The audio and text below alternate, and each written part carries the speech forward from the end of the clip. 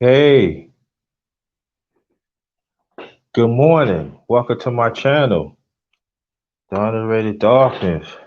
Welcome to my morning live. Let me set this up right here. Waiting for some people to come through. Hold on for 1 second, please.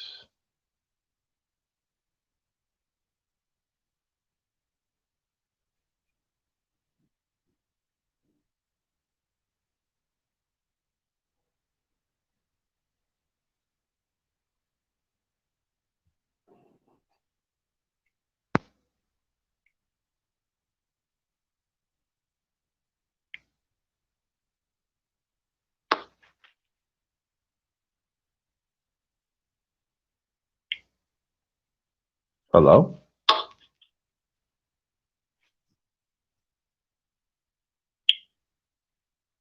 Hello.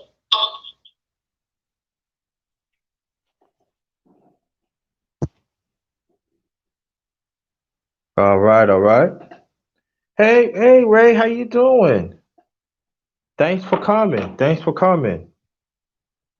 Um, let's read this. It says, "Come enjoy real conversation with the underrated one. Us as the righteous ones, individually. Let's make a change within ourselves. We genuine, being there for each other. We all we got." I'm doing fine, thank you. Back to the basics. Thanks for coming. Appreciate you.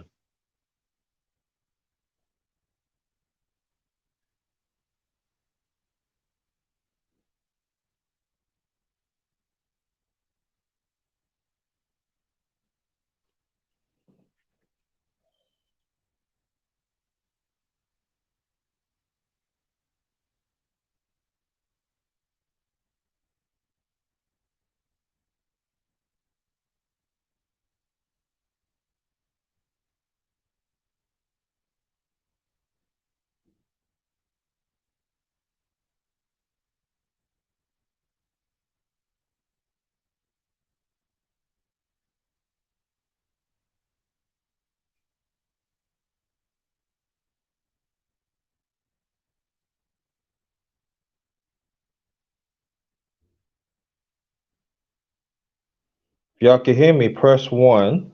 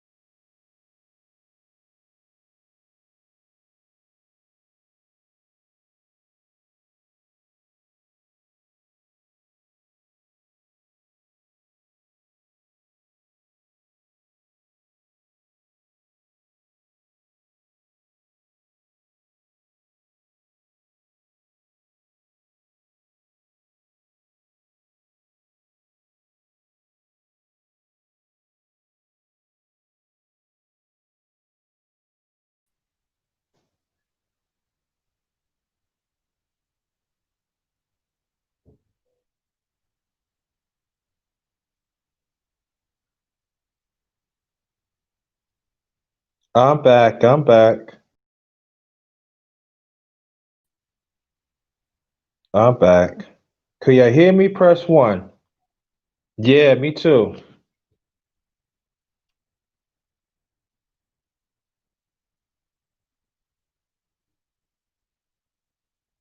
Okay.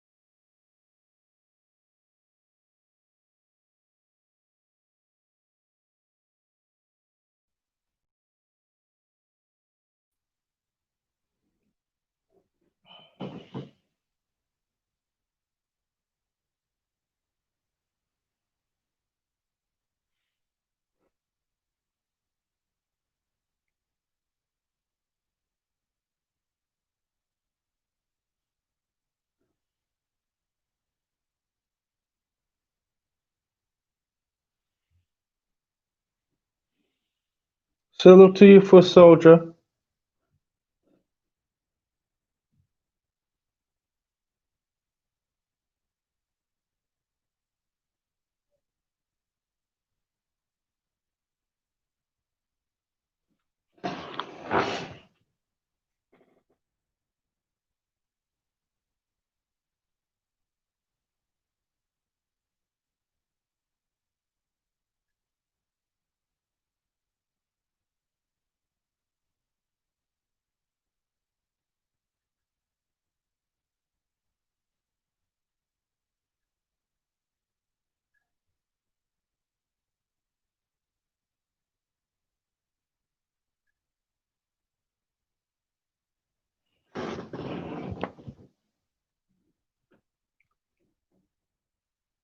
Bella Becca.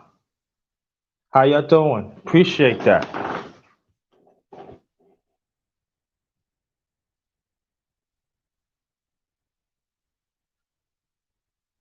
I'm trying to I'm trying to share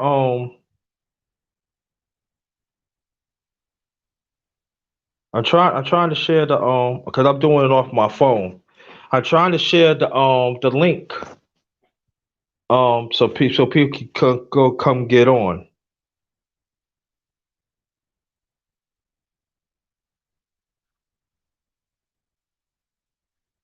So I'm trying to figure out something.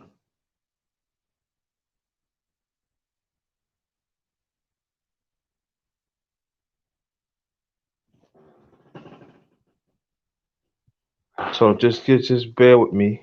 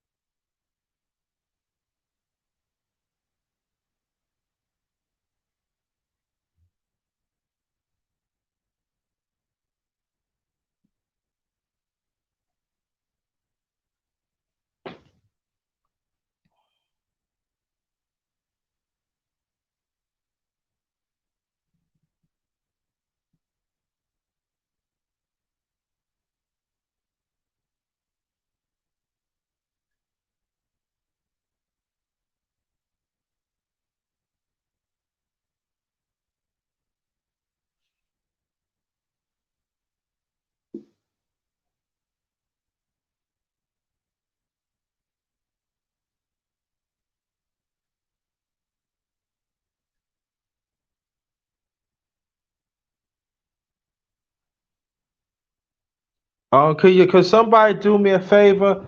Oh, could somebody do me a favor? Could one of the mods can go in the private chat and copy the Hold on, let me see something.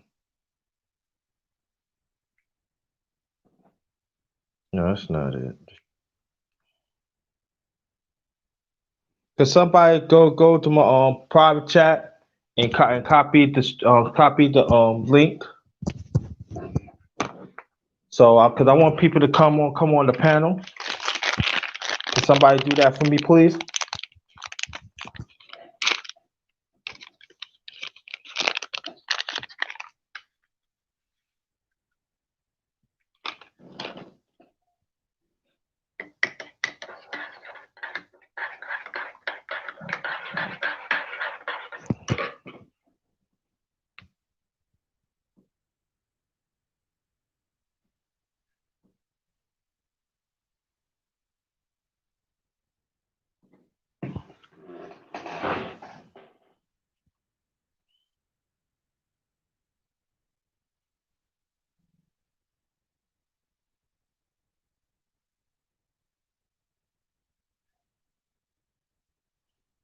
Oh, okay, I think I see it. Okay, paste. I found it, family. Okay, there goes the link. I found it, fam. I found it. That's the link to anybody that wants to get on the panel. All right.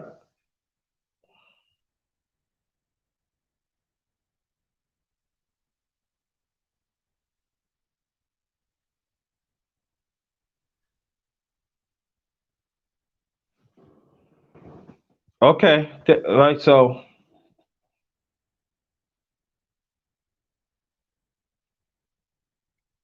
anybody that wants to get on the panel, there it is, right there. Everybody that wants to get on the panel, there goes the link right there. Okay. Well, it's right there. Back to the basics. Thank you, sweetie. I found it.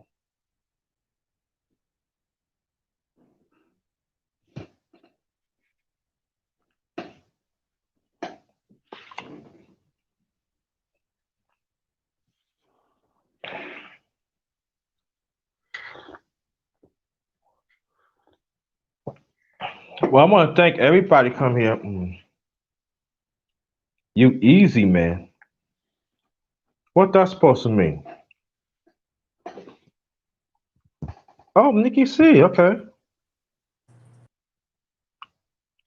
Mm. Hey, Nikki. Hey, Grand Rises to you, Red brother. Rising to you too. Good to see you this morning. Good to see you. Likewise. Hard person to catch up. Mm, yeah, I can't be real Yeah. busy. Well, I don't. But I'm glad you attend. Real Morning Talk, JT, Part 9. Part nine. What's part nine? It's a series. I know. Which part are we? What are we going to talk about? We can talk about anything. We can talk about everything. Yeah. Oh, cool. Yeah. That's that Gemini stuff. Yeah. Yeah.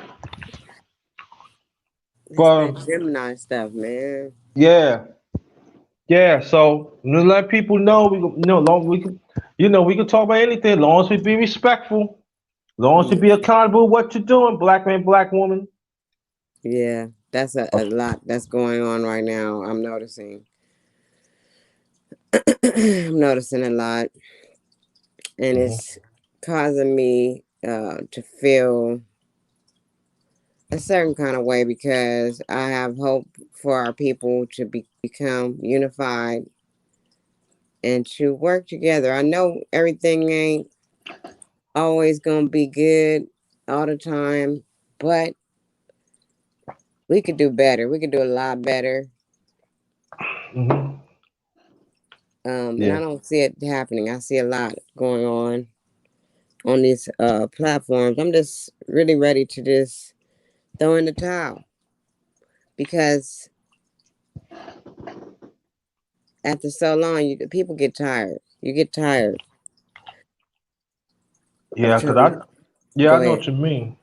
No, I know what you mean, Nikki, but at times I feel that way because people be saying, "Oh, you know, you be bringing some good stuff. Why people don't support you?" Gotta ask them that. Yep. Why you don't support you? Gotta ask them that. I can't ask that for you. No, I'm being honest. You gotta ask them that. But I could tell you this, Nikki, that I could say we know each other, got to know each other throughout the times, and I'm saying to a brother, to a black man, to a lovely black woman as yourself, don't give up. We need to. I put it like this. I can talk for other brothers. Some brothers probably feel safe, but I need you because you one of the few black women that support us black men. You one of the few, despite all our shit that we go through. You see the good in us, the great in us, and you encourage that. Because I don't see, I'm just putting it out there. And I know there's some people that ain't go, some sisters ain't gonna like what I say, but I don't care.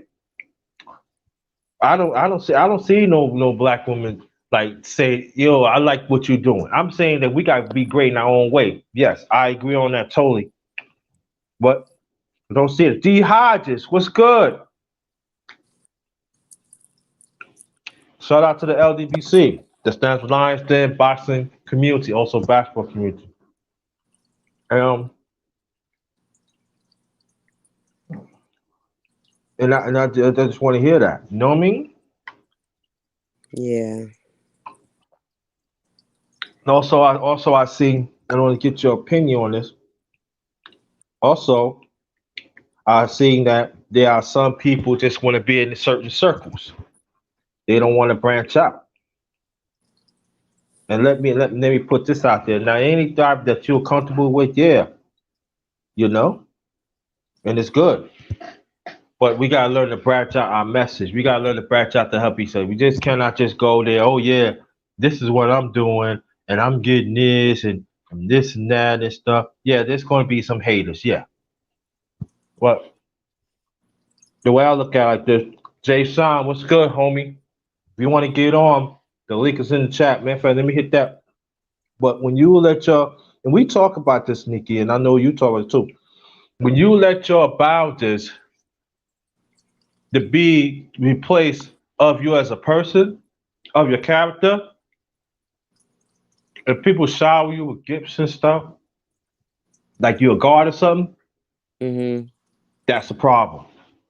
And we sometimes when we talk about stuff like that, 'cause I know you talk about stuff like that, it's a problem. Oh, you hating this stuff. Oh, you know, you need to do like this. And the way I look at it like this, that it's going to catch up to you sooner or later. That's when I am what I am, you know? And so for me, I gotta keep on pushing. You know what I'm saying? Cause the live that I did last night, you know, that JT lunchtime random talk part 10. That finished that series.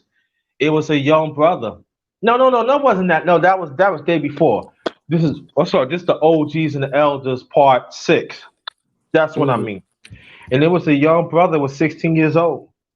Oh, thank you. I appreciate that. I appreciate that, Jay Shaw. That's my day one brother right there. Always support me. Always support. Thank you. You guys start come more on my panels too. I be seeing you be linking, man, but that's all right though. We gonna talk about it now. That's my man right there. But he always support. He say he gonna come. So I appreciate that, bro. Well, at least you can come in a few minutes, not name. I understand. But get back what I'm saying is this that he came to the chat, y'all, and then Nikki, and he said, you know, I was hearing what you was talking about, and I want to hear more.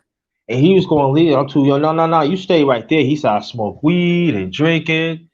and but at the same time, I'm looking for a job, and I'm trying, and I want to stop, you know. So I have to give my conversation to him throughout, though. Don't give it, it's broadened out, but I have to give it to him, you know. Mhm. And he stayed. And I gave him my secondary email. I said, "You email me and let me know so we could talk." He said, "You make sure you copy." He said, "I copy that." I said, "You reach out to me," and um, and it makes me think that you know that I got to keep on going, Nikki.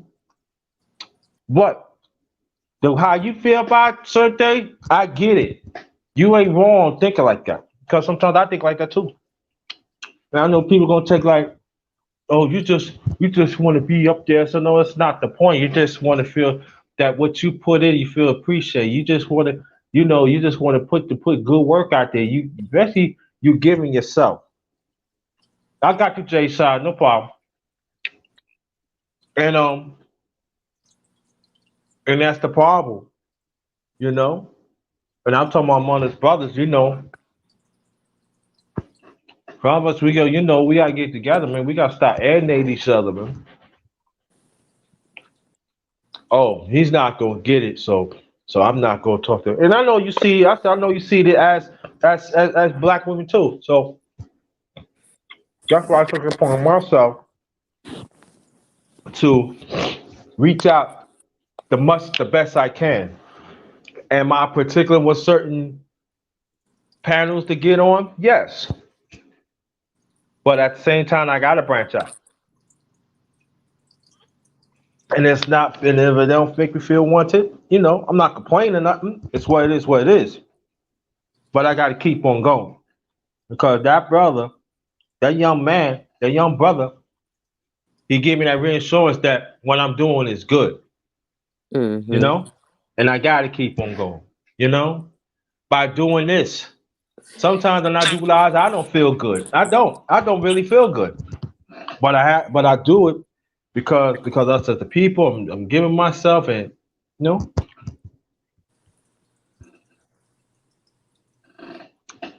because it's not easy what we do. See, there's some people say, "Oh yeah, you make a big people make up content." Yeah, just few content creators.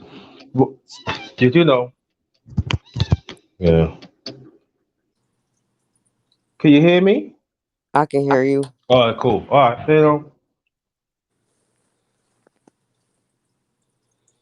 and I appreciate that, and we gotta learn to support, support the interest, you know. We gotta do that more. Even like if you don't have the money, at least share it. Hit the like and share it. Do that. You know,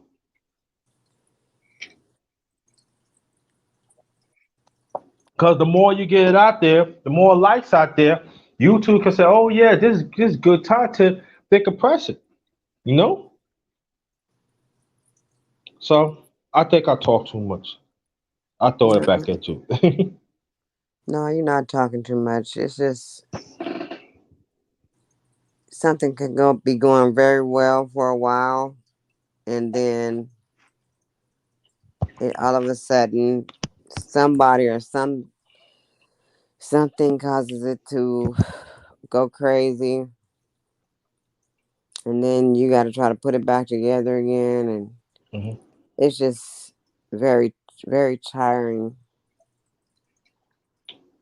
after so Yeah. long because you feel like, all right, we all are adults here. Hmm. We should all know how to talk to other people Hmm. because why are we on here if we don't want to talk to people? Right. Hmm. So it's a lot of people who are not,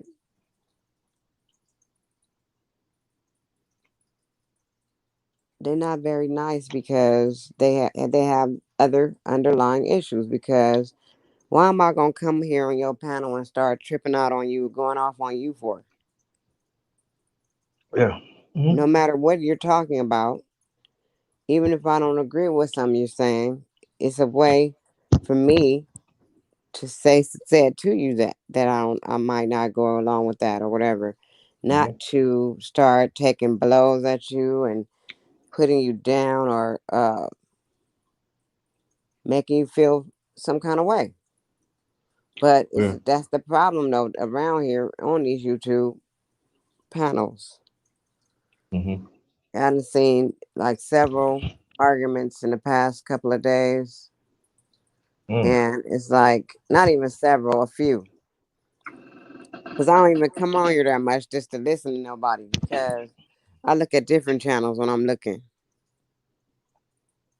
If and if I don't see nobody I know up here, I'm not going around just looking at stuff or going to their channel. Usually I look at other kind of videos, learning something. But this so happened a few people popped up.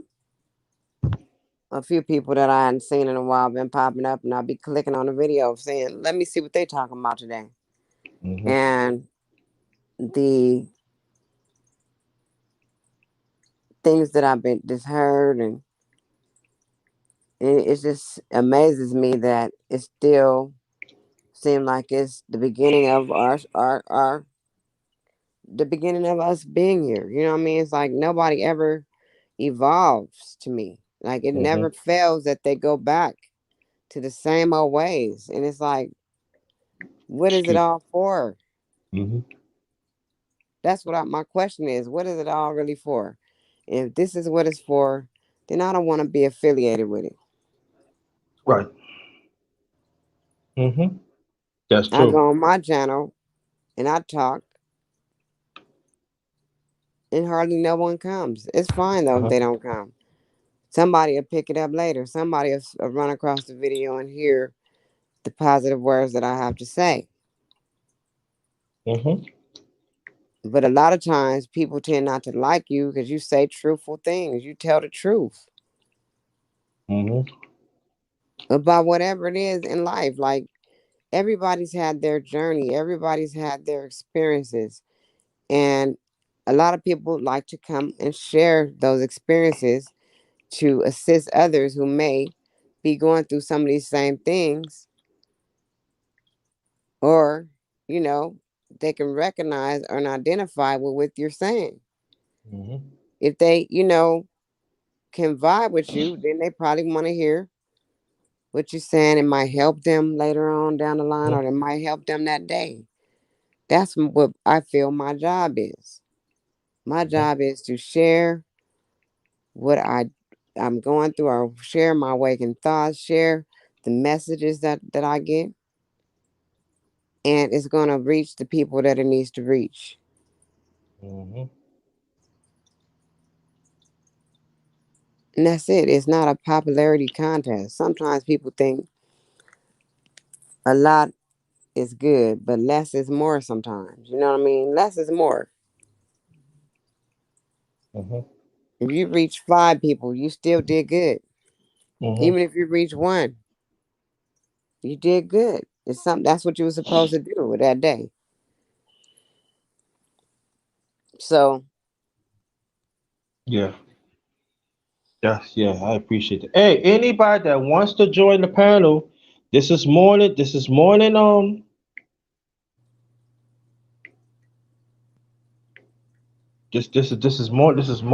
chat. All right.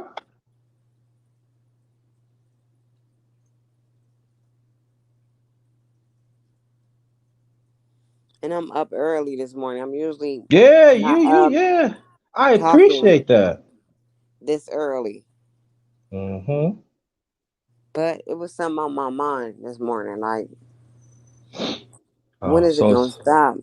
When is it also all the hatred gonna stop towards each other? oh, so it's a Gemini thing, huh? It might be. You must have I must have read your mind and said, morning chat. Clean clean. Nikki, see, I got to get on. Right. I feel appreciate that.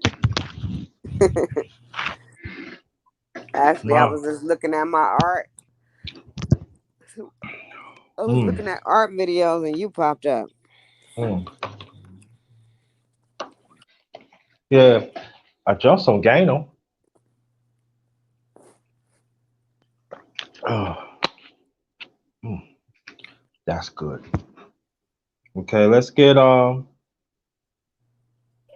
the Hodges up in there again. Add the stream. I'm adding the stream. Okay. Listen, anybody else that wants to join, feel free. Let me post that before I continue. How you Already doing, my did. big underrated? Not to What's stop say hi to my big OG. How you doing, sir? I'm good. How you? Oh, feeling fine, feeling nice. Got off work, feeling right, and I just was like, oh, my man's on. So, what are we talking about? What- Man, we gonna talk. We talking. We going to talk some encouraging stuff. We talking about certain stuff for YouTube. You know what's going on, how certain people is, and we gonna talk about different things, man. I'm like I said. Oh yeah, Nikki. Lately, I've been saying this. I'm making my presence felt. So I'm making my presence felt. You know what I mean? So that's how it's gonna be. So people can take it any way they want. I'm gonna make my presence felt. I like So that. I saw you That's saying how you that. got to do it. I'm That's how making my everybody presence. did it. You got it Yeah, now. making my presence felt. From now on, I'm gonna change, switch it up because you know what I mean. I know. In my own way, I'm powerful and I'm great, but that's what I'm like, yo. You know, and I don't care what size YouTube channel I have, big or small. I'm going to make my presence felt.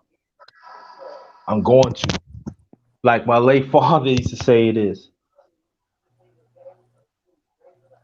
I can, if you don't respect me, I can go through you, but but you're gonna respect me. You're gonna know that I'm here. So I switch it up like here. You're gonna respect my existence. I'm going to make my presence felt. You're not gonna put me in the corner no more. This system of things, and some of our people don't act right. You're not. I'm going to make my presence felt, and I want people to make their presence felt over here too. That they say, "Yo, I like this. I love this channel. I could, be respectful, and you understand underrated. You don't forget about us, man. You give us the talk, not give. I mean, you there, man. You get it. Correct. Ain't all about. Oh yeah, I try to be the man and all like that. I gotta be me. You know what I mean? Cause I know what it is. We suffering out here. You know what I mean? I'm like, yo, I'm saying like when I improving and stuff like that, I'm always gonna say, man, y'all come with me. You know what I'm saying? My success is your success. You hear what I'm saying? That's me. That's real right there. Gonna try to get a piece of the pie. You know what I mean? Yo, we all made. You know what I mean? But the way some of us is, man, we don't even support each other, man. Some of us we want to support the oppressor, man. What's wrong with us, yo? I fuck with us and everything, man. Listen, man, the only way us as a people, man, that we gonna get together. The black man, black woman, we gotta get together. We gotta form ourselves, man. We want. And I say this too. I don't even want to talk about politics. I don't even want to talk about it. And see. That's what I always tell people is that you talk about Trump and everybody want to be like, yo, ask me. If you want to know about Kamala Harris, you talk information, man. Nikki C's from Cali. You ask them. People want to put their own thing. Yeah, you right and everything. I always believe you answer the person that knows it. You know what I mean? Like, like Kamala Harris, like, oh man, I ain't trying to hear it. Then we talk about Philip Joe. Phil Joe, he on his last breath. Oh him, man, like it's a lot, man. Like, I see things, man. I see things, man. And when I talk, you know what I mean? Like, oh man, man, I see things. You know what I'm saying, Nikki? You know what I'm saying, T. I see things, man. I see things bigger picture, man. That's why I be telling these women, man, you better, y'all talk to your daughters to do what's right. You know what I'm saying? You better talk to your sons, man. Cause I'm telling you, you got women pedophiles out here too, man. You know what I mean? They pushing this LBGT, whatever it is. You know what I mean?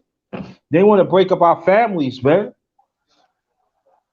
We don't know. Some of us we do talk about it, but this is bigger thing, man. And I'm going to repeat this. You know what I mean? It doesn't make a difference what party wins and everything. You know, and I was saying something about we already know our Republican and so, but we already know about it. But the Democrat Party, they wins, man. I'm talking to the mothers that have sons, man. You know what I'm saying? You better understand really gonna put this feminine, man. We already know, like I said, I already know what Republicans gonna do. So we already know what they stand for. You know what I'm saying? But there are some they talking about they're conservative for family and stuff like that. Well, yeah, that's another conversation. I ain't gonna get into that, but I'm talking about the Democrat Party, man. Like, yo, if they get that, that means that feminine they gonna really gonna push. That pedophilia, man, they gonna really gonna push, man. And it's like you're gonna have these man pedophiles gonna be circling around. They try to legalize that. You gonna see a whole lot of women go come out to work. And what you gonna do then? They're gonna start, you know, violating more of our boys and our young men. What you gonna say then? Mm. Oh, you know what I'm saying? And you better think about this shit too. Nikki, you talk about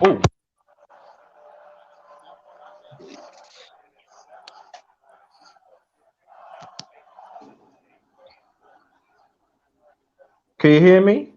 Yeah, I can hear you. Okay, cool. Oh, you right there. So we better think about these circuit courts, man. These circuits, I did some I talked about in my live thing 2 days ago. You know what? I was doing some investigation. I doing some study, looking throughout the year. Do you know that they even have homosexuals, lesbians, and and other people in these circuit courts? First, second, third, fourth, whatever you name. That's why we can't get certain things in. Y'all better pay attention to these courts, man. Y'all better pay attention to these courts, man. Because those are ones to be pushing, man. You know? Why certain things ain't going on. Need to fight these courts, man. Yeah, people told me they want to make changes and policy and stuff like that. Now you gotta hit these courts, man. I'm telling y'all. It shake my head. Let me get a mega in. There you go. Oh, let me hit this one more time. Hey, good morning. Hi, how are you? I'm fine. How you Please to feel? the room. Welcome, welcome. Thank you, thank you. Yeah, so I told these black women and even black women and black men, y'all better think about the stuff I'm talking about. And I know that you picking on black woman. Nah, I'm giving you the real. I'm telling y'all. When things something happen, I should have listened to the underrated one. And ain't all about trying to give me credit. Nah, I'm telling you the real, yo. I'm telling you. There are women right now is getting off violating our boys, man. And these are not just black women. These are women that are different ethnic group, different ethnicity. Telling y'all. And I'm saying today, where we talk about, we gonna stick to the conversation. Ain't no switching up. But welcome, y'all. Welcome, Omega. How you doing? I am well. It is well. Thank you so much. All right. And say hi to Nikki C and D Hodges from the LDBC, that stands for Lions Den Boxing Community, also a basketball community. And I Oh, was beautiful. yeah, we gonna Beautiful. explain about that later on and everything. But Great. I want y'all to check out her channel too. She got great conversation. Hi. Thank you. Thank you. Hi, Nikki. I was listening, and you're absolutely right about the beef in these YouTube streets. Let me give you guys just a little just a little taste about how true and how on point this is right now. The other day I was on Young Sisters channel. They're in their 20s. And, I said, oh, you girls are a riot. And I had to take a call, so I had to jump off the live. And the next time when I returned back to the live, they said, we were offended by what you said to us. And I said, what did I say? What do you mean? What do you mean? And they were like, well, first of all, it's very rude for you to jump off of a live without telling the host that you're leaving. And I said, oh, I'm sorry. I've never heard that, but excuse me. But yeah, I had to take a call. And they said, yeah. And we looked up what a riot means, and it means disturbing the peace. And why would you say that we're disturbing the peace? And they were serious. And I was like, wow, there's such a unnecessary tension because of a slight, and I understand the power of words. I'm a journalist, I'm a publicist, I get it. But oh, really? I told her, I said, if you had been on my channel, you see my content, you see I'm not on no negativity stuff. I don't do that. So if it was a word that you took out of context, maybe the courtesy has to be extended to always to approach the higher self, not the lower self. You're talking, you approach it like I'm trying to talk to y'all dirty on your own channel. And I'm like, why would I do that? Why would I do that? Speak to it, sister. Speak to it. Speak to it. I hear you. Yeah.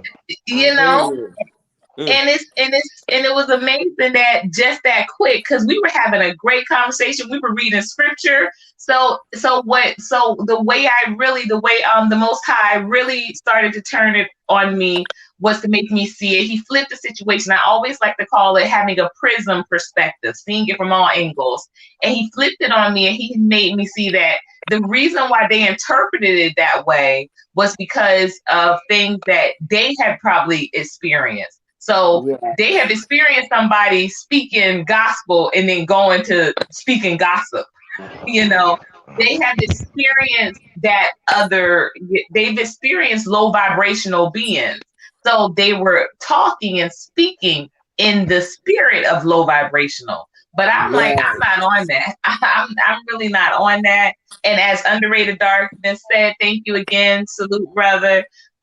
You all can check my channel. I have built my entire content around, I don't do gossip. I don't do the rah-rah. I do not get involved in the YouTube streets or beef. What I'm doing is just honestly trying to live my best life, improving self. I call it glowing up, not leveling up, and I'm, developing the best life and coaching others on being accountable and, being intentional with your living. That's what I'm on. I'm not out here to make no enemies, absolutely not. So, but sometimes speaking truth, like you said, Nikki, speaking truth will sometimes make you enemies. Absolutely. I get you there too, because I've experienced that as well, especially this week as well. This week, I don't know if anybody else felt it, but there was definitely a lot of breakthroughs, and there were just a lot of like vibrational tensions going on this week, particularly. I'm very in tune with those type of energies, and this week was incredibly exposing for people that were, either for me and, vibing with me or not. So yeah, I definitely appreciate the time this morning again, brother, to just kind of talk about these things, because I tell you, we can figure out so much just with dialogue, and then to execution, to our own internal, as opposed to using the outlets to vent and to not get anything happening. They call it static for a reason, right? Yeah. We've got to start thinking more internally, right? Yeah, I think the broke genius. What's good, homie? Thanks for coming. And but I say this that so you say you're a journalist and a writer? Am I correct? Yes, my degrees are in journalism. I've been a writer forever. Before I ever was degreed to do it, I was writing by nature. I was winning author contests when I was in third grade. I'm a Oh. publicist though. So I'm a publicist and I'm a public relations consultant. Yeah. Oh, excuse me. We got a celebrity up in here. No, Wow. brother. All praise to the Most Ju- High. All I'm praise to the just That's Most High. good. messing with you. I'm going to mess with you now. Don't take it like that. I No, no, gotta mess no. with. I'm not. I'm All right, all appreciating right. it. I'm just saying I give all my praises up. No doubt. God kept me focused on words and the word ever since I was I- very, very young. Yeah, I appreciate, it. We blessed that you. I'm blessed on behalf of my channel and the people. We are blessed that you here. We blessed that big sis come out. Like, how you doing? Come on, thanks for coming. Thanks for coming. And broke genius, thanks for coming. And I think and then also D Hodges and Nikki C. Thanks for blessing. Anybody else that wants to join the panel, this is your time. I don't want to hear the way you didn't put. I put the link up right there if you want to get some. Oh, I'm just saying that be respectful. Be respectful. That's all I'm saying. And it's very very true. And I think that the black men and the black women we gotta hold each other accountable. But self accountability comes first in everything.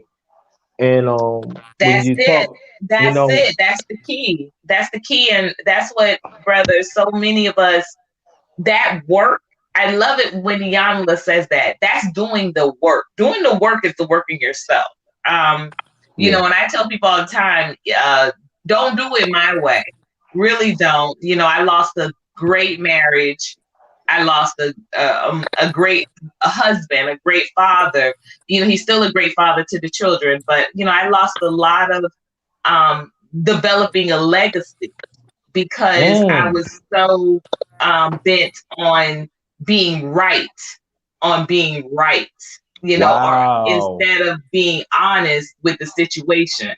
And Mm, I couldn't in my 20s. I was married young. I was married at 19, and I couldn't in my 20s. And we went throughout all of my 20s, of course, and into my early 30s married. But I couldn't for the life of me figure out why he couldn't just do what I wanted. What? And then, wow. it took a divorce for me to realize that, it wasn't about me, it was about us. And, he was doing things that were for the betterment of us, and me, Wow. going, having, these little, I call them little ego tantrums, that was for me.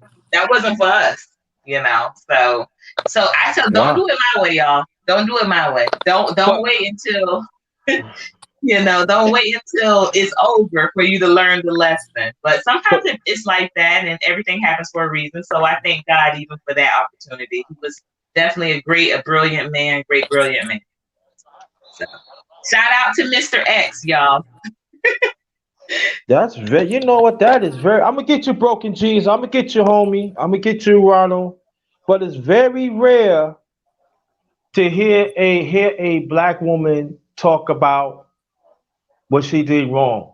And I'm not picking on black. I know Nikki C, I know that Sister Omega and the rest of the sisters in here, y'all know what I'm talking about outside.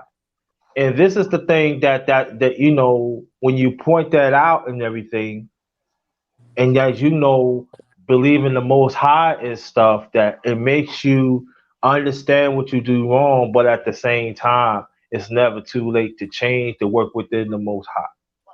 Does that make sense?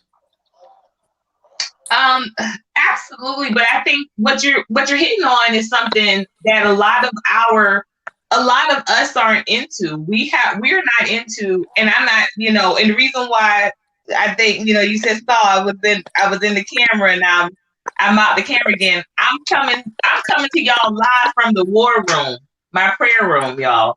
Mhm. We have lost that connection as a people.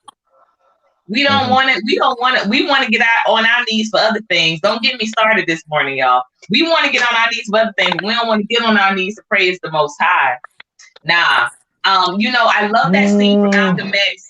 Y'all, I'm a student of Malcolm X, and I don't want to offend anybody with any other beliefs that you might have, but I'm a student of Malcolm X.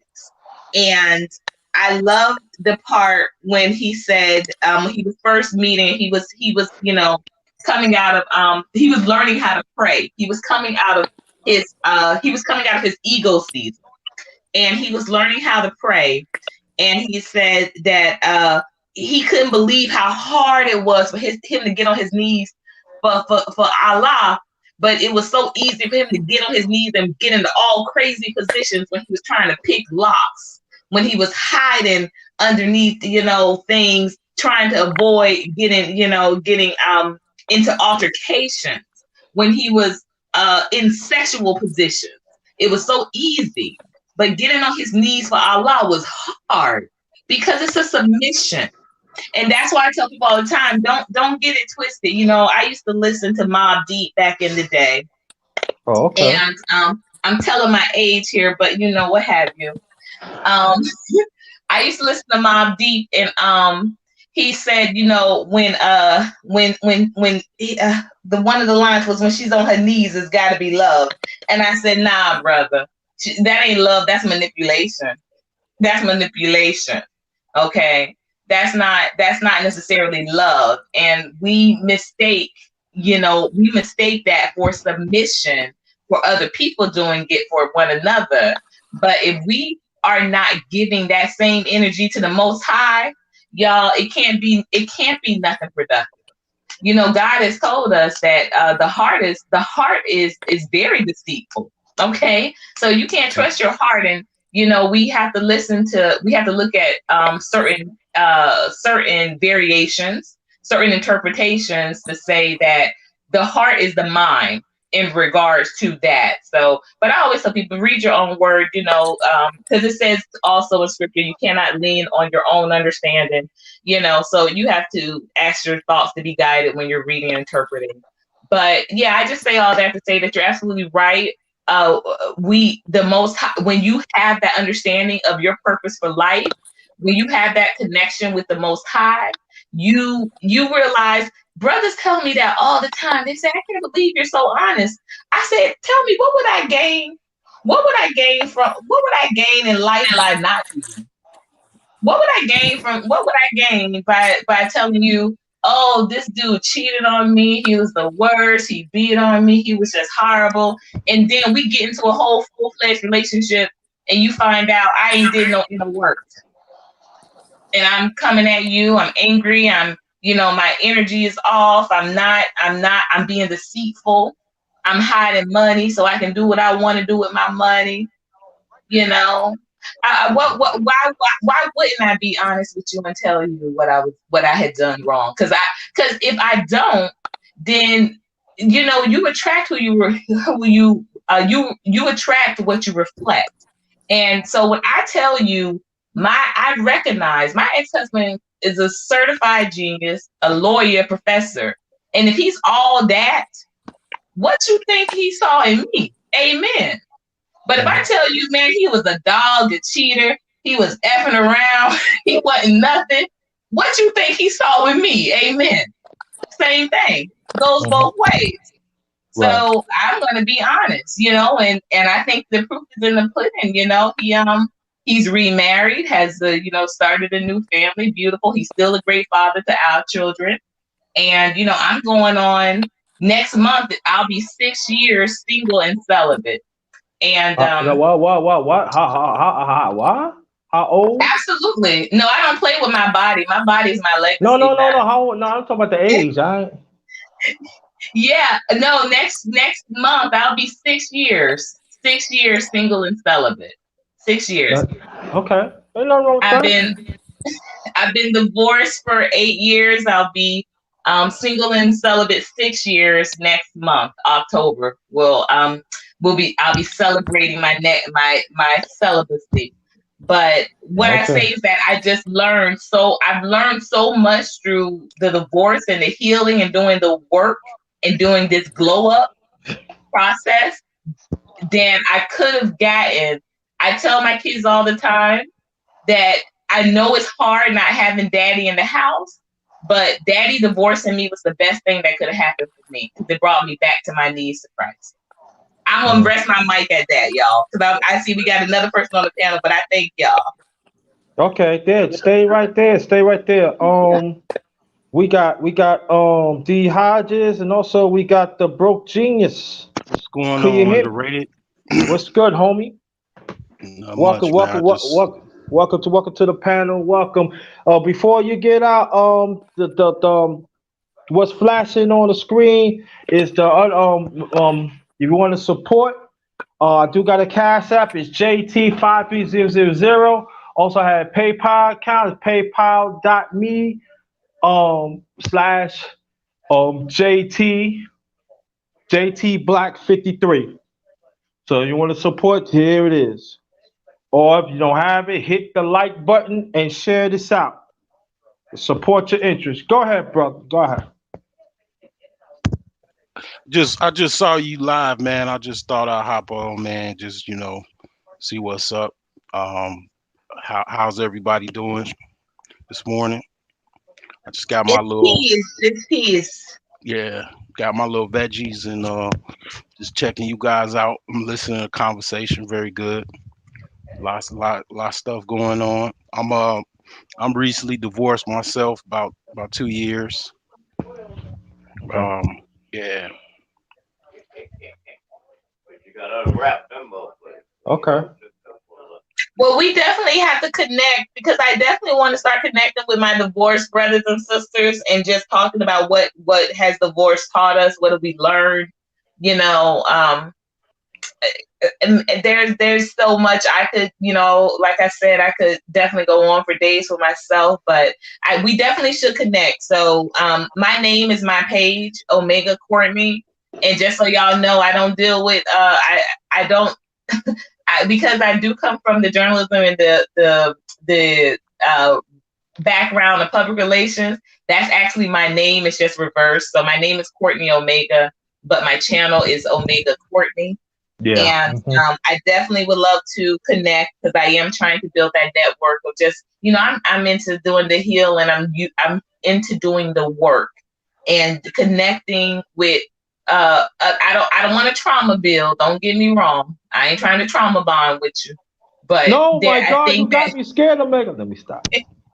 there are certain things that divorces teach you that honestly you don't learn through marriage. And I want to start talking.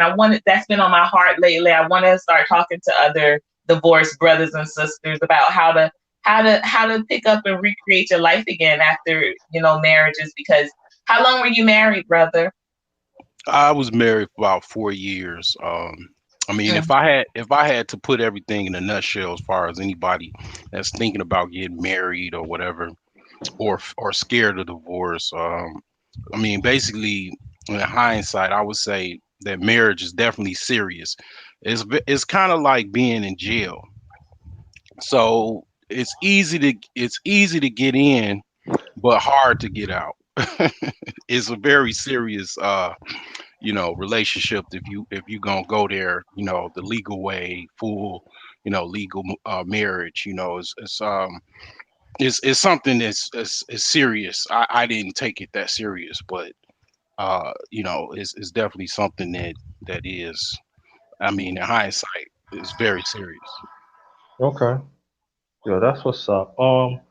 Yeah, but you know what, sis, you should do that on your channel. I think that's an excellent topic to have.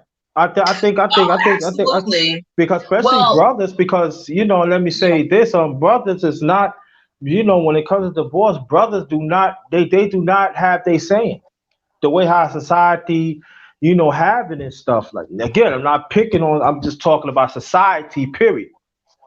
Let me say that you again. said they I'm don't talking about have society. what? I said there are certain brothers who are divorced. Their story is not being they stories is not being talked about. Oh, they don't share it. Well, oh, I hear you in there. But just to let everybody know, in about an hour, I am going live. Going live with a single brother, and we have a segment starting today called "Why Are You Single?" And he's a almost single brother. He's not all the way single, but we go live in about an hour and a half. So, Okay. yeah. So, but definitely, yeah, check out the channel. As you know, I definitely don't run from conversations that do address being accountable, being self-aware, living life intentionally and with purpose. So that I definitely, but privately, because divorce is it is a very sensitive topic for a lot. I don't do it privately. I live my life very publicly. Like I said, I've been a publicist for 20 years. So I think, that has a lot to do with it. And also I'm a very, I'm a transparent person when it comes to that. But I do respect when other people are, a little bit more private with their relationships and with the dissolution of them, because a lot of people don't want people to know that they've gone through a divorce, because they think that's going to be an automatic judgment on their abilities to keep a relationship. And so it comes off as being like they're looked at as a failure. And, I felt I got into a bad relationship right after my divorce because of that same reason. Because I didn't want to look like, I couldn't keep a man. I couldn't, but now I'm in the season of, I'm not worried about, because I'm doing the work. I'm not worried about what it looks like as far as, not keeping a man. I'm looking ahead to having literally, the best legacy, the best outcome, the best relationship that I can have moving forward. And that takes an honesty with what happened with the marriage. And so it's not just trying to sweep it under the rug and cover it up so I can move on to another relationship to prove to other people. I'm proving to myself that I can be the best wife, that any man has ever had through my one husband. So, and I think it's funny, brother, that a lot of guys, they say, well, it's not guys and women, actually, guys and girls are, as I like to say, my lighters and my glowers. They always tell me, or they often tell me, it's nobody out here. And I said, well, lucky for me, I'm just looking for just one. Because I'm not looking to date a string of, I don't date, I don't do that, spin the pinata, spin the wheel and then pick a this and that. I have 2 children, young youth looking at me. So I do not go on, I don't date, I don't do that. I get in my word, I get in my prayer closet, I get on my knees for the Most High, and, husband is coming, and I can just be assured of that. But no, the last date I went on was actually to go see Black Panther. Rest in heaven, rest in power, Chadwick Boseman. That was the last date I ever went on, was Black Panther opening night. Okay. The only thing that sucks is this Corona. I wish I had a girlfriend before Corona, because now you can't get one. That's the only reason why I'm single, because I broke up with my people and then Corona hit, and now this mask, and I'm scared of catching it, and you can't even get a girl. So it's like, I feel bad for the people that are in my crowd, the ones that the Corona that got you can't get no girls now. So if you don't got a girlfriend before Corona, you in trouble. Yeah, it's definitely, man. It's definitely. I'm single, so no. But it's hard to get them, bro. It's hard to get them, bro. You can't go in the club and get them no more. You gotta wear a mask, and you never know if she pull that mask down. It could be that mask is like so. Oh my God, it's like I hate this Corona thing. That's the only reason why I'm single, because of Corona. I can get girls, but I can't get them now because don't no woman really want to even talk to you. Yeah, that's true. But Yeah, yeah. Go ahead. No, go ahead. No, go ahead, bro. I was gonna say back to basics in the chat. He said I think people should it jumped up. I think people should go and participate in premarital counseling and prenuptial agreements. Just saying. Yeah, that's exactly good advice right there. That's very good advice. Yeah, yeah. You know, she absolutely right. Absolutely. Now that prenuptial, I don't know, but thank you, Omega. I would like to bring her back one day because I do want to talk about media and stuff like that. And she works in media. BMT, thanks for coming, brother. Salute to him. I want you to check his thing out too. You know, check his channel out. Get this shit out the way, man. And keep popping up and shit. Let me get pasted here. So anybody that wants to get on the panel, feel free. You know, Yeah, and I just can't talk. I can't talk too much about marriage. That's why I'm just so quiet. I'm just sucking up the knowledge, and hearing these stories is making me not want to get married. no, but you know, don't let it discourage. I would say this. As me was being married, I was married for 9.5 years, and I would say there's got to be both people working one accord, and you know you got to keep people out your business, and you know, and you got to set the tone. But man, you got to set the tone. And but I would say this though too, and these women, you know, if you were going to be a helper, there'll be a helper, and then because there are some women that I gotta do this and I could do that, and I would say this that cannot listen what society is telling you, even men. You know, you can't listen what society. You know, work is one, and and I think that that's the thing that we have to understand. I don't. That's why for me, I tell people that if you're going to get married and that's your sacred one, and you know you feel you can work together, and I mean you're gonna ride die together for each other. You know, go for it. Don't listen to other people. You know, you gotta do what's right for you because there's people that they refuse to be in a relationship, and there's some that refuse to even get married because they don't want to put in the work. And then you know, I gotta change. Yeah, you gotta change. You ain't got to change for you. You gotta change for him, or you gotta change for her. Both of y'all gotta change. You know, there are certain things that you know you gotta see. Oh, I can't hang out. Oh, I used to be. Yeah, but you got a family now. And a lot of people who fail to understand this too. When you get married to that person, that is your family. Let's say as a man and woman, that is your family now. And so it's not saying, oh, you cannot go. You know, you mean I can't hang out with the boys or I can't hang out with the girls. It's not about that. But things change it. And at the same time, you should embrace the change because it's gonna be better. And so mute your mic. What? Gotta mute the mic, man. Too much noise. And so that's so embrace it. It's good. It's good. It's a great thing to do things together. It's just a great thing that you wake up together. Yeah, you're gonna go through your ups and downs. Yes, you do. But at the end of the day, you do shopping together. You know what I mean? Like for me, I do shop. It's like I tell people that, hey, it's just real. It's real out here. When I go shopping, I see other people. Some other black couples out here that happy. You know what I mean? That they mask off, play with each other. It was this couple that I seen like this shopping like maybe like about a few months ago, and they was like happy. You could tell they was married for a long time. Had the kids. You'll tell the kid, here's the list, you go get that, and they were just talking. She said, "I love you."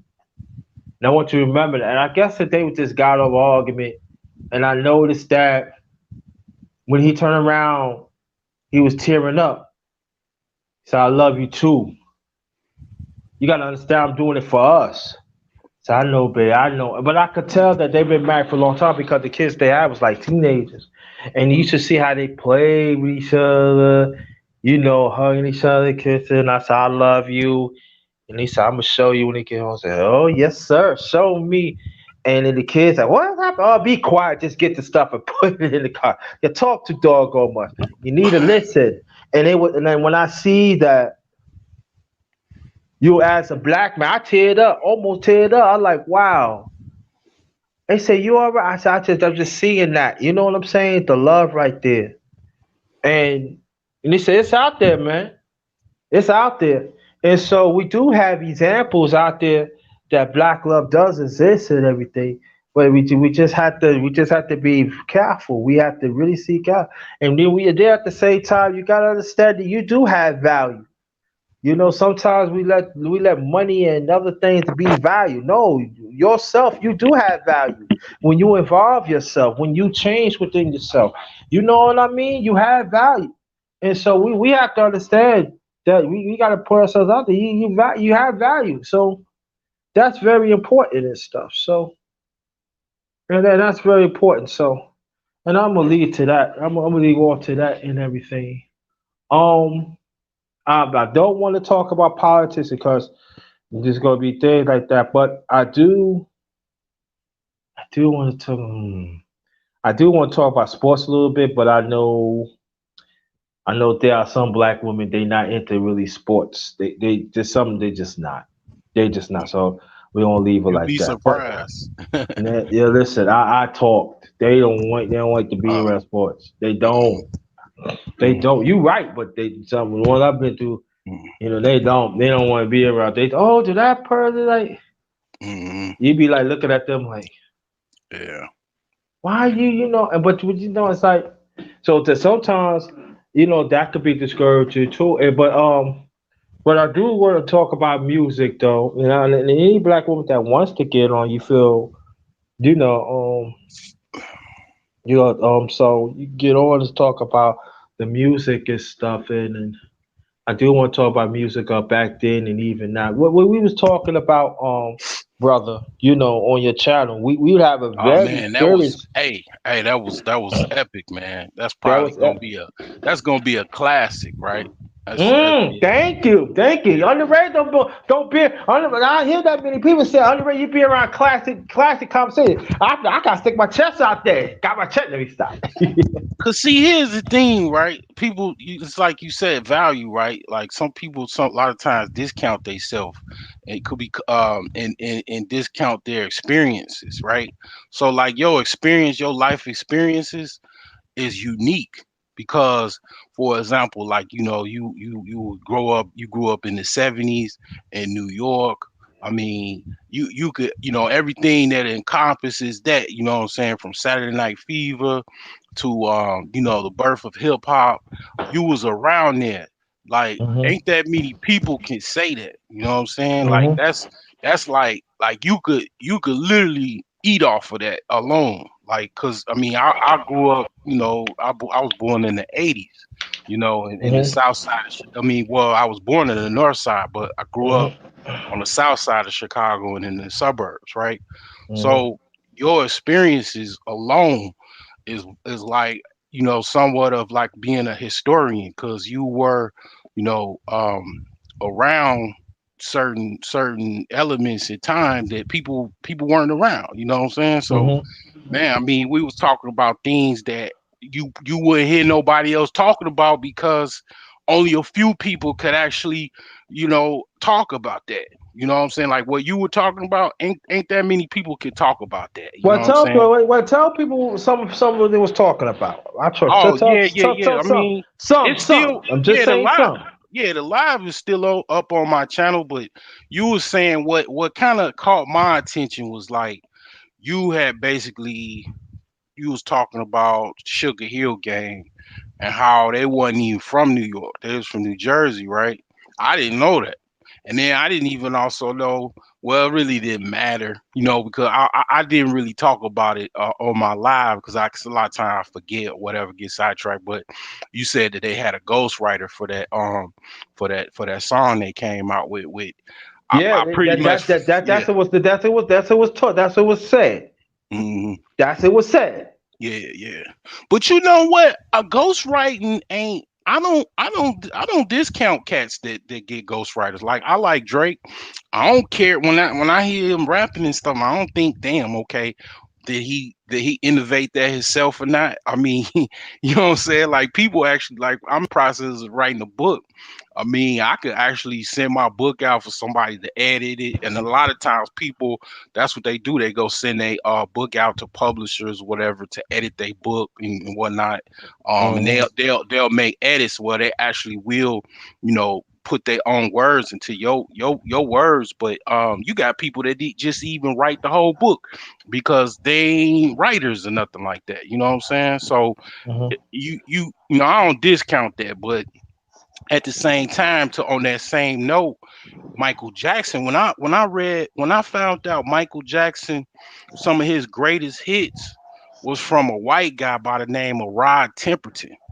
Let, Yeah. let me stop you from there. I didn't mean to cut you off. Oh yeah, go ahead. Rod Temperton, if y'all remember the group Heat Wave, Mm-hmm. Mm-hmm. he wrote most of their hits for Heat Wave. Exactly.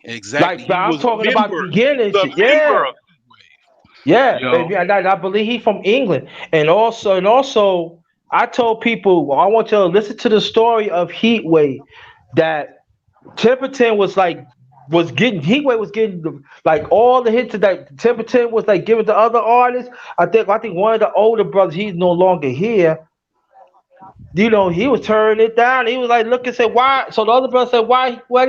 He said he turned it down. So you think about it, if you think about Heatwave did have some hits. I'm not gonna lie to y'all. It did have some hits. So a picture if the brother said, yeah, let's go do this.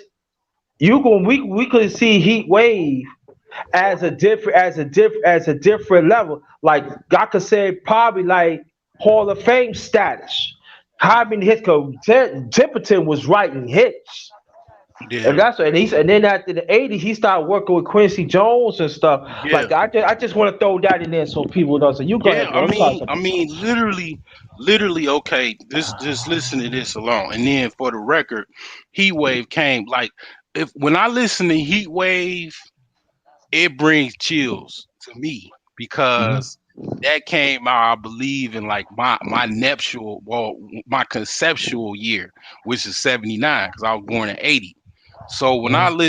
when I listen to Heat Wave, that's probably something my daddy was listening to when he was when he was delivering me on in, like you know what I'm Mhm. saying. And then on another tip, it's like that's a classic song. I mean, Mhm. it's actually a '70s song, but they played that on the radios from that time from '79 all the way well into the '80s. You know what I'm saying? That's a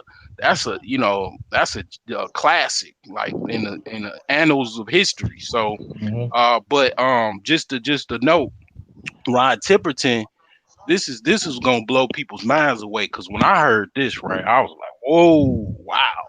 So he wrote Thriller, okay. Co-wrote. Okay. He might have co-wrote it, but he's involved with it, right? Right. So he wrote Off the Wall, Yeah.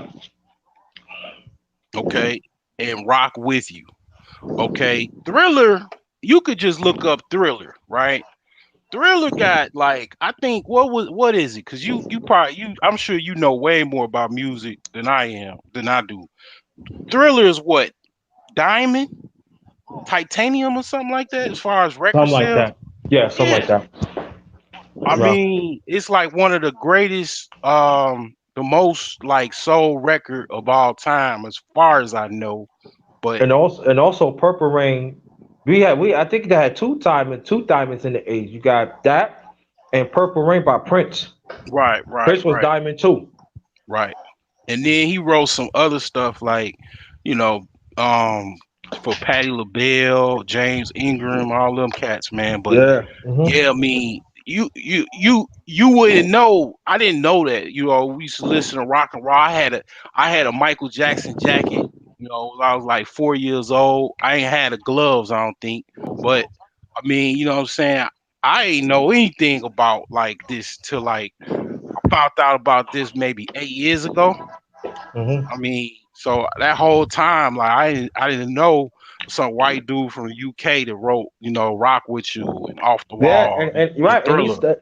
he started off with Heatwave. A lot of people don't understand the very first too hot to handle. That's back in 75, 76, something like that. In Mhm. them years, he started from Heat Wave. A lot of Right. people don't understand that. Heat Yeah. Wave, they was American guys. They from or I think Illinois. I mean Ohio. But Mhm. but that first LP they did it in England. Right. Yeah. And it's like a lot of stuff like history people don't know. Like a lot of people don't know that damn this D guy, I think he done went to sleep, something like that. Who? Whoever this guy Okay, is, okay. D. Oh, D Hodges. Okay, Yeah. Okay. gotcha. Yeah. So yeah, people probably don't another thing people don't know, right? So Sears Roebuck, the company Sears, it used to be called Sears and Roebuck. So Sears before why it was called Roebuck was it was Roebuck was a black guy that Mhm. was part of the company, right?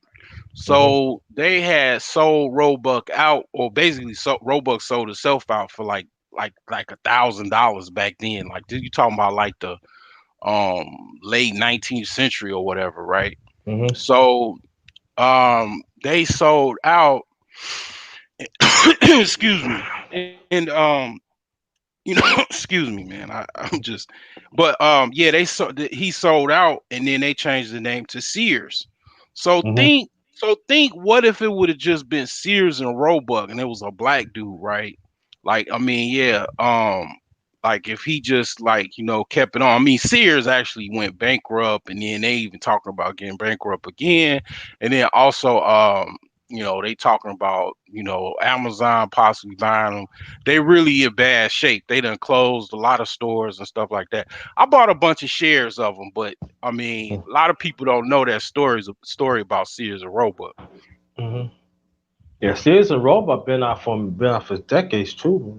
Yeah, my Even, even, mom, even, man, she used to have a card at Sears, right? And she'd get all her clothes for us and everything, and use her charge card, right? Pay it back like once she got like man her taxes or something like that.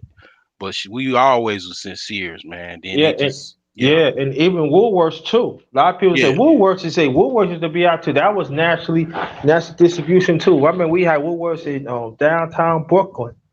okay, yeah, Downtown Brooklyn, and used to go like in the basement. Not basement. We used to go to basement. They just had a little cafeteria. Oh, they food was the bomb. Yo, their burgers, man. What? oh Oh wow, my God, man! They wow, used to they used to have burgers, give you some hmm fries, and hmm the soda. Like hmm some days you can get it for $4. yeah, Oh my God! I used to be young. I used to be. Every time they do shop, they get mama. I used to live with my mother and father. They used hmm to like do shots. Say yo, cause they said I used to go, yo, can I get some? Can I get some? You love that woman? Yeah, let's go. What? Man, I was going there for years. wow, So when them landmarks, I even see this too. When them landmarks was closing, man, and yeah, it was like it was like some black people, they had jobs, they had good yeah. jobs and Yeah. everything, My man. mother, I mean, my great grandmother used to work for uh Mont Montgomery Ward. Yeah, she used to work in Montgomery. Did they? I think yeah, Montgomery Ward. I think was national too, if I'm not mistaken. Yeah, Yeah, she used to not that, work there. not that much like in New York City, but I think further upstate. They used to go first there like Long Island, but they had a Okay. few New York City, but they really had like in Long Island and upstate New York. Yeah, Yeah, yeah. and Mhm. then it's like you have Marshall Fields and all that type of stuff. But yeah, man, I mean, I went in Woolworth. My grandmother, I think, worked as a cashier in Woolworth. Um, Mm. so I'm not that far away from you. No, You no, know what no, I'm not at saying? all. No, Yeah, no, not, no, no, no, no, no. It's not. I yeah, mean, not that far. Me, I'm just. yeah. You remember because when Hmm. I talk about things like that, it's frustrating because people think to me like it never happened. Yes, it does. Yeah. I said these establishments. Hmm. They were there for decades. They were there Oh yeah, for yeah. like 80, 90 years before Oh yeah, before they made it. And I think until this day when yeah, they go under and everything, it was yeah. sad because And I want people to understand. You know what I'm saying, brother. You know, Yeah. mind that eye. Thank you. Thanks for coming. Mind's eye. Mind's eye. Thanks for coming. And we'll go see. But what's so sad about it? It's just that it was a lot of our people lose jobs. Oh yeah. Yeah, they got a nice balloon payment, Hmm. but it serve our community. When we go there, we see somebody look like us.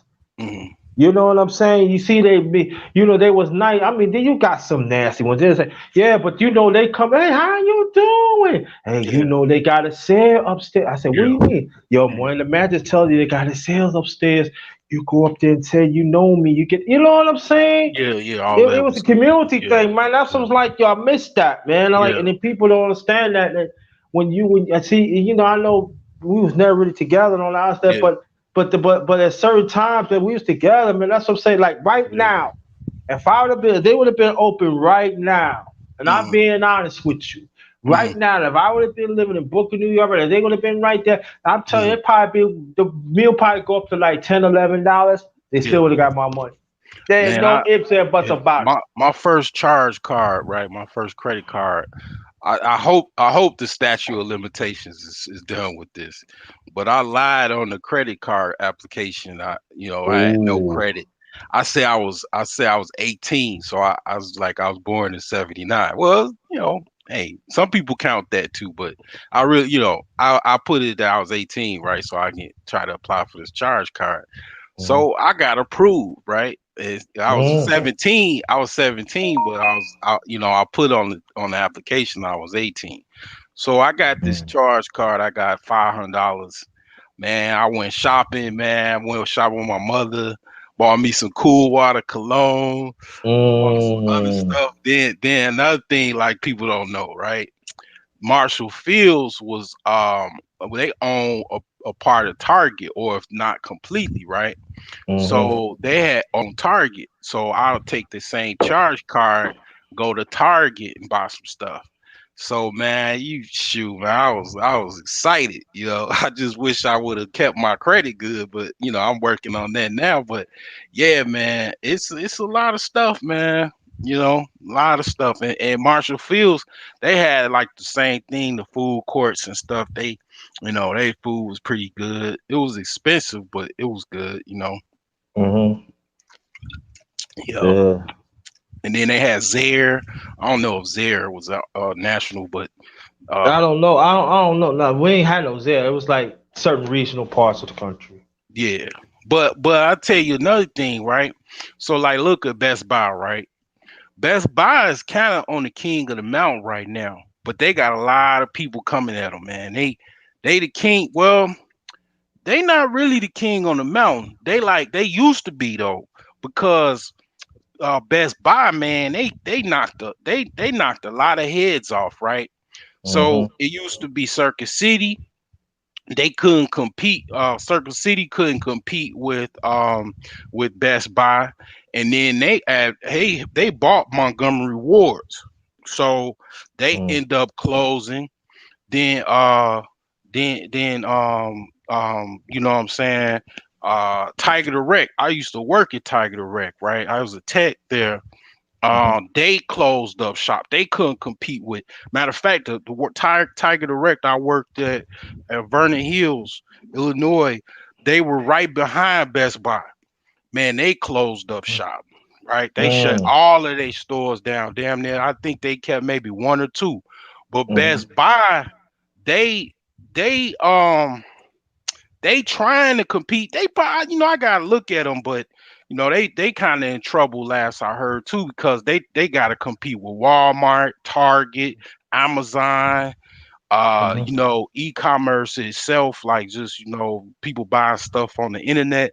mhm, So it's like, man, but on the tech side. To be honest with you, Best Buy, what hold Best Buy up is actually Geek Squad. Geek Squad is most of they money, they revenue that they make off of Best Buy, from actually Geek Squad. So mhm, that's where Amazon and Walmart and Target can't compete with them. Then you got Staples and Office Depot and all that. But yeah, man, it's a lot of stuff. A lot of companies, man, ain't closed up shop. You know. Yeah, it's true. So, and but also before we continue, I want you to tell people what we did talk about the finance Oh, and oh the yeah, housing. yeah. Just not all now, Mm. because I'm letting you know if y'all want to Yeah, go, you want to hear the standard version. I yeah, advise yeah. you to go to his channel. I just want him to tell. But Oh yeah. don't give him all now. We ain't gonna give you Okay. all. Yeah, yeah, yeah. Well, I'll give you a couple bullet points, Yeah, right? give Yeah, him. yeah. Wet they beak a little bit. Yeah, yeah, I'll wet 'em. Okay, so yeah, we talked about the whole high value stuff, and I mean, you said something that um I still be kind of thinking about because collectively black people we have collective wealth of $3,000. Okay, that's just think about that, right? That's wealth. That means that you ain't got no debt. Your cumulative wealth is $3,000 on average. That's why you could drive around certain neighborhoods and you see it low down or run Mm-hmm. down. You can subconsciously already know black people live here Mm-hmm. because we are at the bottom of society, and then also as wealth. Now, in the comparison, uh, Hispanics they have a collective wealth of $6,000. Mm-hmm. So Hispanics actually are doing better than black people, right? Mm-hmm. Collectively. So with that said, if you even have $10,000 in the bank, like you said, you said this, and I was like, wow, this dude is so right. Because we thinking about having 100,000 and a million, all that. If you just have $10,000 in your bank account and zero debt, you are literally wealthy. As far Mm-hmm. as in the collective sense, in the black sense, you are above most black people in America because black people look at things different. Like as far as they look at like if they got a mortgage and a nice fancy house and a nice fancy car and a car note, they look at it like they're doing better than somebody that work at McDonald's with zero debt that just has an apartment. And they're basically those people that think like that are I think they're very stupid in my opinion. Now Mm-hmm. you would get people that argue that they're not, but really collectively you're on borrowed you have a borrowed lifestyle. I call that a borrowed lifestyle. So you were right, bro. You got just $10,000, no debt, right? You doing excellent because most people have like that video of that live I did. Most people have. Well, it was actually the first Finance Friday video I did, or Wealth Friday, or Wealth Wednesday.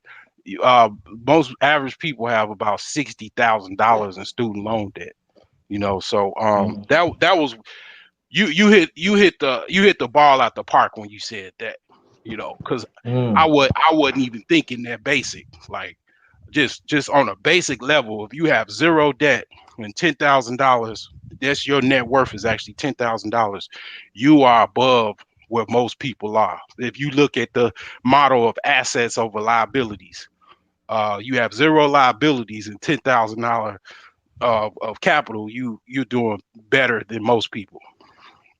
I mean, if you Mm-hmm. build off of that, you'll be better off building off of that than people that are have 60,000, $70,000 in debt, and have to get in a debt snowball plan or whatever to get out of debt. You're doing a lot better, you know. Mm-hmm.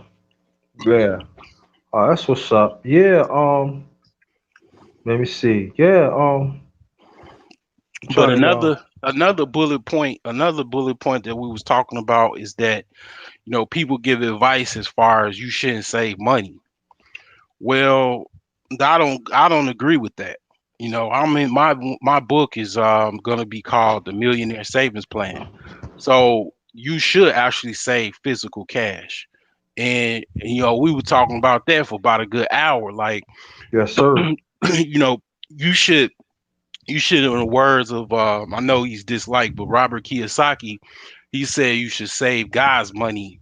But that's not for the average person. If you got debt, if you got like, if your net worth is negative, meaning you have more liabilities than assets, you should not be saving any gold or anything like that. You should be saving cash and paying off that debt. Not all of it, but a fixed amount every month that you'll get out of debt in 5 to 10 years or less.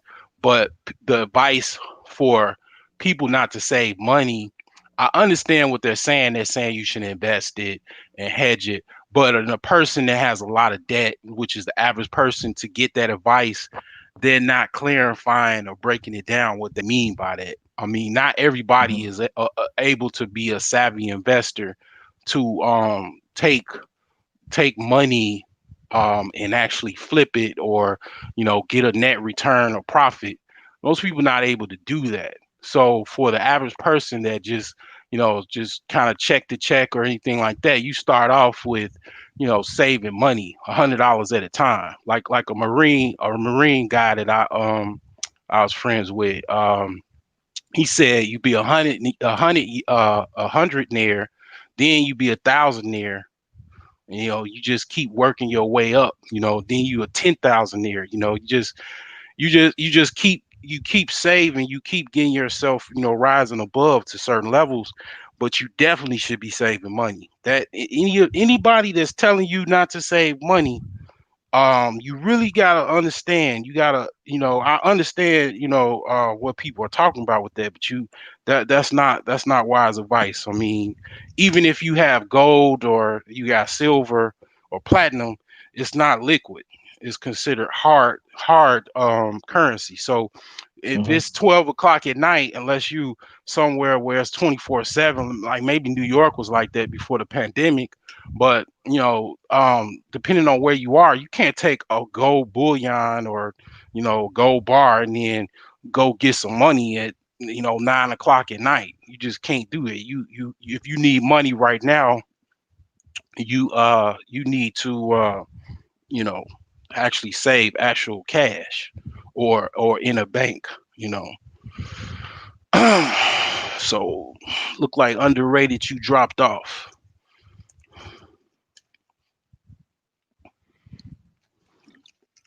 Let me see what's going on in the chat here. What's going on? All right.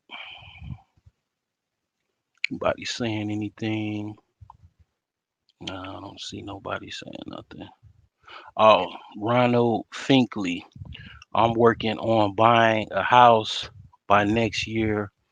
Houses are really expensive if you buy one out in the boondocks and commute and say, "Oh yeah, yeah, yeah." I mean, I'm in the process of working on a contract with a house right now, man. Yeah, houses are expensive, man.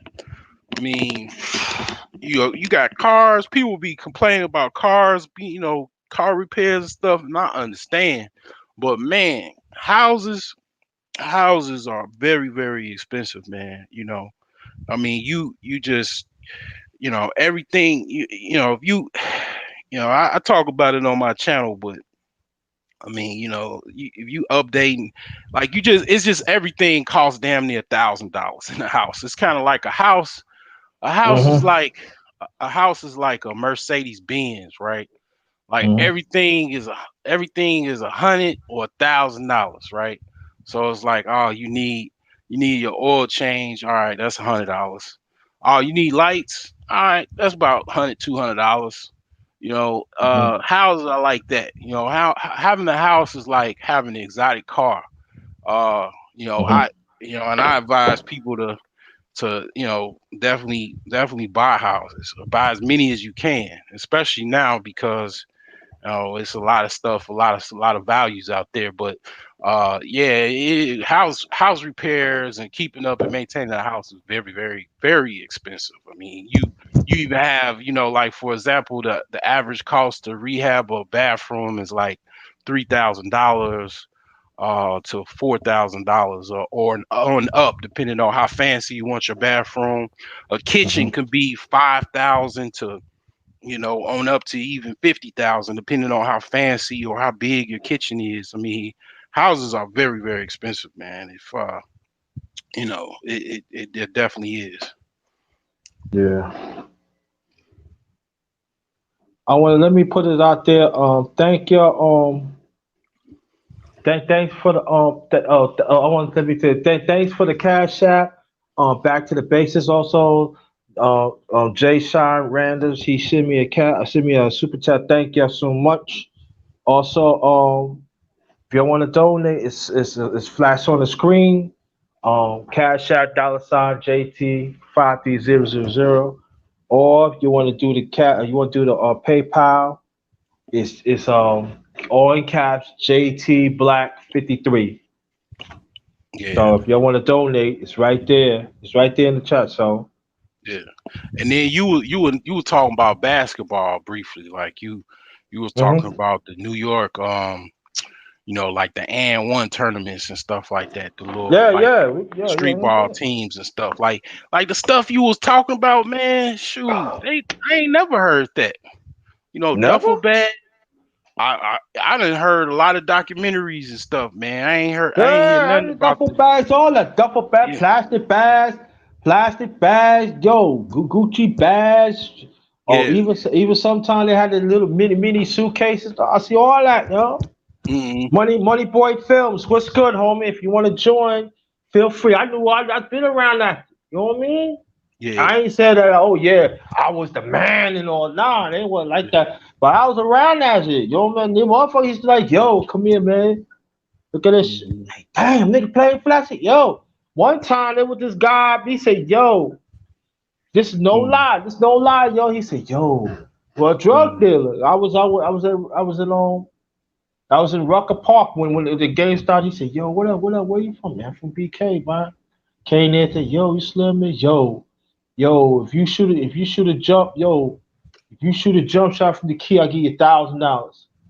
Nah, damn. man, I ain't fucking with that shit, man. Man, Popo's around. Nah, don't ain't worried about. You see them niggas right there? Mm, Dog, don't ain't worry about it, dog. Huh? No, they looking out, man. Yo, dog, don't ain't worry about it. Yo, we can fuck with you, dog. We got snipers. Yo, son, yo, dog, don't ain't worry about it. Huh? Alright. wow, Woo! Bang! Your $1,000, son. That's it? That's it, dog. wow. Just like that. I said, yo, I don't know you don't know me. Say you ain't say no more, dog. And I was watching the game. They was like, and that's when they know, yo, you used to play such thing. I said, yeah. Mm, I said, I ain't going, why you playing the record? I ain't, you know what I mean? Like, he mm, said, matter of fact, cause I kind of find out his uncle, I was on his uncle's team in Brooklyn, come and find out. mm, He said, I know you. You JT. I said, yeah. He calls. He said, yo, you know her? He said, mm, put that motherfucker on the phone. Yeah, you remember nephew? I said, yeah. Yeah, man, be careful, my nephew, man. I know. I said, yeah, I know. I know you mm, made sense. I said, yeah, I know. Yeah, you stay away from you. I said, yeah, I know. But I got mm, $1,000. wow. Yeah, and that's how it was back then. People Mm, like want to make it seem like it was bad. Don't get me wrong, it ain't bad. I'm saying like, yo, those are people like, yo, it got so bad that even some FBI didn't want to come from certain parts of New York. You know what I mean, they like yeah, it was that bad. Even like Chicago too. You know what I'm yeah, talking yeah. about. There's certain Yeah, part that's a non. We ain't go. man. Yo, we gotta I be got some deep in stories. us. I got some stories. I seen shit, yo. I got stories too. Matter of fact, last week I did. You know what? Come to think about it, man. I did my first thing. Underrated life stories. Yeah. I did it So last week. so one of the most infamous projects in Chicago is called Cabrini Green. That's where they hmm filmed the Candyman. So hmm they used to have snipers on the roof, on the rooftop of the building. So it was a couple instances. One, I'll just speak on one incident. Um, the police showed up and they was shooting at the cops, and they hmm was driving. They drove away like they was actually shooting way at the top of the rooftop at the cops. Like with snipers, right? I mean, it's like, man, I mean, my mother was a teacher and she taught at Schiller High School. It was like literally Oh, right Sheila. We got a shit. Sheila E. Hi, Sheila E. I just messed Yeah. with you. Yeah, so yeah, it was like right across from Cabrini Green. Like, yeah, my mom, she was an Aquarius. In Aquarius, like they attracted to danger a lot of times. Like Mhm. they'll get like, right in the midst of danger. Like, that's like Mhm. one of the dark things about like a dark Aquarius type behavior. So it's Yeah. like, yeah, man. I ain't never walked in Cabrini Green. I walked in a couple of those I heard projects. about Cabrini Green Yeah, too, even in New York. I heard. yeah, yeah. I But never nah, yeah. walked in there. I walked past it. I was near it, but I ain't never walked in that building because it was like I saw the movie Candyman, and I mean even the movie Cornbread Earl that was filmed Mm. around that. That was actually filmed right around there, and yeah, it's just I heard too many stories, and when I all you got to do is tell me one story, and it's like, man, I'm gonna just fall back, and I ain't gonna even entertain it, So Ronald Finkley, he said, I'm doing a paint job today. The land alone is worth 63,000, and that's all they paid for a 3-bedroom trailer house. It's beautiful to me. Hmm. Yeah, man, shoot, like, man, I knew like this. It's a couple like right around O'Hare Airport and up like in the northern part of Illinois. Man, this blew my mind. Right, they would. This is the first time I ever saw people buy a house. I mean, basically buy a house. The land was on it. They would level the house and build like a little mini mansion or mansion on top of this land. The house was like 100 some thousand dollars, almost 200,000. But they were just buying it for the land just to level it. And the house was fine. It might have just needed some updating, some upgrades, but they ain't want nothing to deal with this house. They just demolished it and then just build a brand new house on top of it, man. Just man, way out. But that goes in a lot of people don't a lot of people use credit. So they got like a bunch of money saved. They make like 200,000 dollars a year. So they get a loan for $500,000, and you could just use a mortgage calculator and see what the mortgage would be. And then they're married, so both partners make about $200,000 or $300,000 a year. So they can pay the mortgage on a $500,000 house because you break it down with 30 years, put the interest rate, put the tax rate. I mean, they could pay it. So Mhm. that's why I don't discourage marriage because I understand the pros and cons of it, the negatives and the Mhm. positives.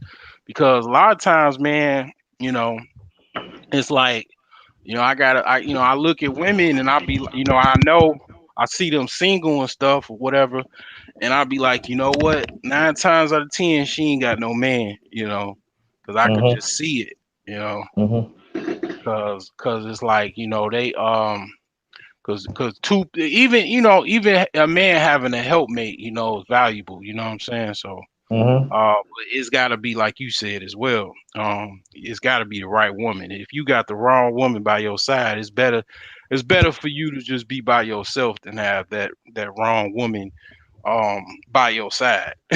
Yeah, that's true. Yeah, before Yeah. I introduce you to Sheila E, like my late mother and my late great grandmother, my grandmother, and my late aunt, you I say in talked their to own way. Sheila.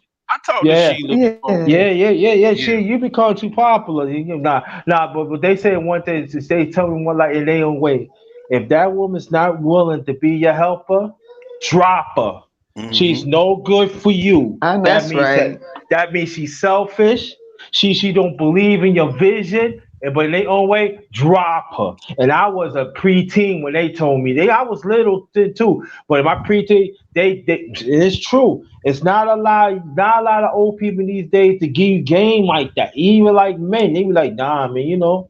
But anyway, we're gonna walk up to Sheila E. Oh, To the past. Sheila, let me love you. Good morning, guys. Yeah, Good yeah, morning, good people in the morning. chat.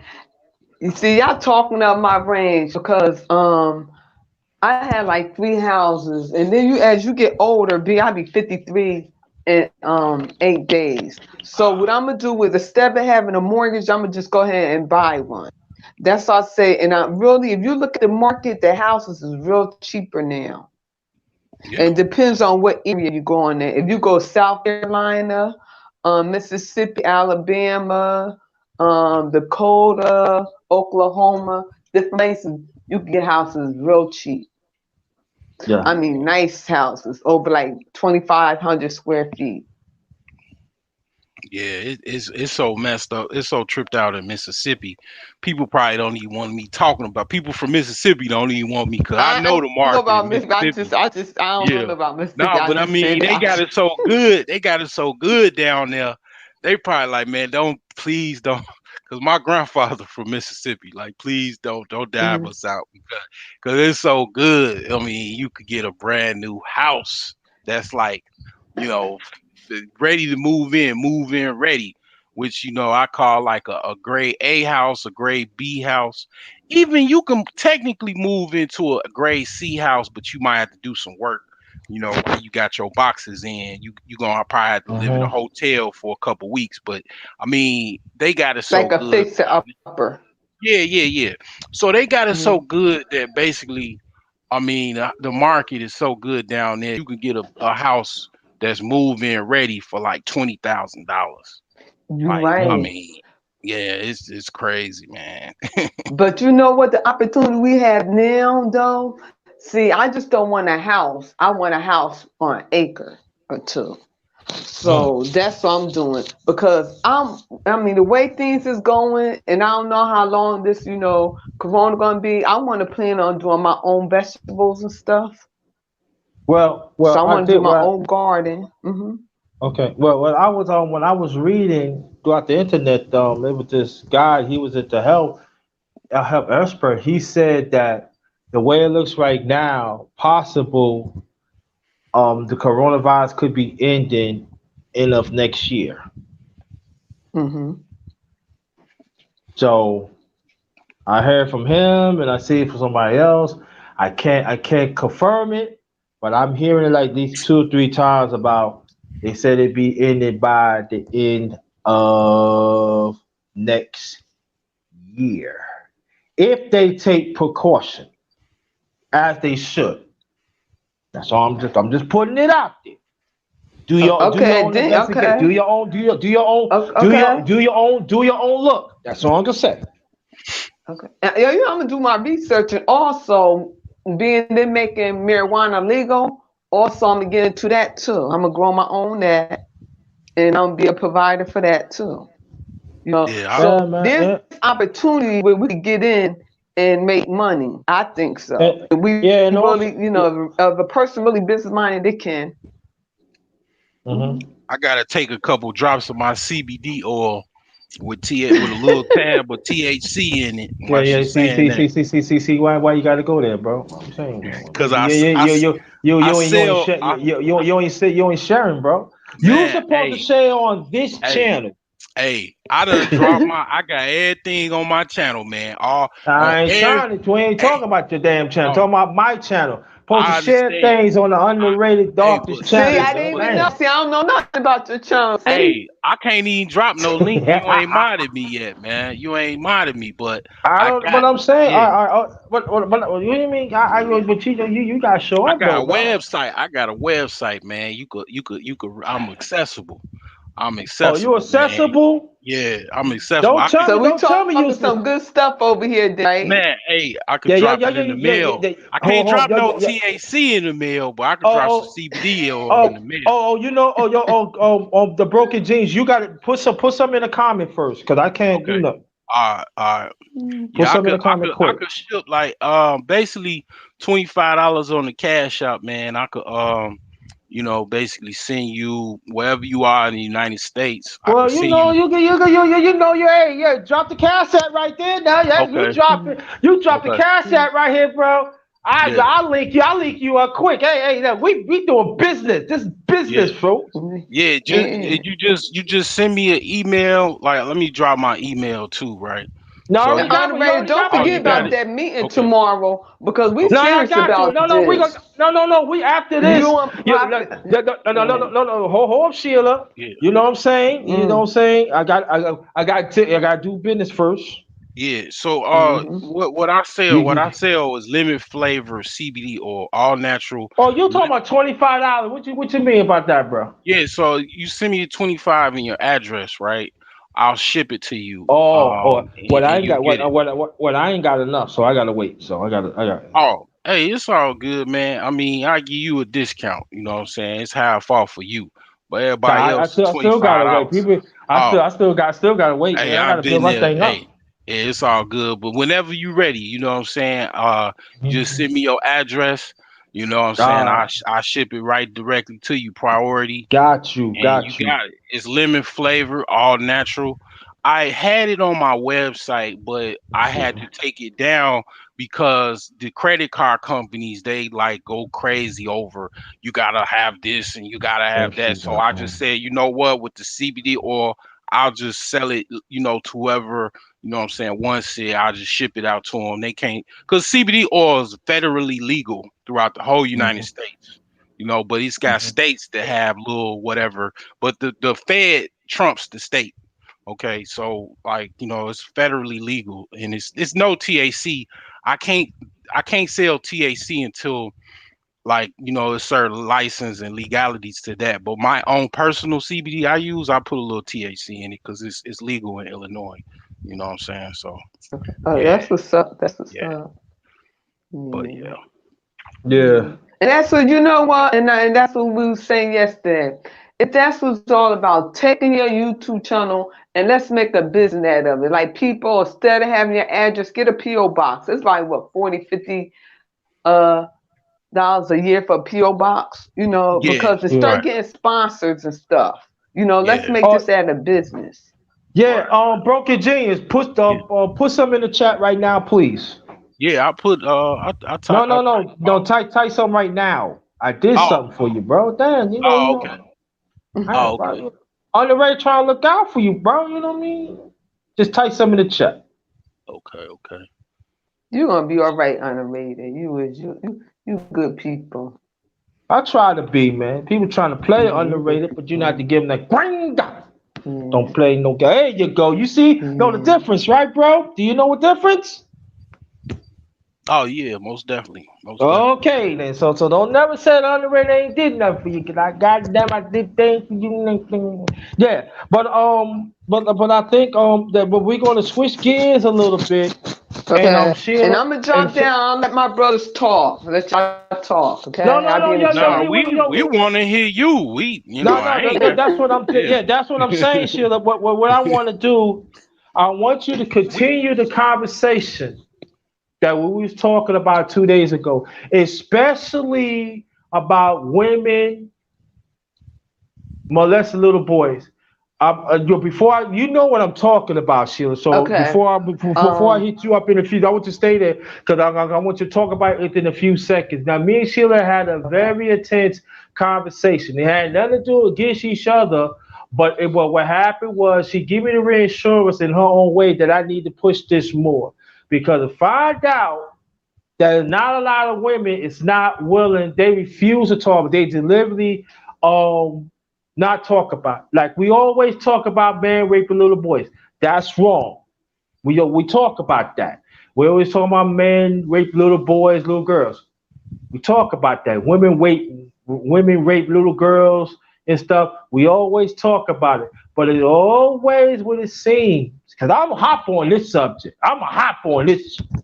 Ain't gonna let this go till I see Don't. some point. I'm not. Yeah, you did say you said don't. I'm gonna get to that in a few seconds.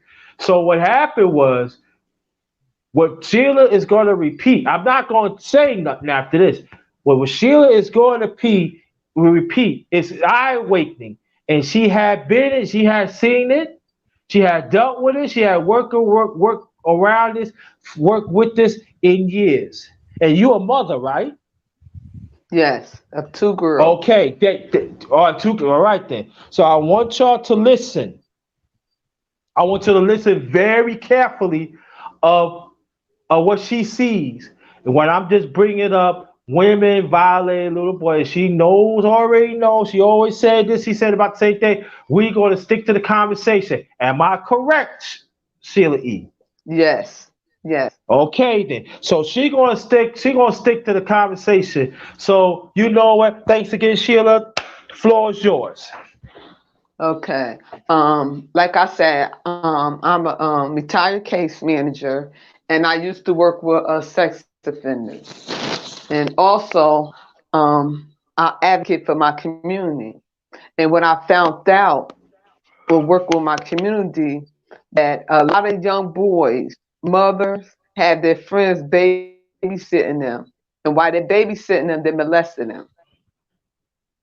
And while they're molesting them, they're not telling nobody. And like he said, because they figure it's a little boy, they like it, bringing them in. So when they get older, they know how to do a woman and stuff like that, which is not true, but mentally it would mess them up.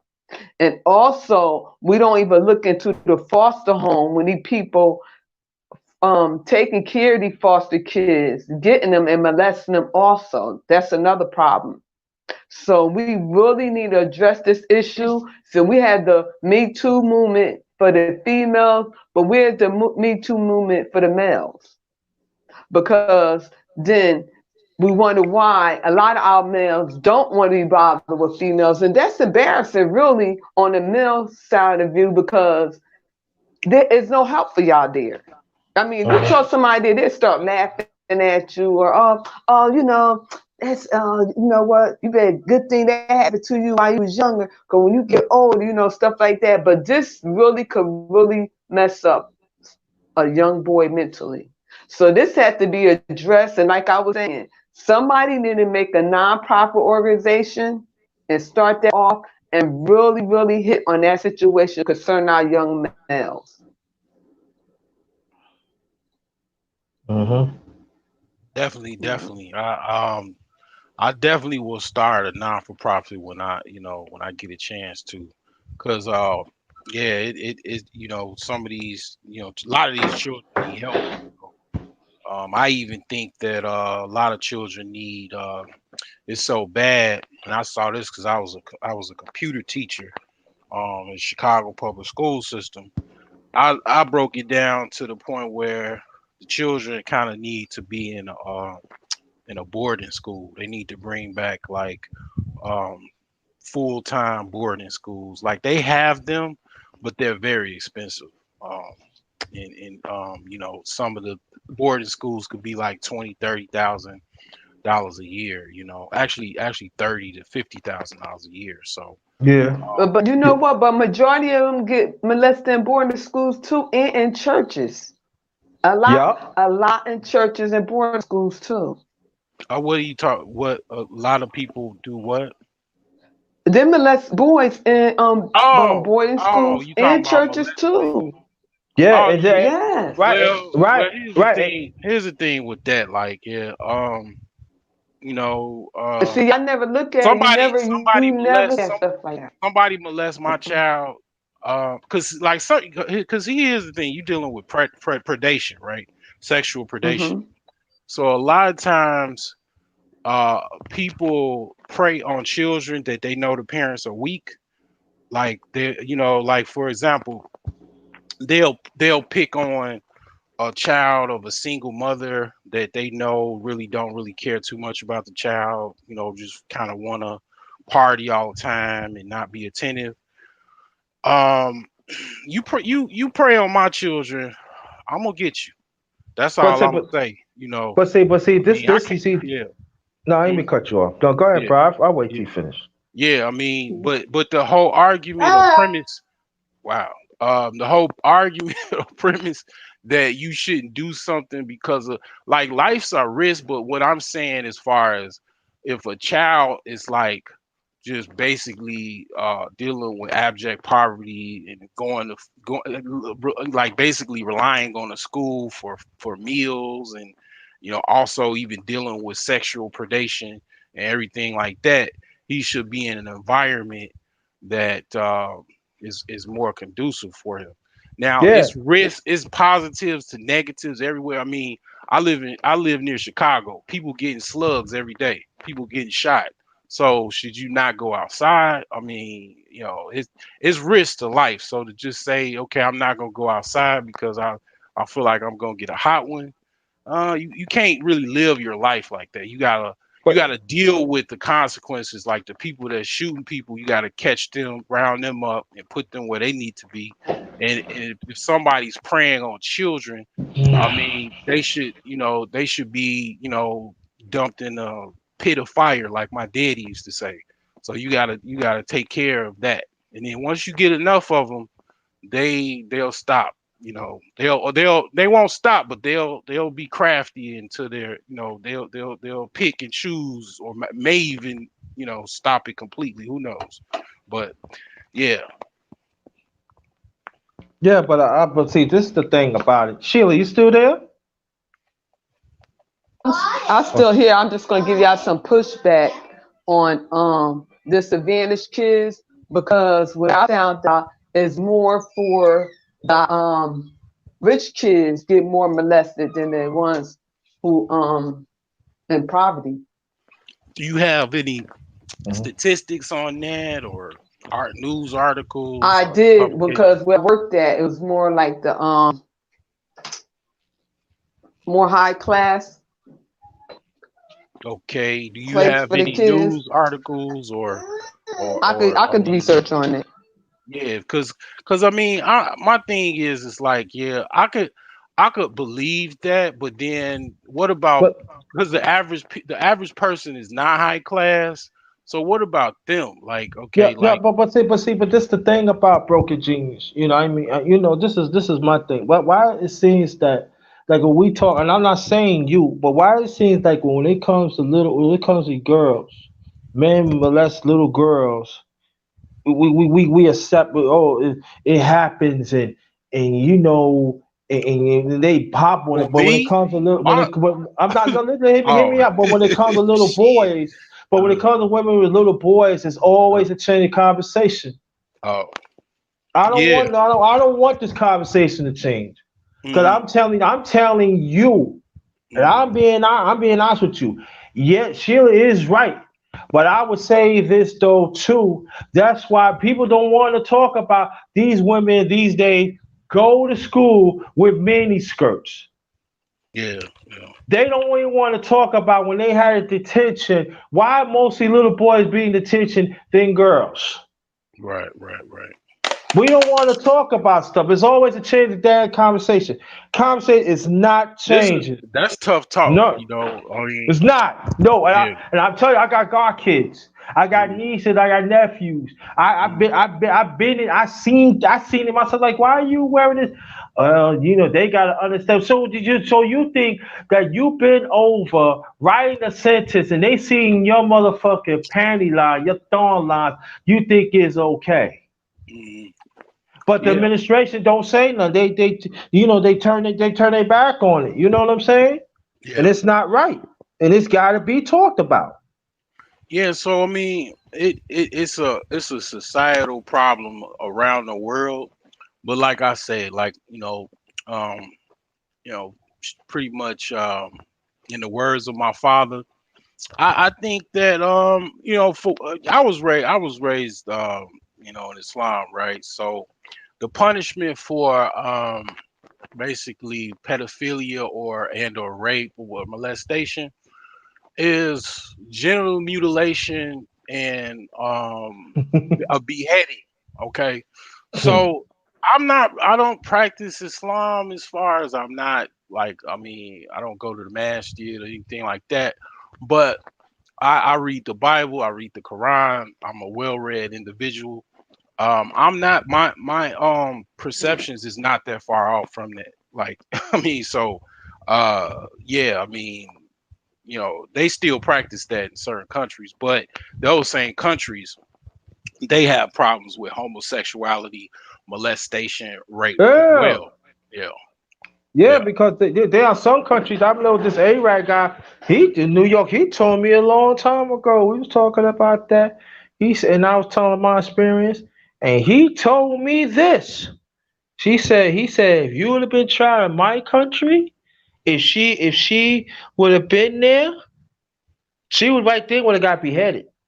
yeah, yeah, Just like yeah, he said, I say, really? I said, yeah. yeah, They don't. He No, he yeah, said, we don't, he said, especially women, rape little boy. No, we don't play that. yeah, No. yeah. They, they, they, It's they so don't play bad. that. I mean, It's it goes both ways. I'm just yeah, saying it goes both ways, yeah, but they yeah, said, nah, they yeah, get their head chopped yeah, off. yeah. I'm like, And dang. it's so quick. Like it's no trial. It's no like waiting None, period. no. I Mm-mm. mean, literally within a matter of hours, a phone call, a beheader or executioner. It's like the old European days, like the 1300s. Like a executioner get a phone call, he'll leave his house, bring his sword that he sharpens all day. It's sharp. Come out and immediately, within hours, behead woman or man. They, they don't have that much tolerance, and Mhm. yeah, I mean, I don't. That's why when people talk about stuff like that, it's like, I ain't got to do nothing. I ain't got to do nothing. All I got to do is, go see some people, and stuff gonna get done. You know what I'm saying? So, Yeah. and when you got that energy, when you got that masculine, that fierce, mean, masculine energy, predator sense that. Predators are not stupid. Serial killers, criminals, whatever, opportunists, they not stupid. They pick their prey. So a lot of times these people pick the weakest individual to pick off of. So when they even rapists and molesters, they want to live. You know, what I'm saying. So yeah, it's a problem. It's a big problem. I haven't heard nobody in my family. Fortunately, it hasn't been a problem, but I hear a lot of that, and especially in this YouTube space, I hear a lot of people have been molested or know somebody or whatever. You know, it's sad to hear, but a lot of times this country accepts that practice or behavior. They Yeah. Yeah. they don't the crime and punishment is more severe for that than somebody selling a bag of coke or crack. Hmm. Yeah. But let me read this. Black T said, so do we want that law in the US? That's never gonna happen. Nah, it's not. It used to be like that a long time ago where they had hangings, like back in the old Western times and stuff. They had hangings, they had an executioner, all of that. But that went away in like the 1800s, early Yeah, they 1900s. ain't gonna have, they ain't gonna have because you know why? Because when they gonna do the man, oh, you're raping women. Yeah, I understand you get that, but then it's gonna be like, yeah, but these brothers, but they getting violated. What about the women? It's gonna be women's gonna say, no, please don't. You don't understand. No, that ain't gonna work. Mm-mm. And then it's gonna cause friction too, cause men go like, okay, you want to hang us, and this happened to my son. These women, it's gonna get gully. It's gonna get ugly. Hmm. So that's now gonna happen. Mm-mm. Because everything is certain things are so political, but it's not gonna be fair. So mm-mm. Not in this Well, USA. it's up to society too.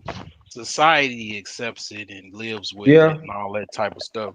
So that's it's exactly like, what I'm saying. It's But USA. This USA yeah, ain't ready. They not gonna do it. Mm-mm, not yeah, this society. but why we had to so it's accept everything? You know what? And that's we always accepting everything. When yeah. is we gonna challenge them to change the I'm laws not and sep- policy stuff like that? So No, my I'm You question, not. know, I'm I'm just not. No, no. saying Let me. because we just sit back. Uh-huh. So my No, I'm not question saying is, that I accept it. No, I'm going to say yeah, this, and then and then you yeah, get back. But I'm all not right. saying, Sheila, that I accepted it. I'm just going by what society is saying. You hear what I'm saying? I'm not accepting it. Trust and believe. But we're talking about how Mhm. society, you know how it goes. But you're right. Absolutely, it should be Yeah, fair. But you know, nigga, yeah. it should be fair. But it's not. And when you know what Nah, they this do USA. too. Let me. This what they do too. I'm sorry for talking over you, but everybody was talking. Let's look at the statistics. Let's look at the numbers. Let me tell you what they do with the numbers and stuff. See, they change numbers. People said numbers don't lie. Numbers do lies when you got people changing the numbers. Even with the abortion rates, even with Mhm. the crime rates, black on black crime. Cause white on white crime is higher than black on black crime. Even the whites get Facts. killed more than the police. You know, and just different stuff that I like to do. I challenge them. Like Mhm. I said, I vote, I register to vote, I put people in those seats, and I challenge them with your platform. What's your platform? What you vote for? What you didn't vote for? Because that's what I said. We got to know what's going on in our community, and we are our child first teacher. You get to know your teacher, your child teacher, the council. Go to the PTA. You go to the board meeting. Get to know your police department. Get to know your fire department. Get to know your city councilor, your governor, your Congress, all that. Because the meanwhile, we as black people, we have the most problem than anybody else. Because you know what? We do a lot of talk, but we don't do a lot of writing and writing laws and change the laws like the white do. Mhm. Like they had instant bankruptcy. Every 2-3 years they were doing bankruptcy. Soon black people start doing what they do to change the laws. Mhm. Every Mhm. time Yeah. we get up to the same game to do to change the law. And that's why I said with that, with our males going to school, going to basketball practice and stuff, and no coaches molesting them. Nothing said the Mhm. teachers, these teachers now these days, they young, messing with these young 14 and 15-year-old boys. Come on. And it's not said, you know why it's not being said? Because it's coming from the most Caucasian people doing it. Blacks, a lot of blacks not doing it.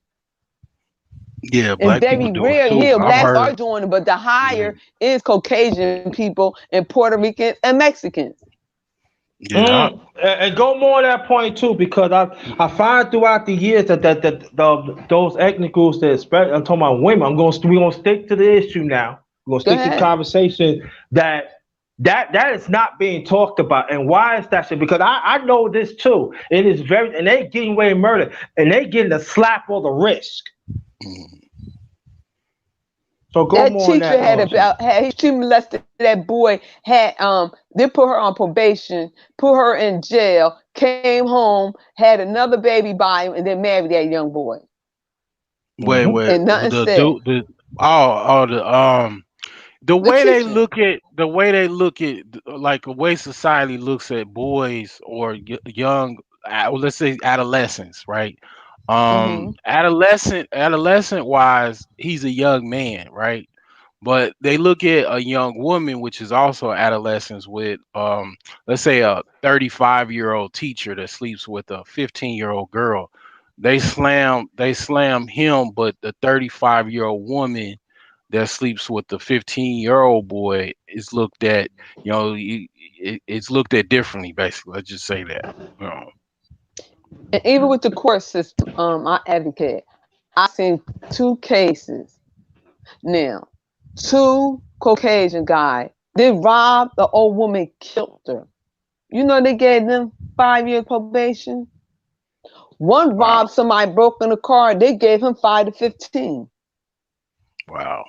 And don't you know I had to get up there and say something in court? Yeah.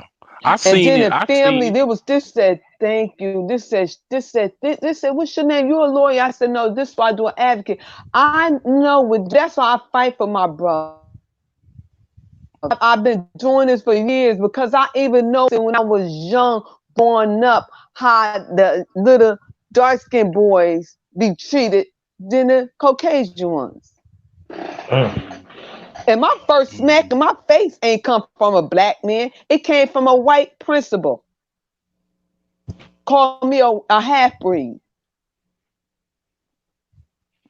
And that's why today I sit with him, I talk to him. I can't, nah. And that still stuck with me. And don't you know, when I ran for board education, he hurry up and retired. He said, Sheila, I knew you were going to go up to beautiful. Oh, I'm sorry. He got mad because his wife left him for a black man and his daughter favored me. But dingo. And he smacked me, and my mother did. She said, I was like, oh my God, my mother gonna get my mother. She shut that school down, pistol whip him, and she told him, now, if anybody said anything, because they're back in the 70s, anybody said anything, she said, I'll kill all of y'all. Don't you ever put your hand on my door again, because he thought my mother was white. So my That's why I first smack say, was from a white they pick man. they So I prey. don't trust him. No. They No. pick they prey, you know, they pick, you know, they victimize, they choose their victims, you know. I mean, I Because got I told, spanked. you know what I that got shows I me? got I told spanked the little by the white boy he principal. needs to stay in his place. I got spanked by a black woman. I got spanked by a 92 octane. A black principal. Yeah, she took me in the office. I went to school, Lincoln Elementary in Harvey, Illinois, 1986. Um, I went to, and it was for something that I didn't do. It was in the back of the school bus with my sisters, and we got into a fight with some other kids, and I was fighting because I was always like, that's why I'm so aggressive, because my daddy, he said, somebody hit you, you hit them back. You know, I mean, you know what I'm saying? So it's like, I got in trouble for something that was not my fault. So she took me into the principal bathroom and spanked me. Now, do I hate black women because I got spanked by a 92 octane? No, but I mean, yeah, I did get spanked, and it wasn't even my fault, you know. But hey, I believe in karma, right? So if you don't believe in, I mean, I believe in also retribution and the eye for an eye, but I also believe in karma too. So when people do you wrong or say wrong or slander you, they get slandered or get something done to them worse, you know. I mean, that's why it's Right. best it's best you be, you know, have an equilibrium about yourself. But yeah, man, I definitely got spanked, man. I was like 6 years old, man. I was like it was kind of traumatic a little bit, but I was a smart kid, so I was like, But this that shit was is in kind of, privacy. Everybody used to get beat in the office with the panel, right? it was a They put you in paddle. the office and they put you in with the panel. Remember back in the day we get beat with the Yeah, panel? I ain't get beat no panel. No. I got dragged. Okay, when we was growing up, kids used to get beat with a panel. But what he did in me, we was going to the soda fountain, and the Mm, little white boy, he was like acting up or whatever, and then he had hit the little black boy in the head, and I said that wasn't right. I said, I'm mm, telling you sorry. So the teacher's yeah, like, well, yeah, you know, that wasn't right. So the principal was coming down. He said to me, pull me out. Come here. yeah, He said, oh, you think you're gonna have privilege around here? You think it's all about you? I'm only yeah, 9 years old. yeah, Oh, yeah, it's not all about you. It ain't gonna be yeah, all about you. You ain't running nothing. I mean, he was talking to me like I'm like, what is wrong with this man? So he just smacked me, pow, in yeah, front of yeah. everybody. Yeah, I wrote up. I told the principal on this teacher, this white male teacher or whatever. I think he was a substitute or something. He had like shit was putting his finger in my face and shit, and I was like, you know what I'm saying? I was about about 7 or 8. No, I was about 10 or 11, and something he did, like he like left a, like he kind of like he did something that was like physical in nature, but it was like he was pointing or whatever at my finger and left a fingernail mark on my hand. I told the principal, and he was pissed off about it, because they had when you report something, they supposed to write that down. If you got an administrator, the administrator's supposed to write down any complaint towards a teacher. And I told my mother too. You know what I'm saying? It was hell to pay, shit, because We could you have can't do sued. that, My mother could sue. She was a man. Black Panther. She wanted Hey, a look, pistol whip him and this and that. yeah, And I said, yeah, you know, I said, you doing all that. We could have sued the school district. yeah, exactly. It's so many ways. It's so many ways I could have got my mother could have got a lawsuit, but you got people that just don't. They not. they don't want to deal with that. I mean, you got people that will, So it's Yeah. yeah. Yeah, but I want to ask a question. The Black T want to ask a question though. Let me read this big dose first. He said, "Yeah, I got a couple of spots on my black principal, but I would never forget her name, Mrs. White." Wow. All right, Black T. Yeah, Wow. Black T asked it in the chat. Did you like it, and how it does affect your relationship with woman? Who who did I like? Oh, me or Like Sheila? that. Who It is could he be referring to? either. Well, Oh, yeah, I mean, you. I addressed that. I mean, shoot, I I don't think when I'm with a woman and and we doing the nasty, I'm not thinking about my principal. In 1986. I mean, saying subconsciously or consciously. No, I don't affect me. Hell no. Yeah, it I've been says through a lot of traumatic situations in my life, man. I'll just keep marching on, man. But it is a lot of, man. It's continuing because 2020 has been, oh my yeah, God, just this year. I mean, my sister yeah. just recently passed away. I mean, Yeah. my mother and father Sorry had to hear died. that. Yeah, no, Yes, yeah, I hear about that. Yeah, because yeah, I lost my mom's last year on the yeah. 28th, and then I had to deal with that. And then I Mm. lost my younger brother on October 8th, also last year, and that's going to be approaching in a few weeks from now. So I know. And But to yesterday was go my cousin more in on black. anniversary. We lost her last year. She was 45. Yeah. Oh man, so I hear my condolences, our condolences.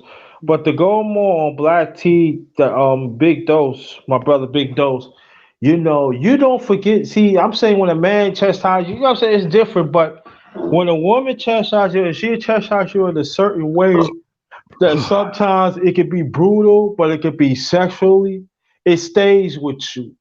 And and I think that, and I feel that also there's another conversation we don't like to have, and say sometimes black men have to really fight, and now sometimes there are some black men had certain resentment of a black woman because especially like if she act a certain accordance that as he remember had he would that had that black woman talking about some, we put out there talking about some has discipline in a certain honorary way that they are supposed to, it leaves let it stain. It leaves a stain. But I would tell black men you need to talk that out, and then you gotta have somebody that hears you out, and you gotta talk to a black woman, a sister like Sheila E.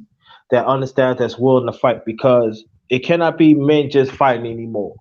It's gotta be women gotta step up. I gotta say this, and I know there's gonna be some brothers, there's gonna be some black men, gonna be some black women gonna run the wrong way, and even in our sector, we got some that are they are that there are counselors and stuff like that. Y'all gotta step up. Y'all gotta step up. This happening too much and everything. And I'm gonna be on this in the near future. I will gonna talk about that in the near future and stuff like that. But let me ask Issa your question. I'm gonna start off with Sheila, and then it's gonna follow up with you, my brother. Now, out of everything that we talked about, right? In a nutshell, then because we're gonna continue this.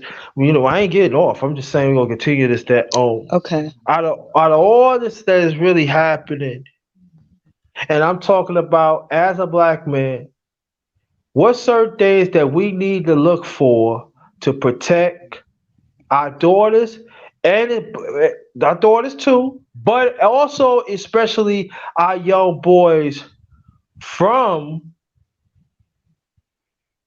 certain women that molest boys and girls. I want you to start off for the girls first and even boys. You start on. You go ahead, shit. Okay. What we could start educating.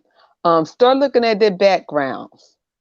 Um, had they ever had any child abuse in their background? Had they ever had been registered? Because sometimes people sex offender register and people don't even know that. Um, had you had families say little things, they were molesting such and such or mess with some little things like that. We had to educate on our people on different things, get to know that person. And also we have to do is we have to come together, position ourselves and be our own leaders and police our own community, teach our own kids, and really, and I really say this all the time, we really had to really get together in a mindset and unity and come together, because the end of the day is no other race went through what we went through. And we had to realize that. We wanted to Yeah. go to the same schools, but look, yeah, they still didn't even treat us right. So it's better Yeah. for us to have our own school, teach our own kids, and whoever be around our kids, do a background on them. Yeah. Because I Mhm. don't care if your mother, your brother, your sister, whoever, Yeah. do a I background on your child. yeah. Mhm. Yeah. Okay. I would say this is the case that it kind of shows maybe how value ruffians are, right? So you would say like Pookie and Ray Ray. So this is a time where you probably, I mean, not, I mean, this is after it already has happened, right? So I don't advocate violence, but something happened already, and you show evidence or whatever, you know, um, you go. I would advocate someone to go talk to some people to deal with the individual, male or female. If it's a woman, go talk to women to deal with it. If it's a man, go talk to men to deal with it. And if before tents, as far as protection, everything what just Sheila just said, plus you should, if you can, if your children are 5 years old and or or younger, you should try to homeschool them as much as possible, or keep them with close knit to you as possible, at least until they can make proper sentences and actually be more vocal to tell you if somebody is doing anything to them. And also, you want to educate your children on not trusting everybody, because a lot of times children are very friendly and stuff like that. You want to educate them on, there's people in the world that are bad, and so on and so forth, and you want to yeah, definitely you know should look into people, look into how they are. A lot of times children are attacked in institutions, where it's like a place where they can't necessarily leave, like a school, or even in a religious setting, Mhm. Right. like uh, what is it, Bible camp, or Bible study, Bible, or whatever. yeah, Bible Yeah, camp, Bible school. They have the Bible resource center for the kids for the summertime. yeah, They had the trips form. yeah, The youth committee where they take them every weekend in different places and stuff. yeah, And, yeah. Until your children are like the age where they can kind of somewhat fight off somebody, like 12, 13, 11, maybe. And then you also, at that, before they at that age, you want to also teach them some type of martial arts, how to punch, how to kick, how to grab, or scour someone to get out of, to run away or whatever. And then that's you beautiful. got life alert braces you could give to children. They got Mhm. man, so much technology nowadays. They got buttons where a kid could press the button, and it could alert the authorities and the parent, immediately. So it's a Mhm. lot of this stuff that's out there. You know, I'm not, 100% on everything, but I think between what Sheila said, and what I'm saying, there's definitely some things you could do. Somebody, somebody has harmed your child. Um, I I'm because of the government is so backwards with this. I take the stance. Like Martin Luther King. His government ain't doing it. Like you probably need to go to your local, local people in your neighborhoods and stuff like that, or family members to handle it first. Okay. I mean, It was just start passing local laws because yeah, again, like you said, and I'm be honest, and it start in the house. See, a lot of young kids having kids, you having men running in and out your house. So you thinking for your daughters, sometimes for your boys too. So women had to be accountable who they let in and out their house also. No, I'm serious because you be thinking they be wanting your little girl, wanting you. They be looking at your little boys too. So a lot of be stuff. careful, Sheila. No. Because this, like I said, and my bishop and them know how I talk. See, we can't push stuff under the rug because the meanwhile, you wonder why that little boy, 3, 4, 5, 6 years old, can't talk. Or every time somebody come around, he get nervous. And y'all think he got a disability or something. Now, these are little signs, and we got to stop trusting everybody with our kids. I know it's hard. I know some of us have to work 2 and 3 jobs, but you know what? Yeah.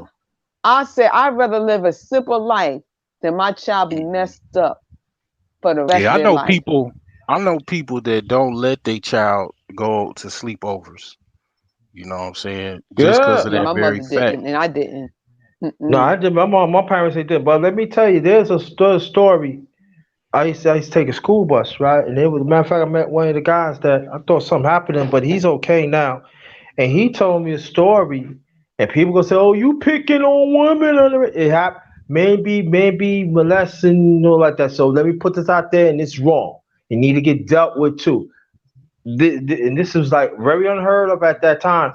He's told me this, and it's crazy.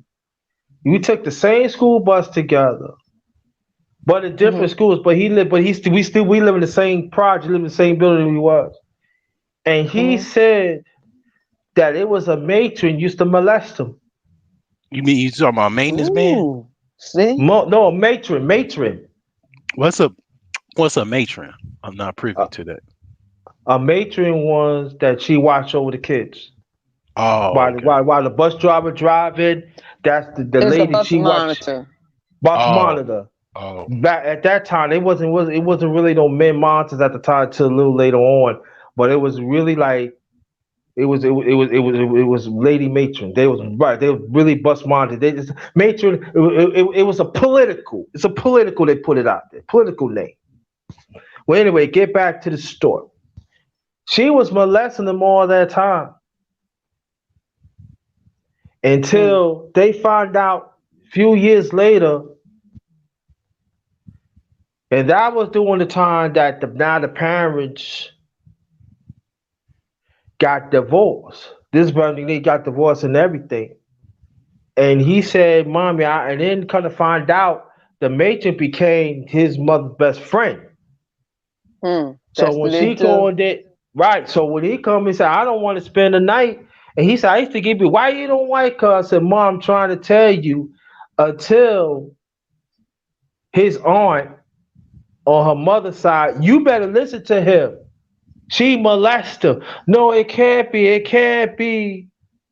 And come to find out, he said, he got I got my clothes together, and I took the train home. He showed my father's house, and he knocked on. He said, "Son, how you got here?" I took the train. He said, I was like 9 years old. He said, "Please don't let me. He said, don't have me go back." Mom, he said, "What happened?" "She trying to molest me again. The matron. Oh, God. And he cried. He said, "Mom," he said, "Please, Daddy, please." And he said, "What?" And he said, he said, "I remember I threw in my son." He said, "I shitted on myself." And he said, "That's how I was afraid it was." He said, "Daddy," he said, "Don't even worry about it, son. You here forever. Don't even worry about it. He said, we're gonna go, we're gonna clean you up. And at the time the father got remarried. A few years, his father got remarried. And then he told his ex-wife, said, yo, we gotta do something about it. And I never forget, he told me, he said, baby, don't even worry about it. You here. They just have to lock us up. You here. And I never he cleaned this up. He said, he said, remember I tell the truth? You tell the truth. I believe you because his father was in that field of counseling. And he took him Yes. to the hospital and told him, he said, yeah, he been molested.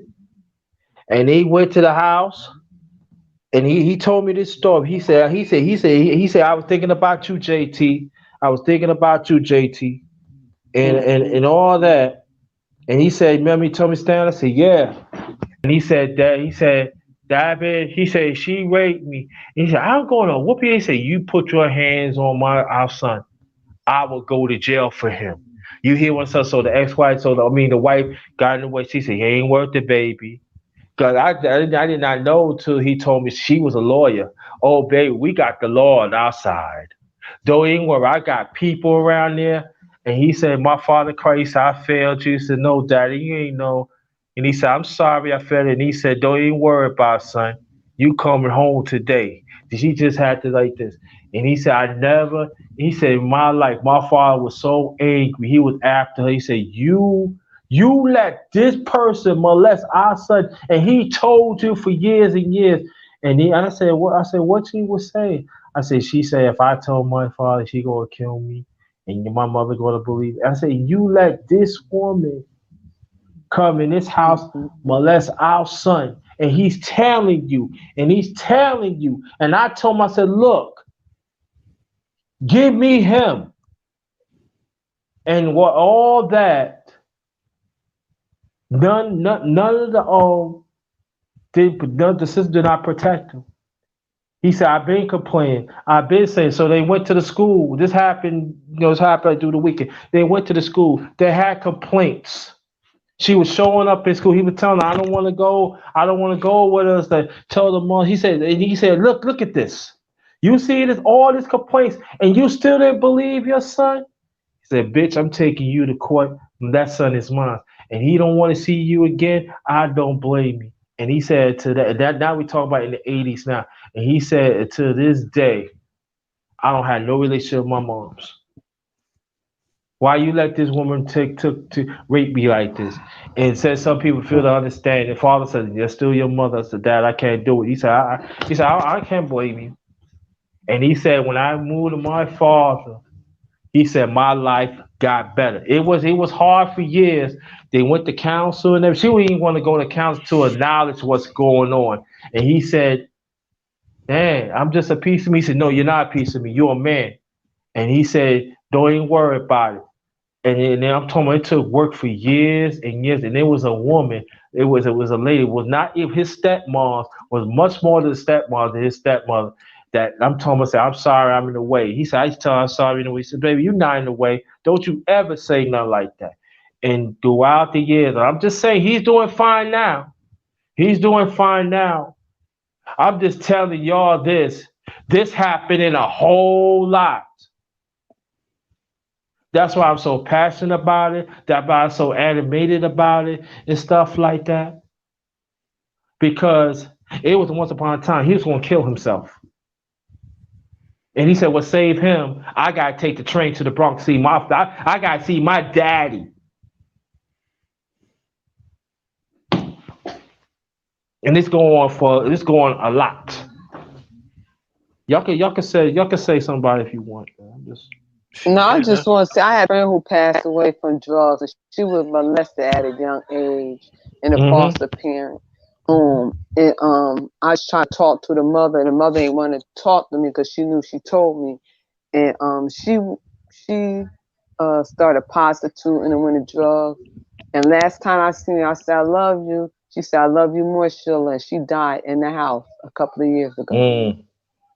She couldn't deal with it mentally. Okay. Her father, she went to her biological father, stayed with her, to live with him. He molested her. Her foster father molested her. Her brother molested her. This girl was so messed up. She would stay high off of drugs. And then she met this white man, and he took advantage of her, had 2 kids by her, and he would just be her supplier. And I would try to, talk to her and stuff like that. I didn't know. I was 17. I didn't understand stuff. But one thing I told her, I said, before I close my eyes, I said, I will never, ever let another girl go through what you went through without calling the police department and stuff, because I didn't know that back then. Yeah. Yo, let me welcome Super Mike. Let me ask you a question. Do you do a collaboration of Nicole Wade, something like that? Press yes and no or something like that. Let me know, please, Super Mike, because you look familiar and stuff like that. Super Mike. Let me know that you do a collaboration with Nicole's Way, something like that? Something like that, because you look familiar. If it is, welcome. Yeah, you're right. This is a sick society and stuff. Again, welcome to my channel, the underrated doctor. You're truly the underrated one, the number one grinder. We got our brother, the broken genius, on the panel, and the one and only Sheila E. No, not Nicole's Way. Oh, you hung out with BMT. I'm Okay, not I broke. got you. I broke some bones before, but I'm not No, broken. no, I'm I'm going by with your strong. channel. No, I'm pretty strong, but I mean I did break my right wrist when I was my junior year, but I'm the broke genius, like what I'm That's what I saying, said. I as said the far as broke financial. genius. Man, Broken is like your bones is broken and your body's all broke up. I'm broke financially, so oh, okay, yeah. BMT. Okay, I got you. Okay, I got you. Yes, that's Yeah. what I see at BMT. Okay, well, thank you so much for showing up, brother. Hope that you hope that you subscribe, like, and share. I appreciate that. Enjoy this conversation. Thank you. Appreciate that.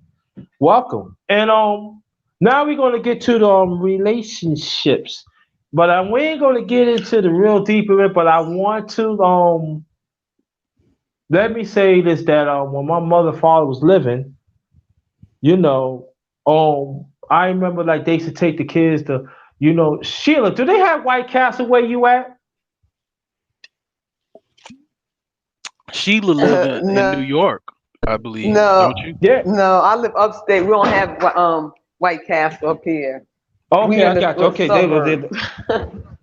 in the suburbs. Okay, well they had like what people thought of White Castle originally. When I get to what I'm saying, everybody thought White Castle from New York. That's not true. It was originally from Illinois and all like that, Missouri and stuff like that. But they had White Castle all throughout New York City, some in Long Island and stuff like that. But I Yeah. remember they used to take us. I remember my family used to take mother father used to take us like the White Castles, and that was Yeah. the only way like spend time with the family. And Yeah. I remember like he said, listen, the ones who clean the house up good, they get an extra bag of burgers, but you gotta Yeah. clean the house up right and stuff like that. And Yeah. my late father was a person would like to go out all the time. But I Yeah. noticed like throughout the years, me and my father had a rocky relationship. We didn't.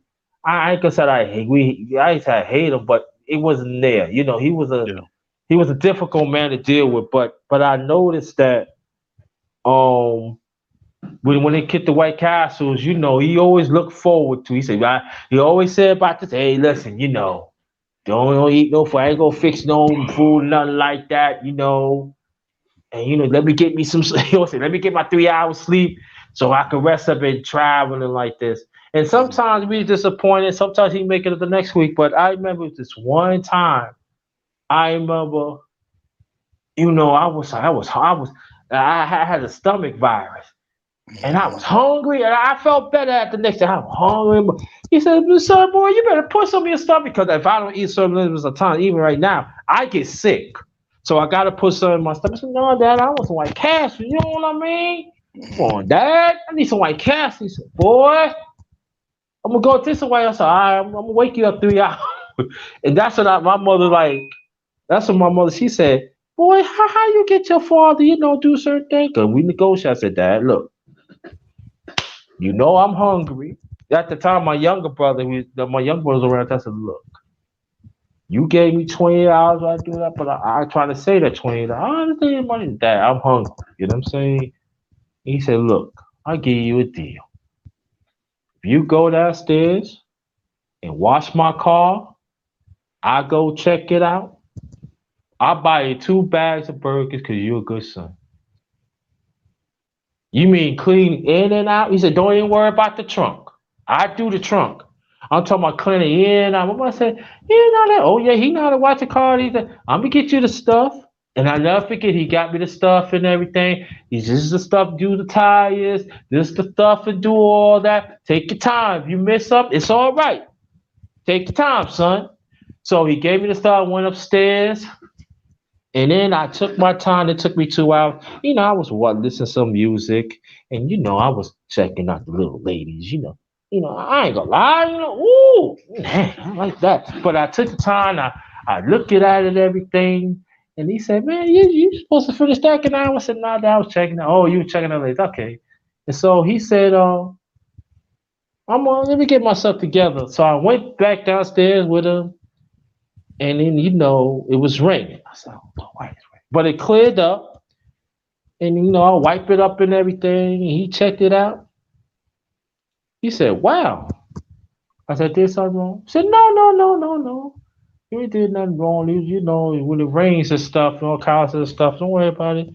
And he said, "Man, you did good. I mean, got you 3 bags." I said, "Dad, stop playing. Hey, you want me?" I said, "Okay, okay, okay, okay." Because my father, he always take things back. Late father take things back. And out of all that, he always looked forward to go to White Castle. And then, he said, "Yo, get the mother." Because sometimes we used to stop at my grandma's house, chill. Then we go to White Castle. He said, "Nah, what we going to do?" And he said, "We're going to take the ride along now." We took a ride along the island, and it was like I never forget. It was like this white white family scene. "Oh, you like White Castle too?" I said, "Yeah, we just go eat that." And he bought me 3 bags of burgers. He said, "I don't want you to touch that. That's yours." And when you get other bags, I want you to eat off from that. And I remember we was all used to be happy. Sometimes, my father, like I said, my father was not really like an outgoing person. He said, "Let's go drive up to Montauk, and stuff like that, look around and stuff, stuff like that." And I used to look at that. And I bring that up, yeah, yeah, you're right. From my big in the Midwest, Zach, you know what I'm talking about. Thank you. You know exactly what I'm talking Yeah, about. we used to You hang big. out at we used to hang out at White Castles. They used to be like, just a bunch of people hanging out there, bikes and bike clubs, car clubs, right at the Mhm. White Castles in Chicago on 79th Oh Street. man, yeah, yeah, that's a Yeah. good. So make a long story short, I remember those times. The family was together. We used to bug out and stuff. My father had his little attitudes, but I never forget that's one of the few times in my life I see him happy. I said, "Hey, you happy like this?" He said, you know, I just feel all right." I said, "Yeah, you need lighten, boy. Yeah, you need lighten." My late mom used to be laughing at him because I was like only one talk to him like that. But at the same time, we didn't have the best of relationship. I said, "Yo, Dad, you need to lighten up, man." And so I want to know that could we get those days back, or is gone? Days back Either with what? either the family do things together. Even like Oh, if you don't have no kids, but the black man, black woman. I'm just saying, could we get those mhm. days? Can we get those days back?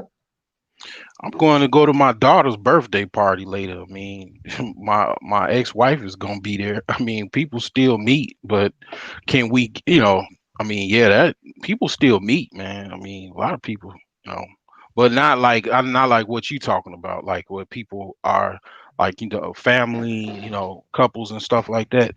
Uh, I mean that's more of the question that I would say that yeah, that's iffy right now. But Okay. it's a stream. The guy you was mentioning when you was on my live, he's in the chat. Scream. printing or something like that. Screen Screen learning, learn. yeah, screen learning, yeah. Yeah. If you want to get on, hold on, y'all. Let me see. Screen learning. Shout out to the brother Screen Learning. He got excellent information too. Hmm. I want y'all to see Screen Learning and stuff. He got excellent information. If you're around, I would like for you, brother, to get on. That'd be greatly appreciated. Um, there goes the link right there. Screen Learning and stuff. Hmm. I want you to get on and everything. White Castle's where I like, yeah, it was started in Illinois, right? So they a lot of homeless people hang out there because they open 24 hours. So Mm-hmm. they don't even complain, man. It's like a quasi homeless shelter, man. Like I remember I was going to work one day and I was going through some. You want to talk about financial inadequacies, man? About 2 years ago, it was kind of Mm-hmm. rough, man. So it was like I was going to work and I was getting some White Castles before work, and Mm-hmm. I took a snapshot, man. It was like some homeless people sitting at the table with their heads down, and Mm-hmm. I took a photo, and I was like, man, you got to be grateful, man. Whatever you got right now, somebody in a worse off position than you are.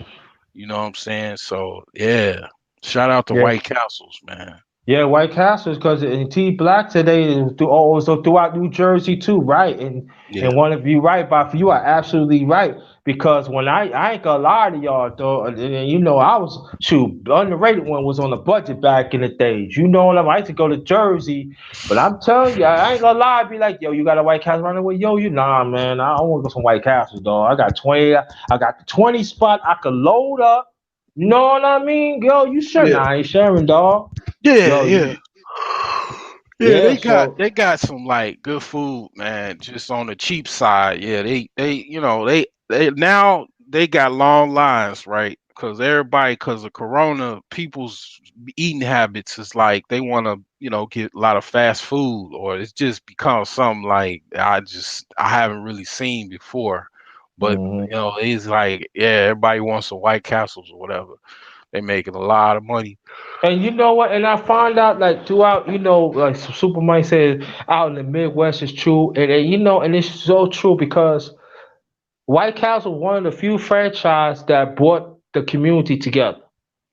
You know Yeah, what I'm saying? And yeah, I actually see black families sitting inside White Castle, or sometimes they be parked and they sit in the car or something like that, and they have fun. They play the music and stuff yeah, like that, and they brought our people together, and I miss that, man. yeah, But yeah. I miss that because I was around it. You know what I'm saying? Sometimes, brothers, we used to be traveling, playing ball. You know what I'm talking about? So, Mike, you see some White Castle, you get yo. I got three, I got two, I got one. We make it up for you, or 5 or 6. Let's pour our money to get some White Castle, Man, some drinks and stuff, and you sit down and you be yeah, out of trouble, dog. You yeah. hear what I'm saying? When I was younger, because you ain't had a lot of money when you was younger, unless you had allowance or you had some little hustle or whatever. You was making some money. Like man, White Castle was like a steak dinner when I was like Yeah, dog. That 13 was. years old. I was Oh like, man, you yeah, got $10, dog. You have about 3 bags. Not counting the drinks. Come on, yeah, dog. yeah. I'm talking about the big shakes. The big shake back to like $1.50 thick. Oh my god, yeah. Off the meat. And sometimes if you want to add a soda, they got like they sometimes add a soda like a float, man. Oh my god. I Yeah, miss they those got they days, got man. pretty good cheese fries. You know what I'm saying? Yeah. The mozzarella sticks. They bought the mozzarella sticks like in the 80s. The mozzarella sticks were slamming, yo. Yeah, yeah. Oh my god. The double cheeseburger with the pickles. Oh my god. Yeah, I don't eat a lot of like red meat or anything like that. I primarily eat like my diet is pescatarian right now, but Okay, I got you. I used to love them jalapeno burgers, man. Jalapeno cheeseburgers, man. Okay, hold on, Sue. Yeah. Hold on. Let me get Super Mike up in the piece. There you go. Oh, welcome, Super Mike. Welcome to the underrated darkness panel. Salute to you, brother. Oh, dang. Mhm. On. All right. What's up? Again, What's up? what's What's going going on, on? bro? No, it's just chiming in on the brothers. Go I ahead, have a man. Yo, open it. Say good something. All right. nostalgic build and everything, and you know what I'm saying, it's nice positive vibes and everything. So yeah, I mean, I'm from the Midwest. I'm from Detroit. I grew up in Detroit, and Okay. yeah. So White Castle is definitely deep in Detroit, and I'll Mm-hmm. tell you the truth. Like I used to catch this bus from the east side to the west side just to go to school every day, and there's a White Castle that I stopped at every on my way there every day because that was where the bus stop was. And Mm-hmm. and so like you know, it's just like I used to eat because like I said back then I wasn't really eating that red meat. So Mm-hmm. but when we did eat red meat, I loved those burgers, right? But Mm-hmm. then we stopped eating red meat, and so I started getting like those chicken sandwiches and those little fish sandwiches. They would Mm-hmm. run out. They would run out of them because White Castle is a small little burger. It's just Right. small, and you can just just murder that little thing like 2 bites. You just Mm-hmm. Mhm. destroy it. Things like crack, man. Right? Yeah, Yeah. and I Things used to like live. crack, man. I was like, Yeah. what's in these? I was like, I know they putting something in these because nah, Mm. this ain't right. You Something know, wrong. you know what? The thing about like White Castle's burgers, people don't know. I found out this later. They actually, I forgot that it was a DJ in Chicago. He died. He was a DJ for like, well, not a DJ, but he was with this radio jock for like 20 years. Can't think his Mhm. name, but he told me that what White Castle's burgers is at, cause he loved this dude he died of diabetes, man. He loved food, right? So Mm-hmm. he was like basically the White Castle's burgers are actually liver burgers. And I looked it up and I was like, damn, hell no. I mean, I still ate them, but I mean, Right. I ain't really like liver. Like my I Y'all mom, ain't she hate care cooked about liver. liver, right? Yeah. I hate liver. Yeah, yeah, but they actually a mix of beef and liver parts, Okay, right? So yeah, okay, that's why okay. they so cheap. Like, but they good, but It you ain't actually good. I eat. ain't gonna lie though. I ain't gonna Yeah, front though. I ain't gonna lie though. So my fault like that. You ain't gonna make no dinner today. Well, give me a few dollars. I'll go across town to give me some burgers. I'll come right back. You ain't have to shoot. You ain't have to say twice. mhm. Yeah, How yeah, far yeah. away did you had to walk, or what did you have to On do? me? Yeah, how When I far was away living was it? when I was living in Brooklyn, see at the time when I was growing up, we had to travel. We had to travel like cross town further out. But throughout the 80s, they built one like maybe like 4 or 5 blocks up. So I used to Oh, walk. okay. So after that, I used to walk 4 or 5 blocks up. Oh, just And 4 or 5 blocks. yeah, Okay, so that yeah, yeah. But before then, we used to like the. I mean, you took a car, but like if you want to take the train or bus, yeah. That mhm. yeah, it was out there. So but it was Now, worth good. how could you, man, wait? Would you have to wait to get home to eat all of this food, or you would eat some and then, I eat a uh, little because the okay, White Castles run you to the bathroom now. yeah, so you right, know, so you gotta time it. You gotta like, okay, I'm yeah. gonna eat three, and that's Right. it. Yeah. Oh, okay, okay. Man, You said liver burger. yeah, That's deep right there. I didn't know that because see, that's what now that explains the bathroom thing because that's kind of deep, like the liver thing. yeah, Yeah, they, yeah, yeah, right, yeah. exactly. That's what I'm saying. Now it makes sense. Let me look So up that base, so dude's so so name. yeah, so basically, after you may use the bathroom, your stomach feel all right. Right. Yeah, yeah. Nah, that's kind of deep. Man. I was thinking about those White Castles. Like all the White Castles in Michigan, like was like actually outside of Detroit because like Right. I guess those riots, because we had like big riots in '67, which is before I was born. But like all of the white businesses, the big white businesses, they was like, okay, we gonna boycott the city. We ain't giving y'all no taxes. So they Yeah, like moved all outside, like on the edge though, like right on 8 Mile, on the other side of 8 Mile, and then they moved like Mm-hmm. all the businesses, like grocery stores, everything. They like moved right outside where they wouldn't have to pay no taxes in Detroit. So like yeah. everywhere we had to go to get something like that, we had to like Mm-hmm. drive. buses and all this stuff just to get to them. It was kind of So let me ask your brothers a question. Throughout the years that you went to White Castle, and I want the people tell the people this too. And I'm talking about in New York too, wherever White Castle was at, like throughout the Midwest and in some of the eastern parts of the United States. When you see our people, we was happy, was it? Do you see families? Do you like me? Do you see families eating together and being happy while y'all was getting young? We was getting our food at White Castles. Yes or no? yeah, yeah, I see Yes, that. yeah, Yeah, extremely happy. I mean, yeah, ain't no, Mhm. for the, I wasn't around it, but it wasn't no fights out in the parking lot. We used to hang out at Thank the you. McDonald's. I They never actually people, seen that. Yeah, you're right. I never seen a fight at White Castles.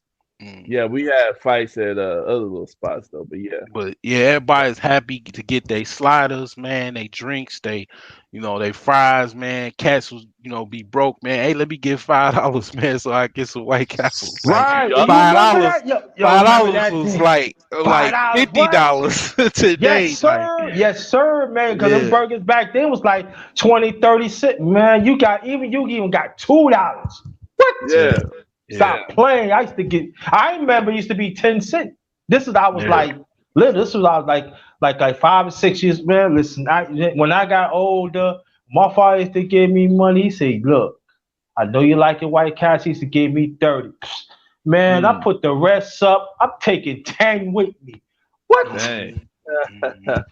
And let's not forget about the 20 pack or the 10 right. pack. Y'all remember that? Now What? when you used to walk out the projects or whatever, did you have like friend and foes, or you had like you ain't had no foes, or like you had friends, or you had to like walk through, like, what I'm saying, people that what I'm saying, like, will give you any problems or anything like that, or it was all love? Man, I ain't shared with no goddamn body. Fuck that. No, I'm talking about when you Just was in walking to your daily comings and goings outside of projects, did you have like peoples that gave you any problems or anything like that? Yeah, Like, I had problems. Yeah. mm, mm, Yes, sir, I had okay, problems because you got to understand me be for special ed. You know what I mean? That it was a trying horn shit. Let me get you in. It was a trying. Damn. Okay. It was a trying time because I didn't really have nobody, out there. You know what I mean? So I was basically like by myself. I couldn't. I had peeps like outside of that. And I ain't oh, gonna say that it was OGs look out for me. Don't get me wrong. It was mm, right. OGs look out for me, but to really be in the project that I was, it was I had a few, but they moved out and everything. So basically I was like basically like by myself. So I used to go other parts. I was like a loner. I was a loner. You know what I'm saying? Sometimes you hang with some people, you put your trust in people, they take advantage of you.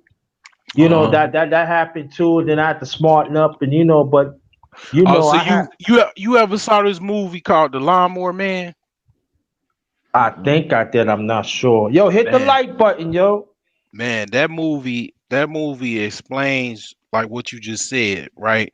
So to give it, and I give everything away, the guy pretty much, it was an old movie from the late 80s, right? So this guy, he was real slow.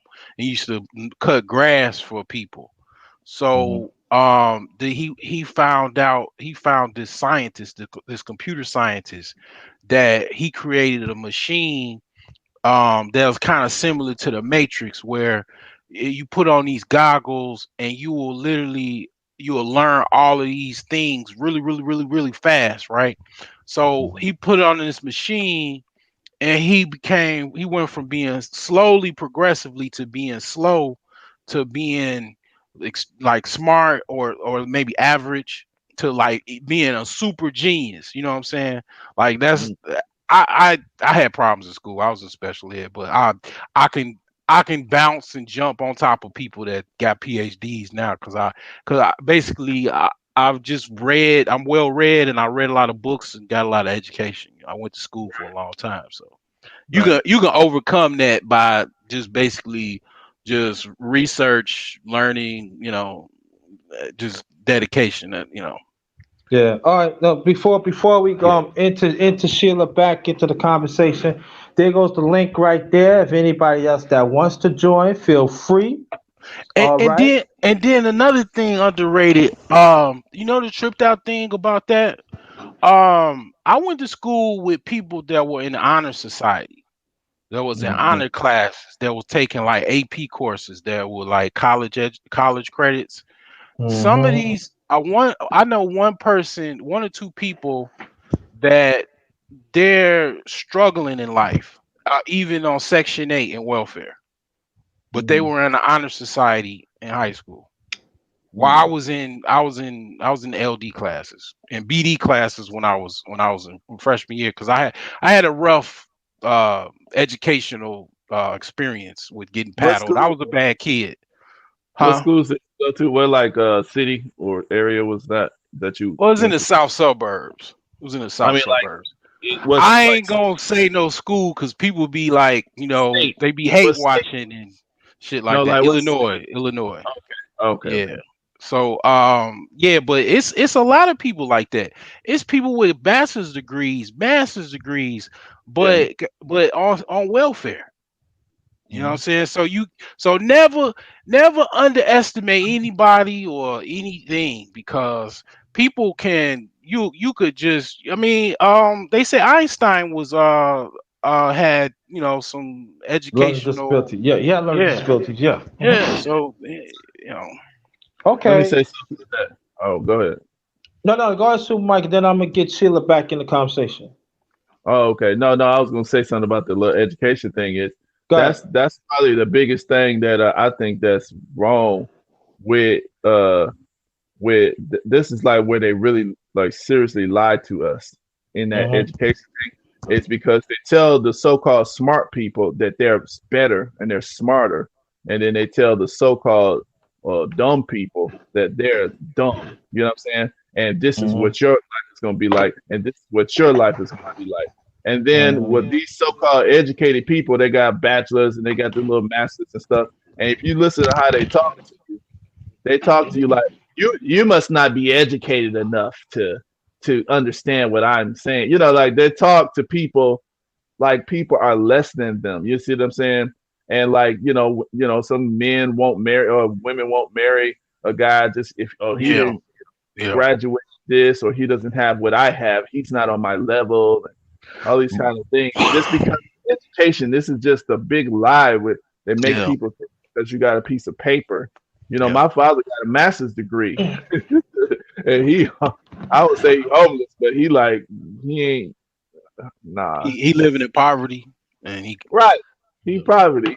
yeah He just my uncle he had a bachelor's degree in like medical something like something medically related, right?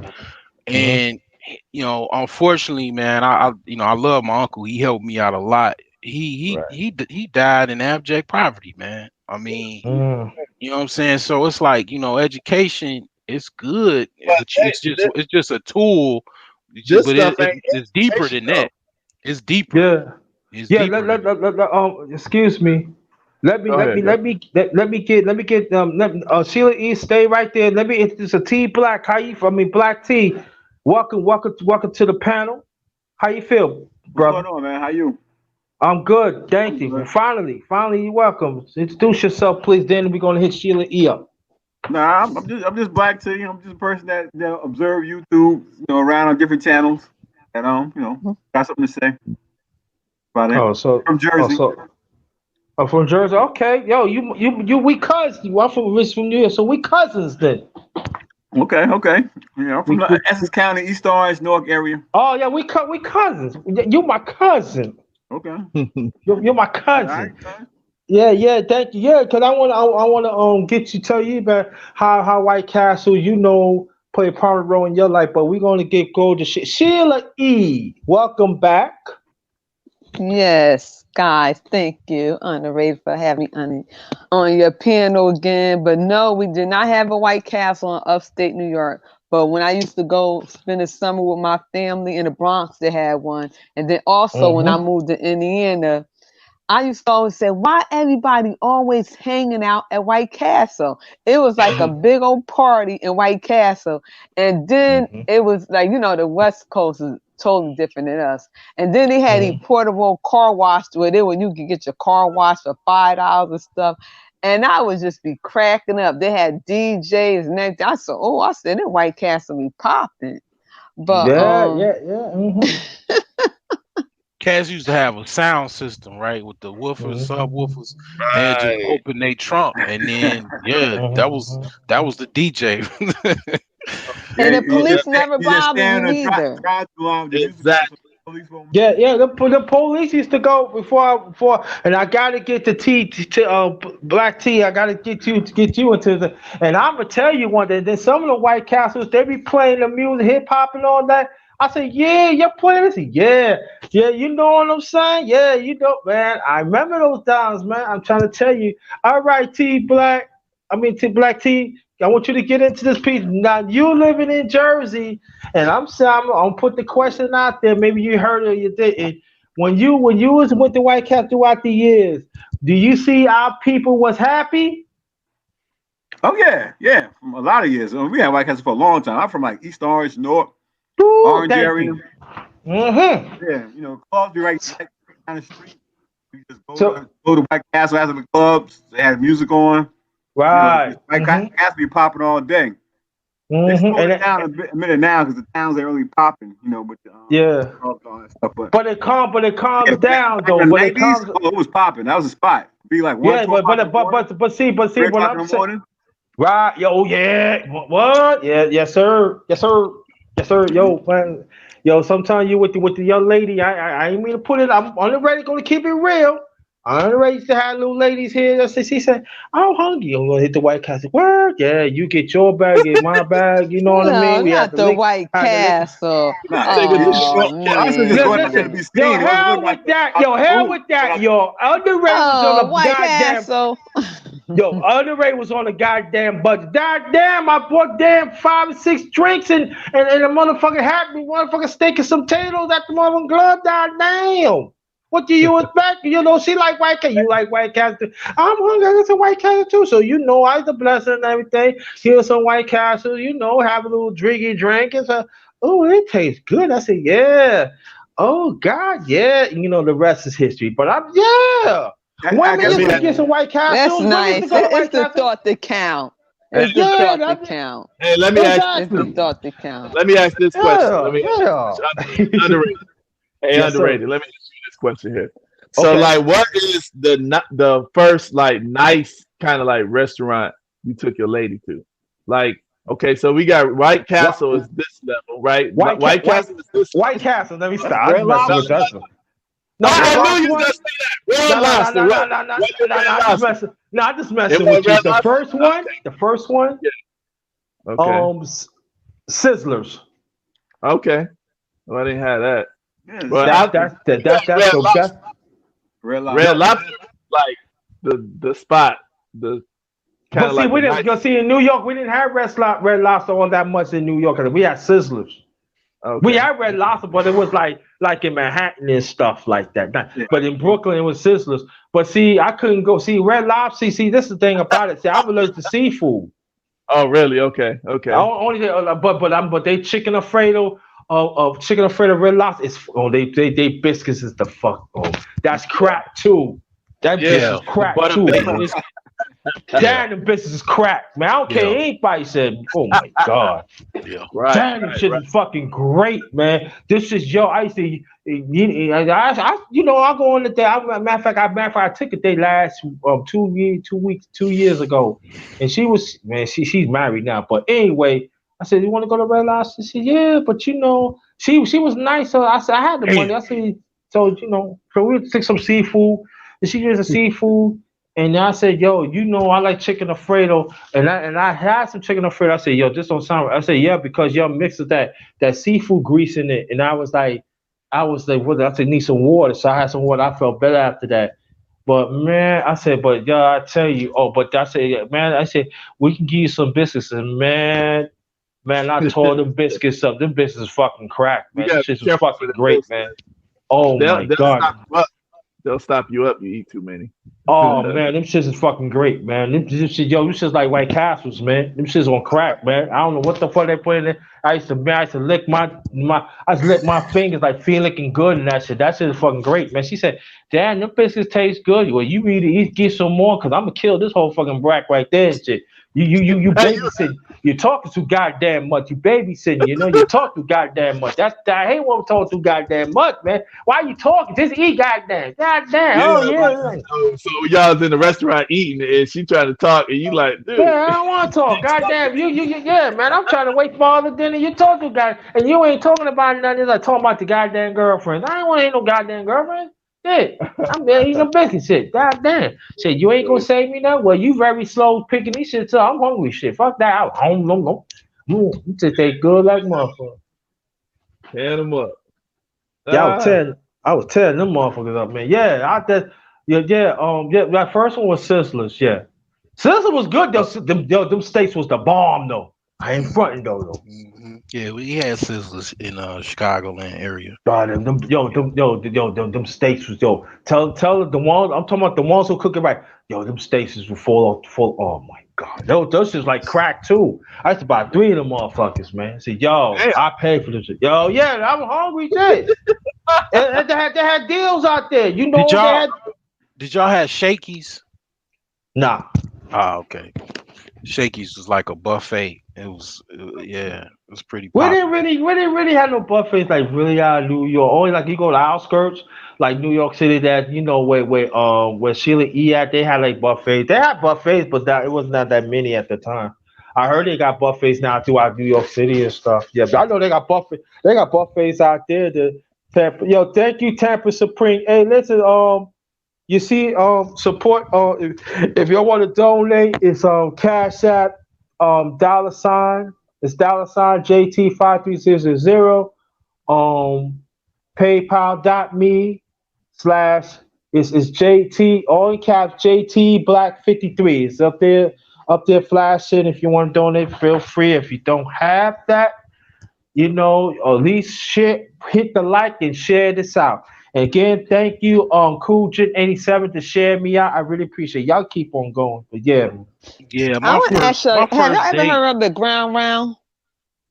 The what? Did y'all have that? The Ground Round is like a buffet. No, I had no Ground Round. I don't know if that. But my first date, I think I took we was like a double date. We went to Giordano's. Oh, that's that's Italian, right? Yeah, it's a stuffed crust pizza. It's yeah. Oh, where they make pizza in front of you, different kind of pizza and stuff, or the brick house pizza? No, it's stuffed crust pizza, Chicago style. Oh yeah. Okay. So that's brick oven, Chicago style? Yeah. I never had Chicago pizza before. It's stuffed. It's like, one slice is a meal. Uno's. So y'all had Uno's, right? Yeah, Uno's, Giordano's. They had Uno's pizza. No, well, I tasted Uno pizza. Oh my! They had a few in Manhattan, but they didn't. But they said, ain't nothing like Chicago shit though. Nah, New York pizza got Chicago beat. We got. I'm telling you. I'm gonna come to New York and give it a try. I'm telling you. We're gonna do a battle. Chicago gets. Y'all keep saying y'all pizza better, but we got New York down all the way. Yeah, I doubt it. I doubt it. No, you got regular oven style, like famous for that. We got the brick style. We got all we got the kind of pizza you can make. So what's the best? Okay, I get a plane ticket right now. I hit New York, which I mean I gotta wait till all this shit stop. But what's the best pizza in New York? What's the best? In New York, it's one on Fordham Road. I love. There's an Italian restaurant. And they change their name every 3 years, but the pizza is so. She ain't gonna get a name. See, that's not good. You ain't coming correct. You don't even want to put the name. Every time I turn around, it's a new name. See, we had Stella's up here. We got the same name. Uno's been Uno's for over 30 years. Giordano's been Giordano's before I was born. We got Stella's up here. We got J&F. Yeah, Stella. We got J&F. We got Pizza Place. We got Pizza the Brick Place. House Pizza. So Now, they've been Sheila, for years. But the best pizza I like is on Fordham Road. And what's then Nah. we had Pizza Heaven, where a slice of pizza is like So I 3 in I 1. gotta be a detective when I come to New York and find a pizza. Do Hey, you but know you a go to, pizza on Fordham Road? To find the name. but you know what? Hey, I it done, don't See, you sound. see, you got jokes. You got jokes. It don't sound. It don't sound too confident about this that's one. This good. one. No, Yeah. Both because of that's the one. I'm from upstate New York. Oh, you So not from I the you not from the city? Not familiar with the no, city? I'm by West All right. Point, Poughkeepsie, Hudson River, the bridge, Right, So right. underrated. Washington Underrated. headquarters. Yes, Underrated. yes, What's the yes, best? sir. The best city in NY? Of To what? me, Of New York food? Of City. New food? York. No, pizza. Pizza. Are pizza you? to me, I think is I don't like Manhattan pizza because too like I like the Greasy. Bronx and I like the Bronx pizza better than All me. barrels. All whatever. Yo, All I'm gonna barrels. tell What's you the The like best? Bronx, the Bronx head down. it's Bronx real. yo, to me. I'm gonna tell you like this though. I'm gonna tell you like this, Sheila. Yo, You know I've you was been. born, so go ahead. I went to Little Italy though, in Manhattan. You know, like toward downtown Manhattan, like Chinatown, and I went to Little Italy in the Bronx. Yo, they fucking pizza is great. I go front. It's great. Man, And also, it is fucking great, yo, man. It's fucking y'all great. ain't got no names. No, No, no, no, no, no, but no, Maybe no, because y'all no, don't you eat know no, what? pizza. no, Because no, no, we but no, we we but no, known no, no, but for no, but let me explain to you. But see, in New York, when you had those like family run. You hear that's what I'm saying? right. It wasn't no franchise. It was family run. So yo, so when they said like Little Italy, you got number of families that run their own thing, man. It's fucking great, man. I'm done. Oh my So one god, person, yo. one family have a good pizza, then about 10 other families name their pizzeria the same name, so you don't know who's who. You know what they do? You know why they do that? I'm gonna keep it honest because I found out through politics. Every 5 years they change the name so they don't have to pay the taxes. So that's I why I told you found it's Texas. I told you that. it's Texas. I know. You change your name over and over again because of taxes. Because they keep That's what changing. they do. Yeah, I'm Because telling you. There's a lot of Texas in New York. But I mean, I've been in New York and I taste their pizza. It's a good pizza. I mean, some of the family like Milan's. That's the name was when I was there. It was like Well, Milan's and well, stuff like I got another person from Chicago. His name is Stormy Beeman. That's my LDBC brother, part of the fam. And he said that's some bullshit right there. that. Saying New York pizza better than the shop. Yeah, you can come up there. There's the link right there. Woo! Yeah, Boom! let's get Bam! it New on. York in Let's the get house. it New on. York in the house. New York in the house, baby. Yeah, It ain't better. It So ain't I'll better give than y'all some names. Right? I And already then y'all said talk about Red Giordano's. Lobster. Red Lobster Yeah, ain't nothing but a fast seafood restaurant. We don't go to yeah, Red Lobster. We go to right. Sammy's or we Yeah, go she to want to Gulls on the she want Boat. to talk Nah, about something nah, else because but now, she ain't got nothing to say about no pizza. nah, But but, anyway, you got Giordano's, you got Italian Fiesta. Now that's the pizza that pizza. the Obama had at his White House inauguration dinner. You know what I'm saying? My It's real daughter said good. that pizza is good. She said Chicago pizza is better than New York. My daughter Yeah. said that. And then It's you a got Uno's, and then you got Aurelio's, you got Beggars Pizza. I mean, you pizza know what I'm pop. saying? I don't y'all ain't making no strong case for me to get no plain I well, ticket then. understand because all our pizzas is good, but hey, it's see, good, man. I Yeah, like all kind. I like but, Italian nah, food. yeah, time but I'm gonna tell you I one like spot. Japanese I'm food. Japanese, Uh, but uh, if you want some good seafood, and I would tell, and I know that anybody live in New York, you know what I'm talking about. I'm not You better into go to seafood, Sammy's. so or City Island. There's the Sammy City City Island right Island. That's what it is. Yeah. in the Bronx. City Yeah. Island. They Mm-hmm. got some man. Yo, that shit. They travel. When I'm talking about motherfuckers come from different states, go to states. You go to City Island. There's a bus go out there. I've not been out there. I think twice in my lifetime up there. But they seafood is. They say they I'm seafood going there is next week. hitting. Oh, their I don't like. drinks. Oh God. Get I one of their heard about drinks. that. Sangria. Oh God. Oh yeah. Now, I'm gonna tell you. Now, And I'm they about to king shit on crab that. legs. Nah, I can't eat that shit, yo. But they sangria, yo. That sangria, yo. No, I told anybody like this. Sangria, yeah. Yeah. I had to have my sangria with the fruit. Yeah, it had to be made. It had to not from the bottle. It had to be. They had to make it right. But I got that from the Ethiopian restaurant. I don't know if y'all deal with them Ethiopian restaurants and stuff. Yeah, we had one up here. I've never been to an Ethiopian, and I want to go, but I've never been to an Ethiopian restaurant. If you go to Detroit, you got the Blue Nile. They probably had that in Chicago too. Ethiopian restaurants is the bomb. Like in Atlanta, if you go to Desta, if you're in Atlanta, like Ethiopian restaurants, some of the best ones. Those are real good stuff. I want to try. I want to try some ram meat. I've never had ram meat. Oh, I don't know. I never ram had what? You mean lamb and? You said lamb. I love lamb chops. Yeah. Oh, lamb chops. Oh God. Yeah, but I make some good lamb chops. You do? Can I have some? Can I have some? Can I have some? Mm-hmm. I make lamb chop, filet mignon, some good chopped turkey barbecue. Yeah. Sheila putting out the lamb chops. Y'all could cook. I know how to cook lamb. You know the secret to cooking lamb? You gotta marinate it in a little vinegar before you cook it. Because if you don't do that, the gamey taste adds some gamey taste to it. Or like you eat animal yours. Yeah, let me put this out quickly. On Story B, man, he gonna I want you to go support the brother. He talks a lot that he's from Chi-Town. That's my LDBC brother. He gonna set up. He say he gonna come on next time whenever I go because he got set up for this show for 30 minutes, and we're gonna continue this, Tommy B, man, because I said New York shit is the shit. But I said ram. Yeah, I said ram meat. Come on, man. You be talking about lamb. I have to go to Chicago. I've never been to Chicago. I'm gonna go to Chicago. My daughter goes twice a year. And then she usually go. Y'all have a Halloween party on a boat. She go every year too. Yeah, because Ethiopians eat ram. They eat ram meat. Yeah. Why you gotta talk ram meat, man? Damn, Joe, you messed up the conversation here, man. Because I like goat.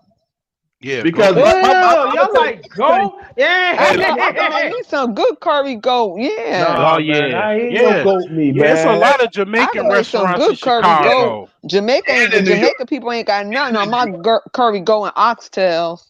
Man, I ain't doing that shit, man. Y'all crazy, man. Hey, let me tell you. Y'all go. No, not me, man. I ain't doing that shit, man. Hey, let me tell you something. When I was 14, my mama sound like my ex-husband. Ethiopian spot. I hear dog, man. Y'all talking about curry. Yo, but curry chicken, yeah, you got me. But no curry. I got curry chicken and jerk chicken. I can make that good. Hell no, man. I ain't trying. Sheila E. That's Sheila E over there. Yeah. Oh, what's up? I'm sorry. Let me introduce. This is Kane. Kane. What's up, Kane? What's good? Hey, Super Mike. Super Mike. You still in the piece? Yeah, I'm here. Yeah, it's okay, man. All right now. We don't want you to get left out now. Come on. No, I'm here. You know okay. Curry chicken, Sheila. We just having Saturday fun. Laughter is good for the soul, guys. But then he said New Jersey, that skating ring in Newark. Oh man, be popping every Sunday. Man, listen. Yo, I'm girl. You a Jersey girl or you a New York girl? I'm a New York, but every Sunday, me and my uncle used to go to that skating ring in Newark. Man, I got special made skates with my name on it. Yeah, we gotta get Jersey in the house, man. Come on, man. Yeah.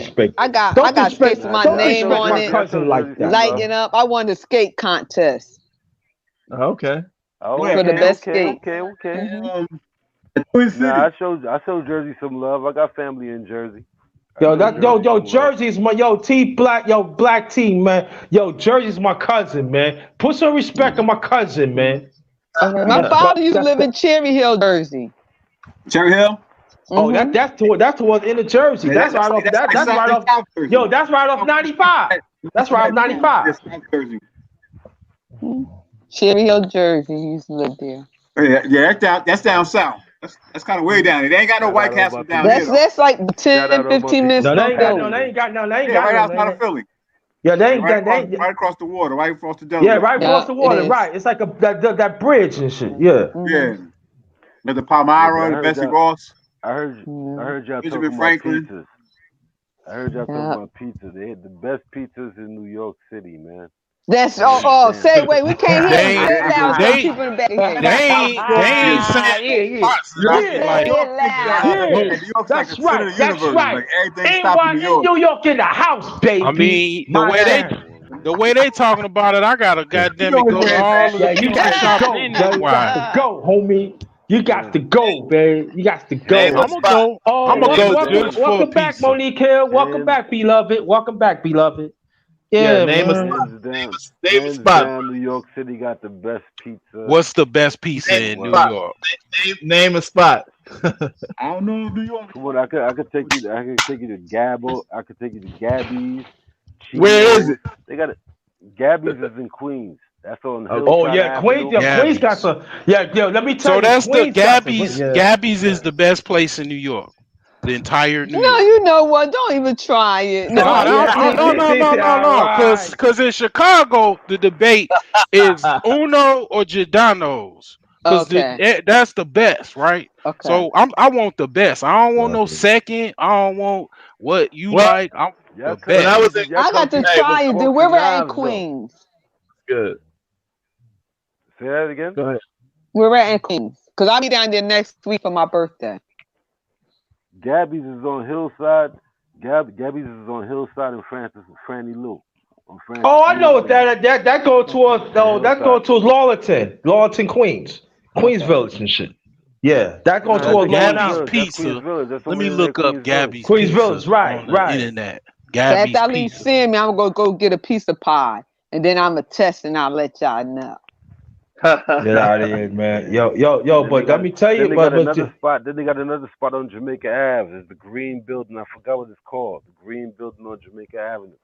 It's the Kane. Is that's the spot? That's the spot when you get off the last stop on the J train. Yeah, that's over there, Jamaica Avenue. Yeah, but I know exactly you talk. Oh yeah, they just hit. Yep, I know exactly what you're talking about. Yeah. What's the name? He said he keep on saying what's the name? Man, it's the Green. He said the Green Building. They change the name every 5 years. It's the Green, it's the Green Building, dog. The Green Building on J Street, right? The J train. On Jamaica Ave, son. I hear Jamaica Avenue. Listen.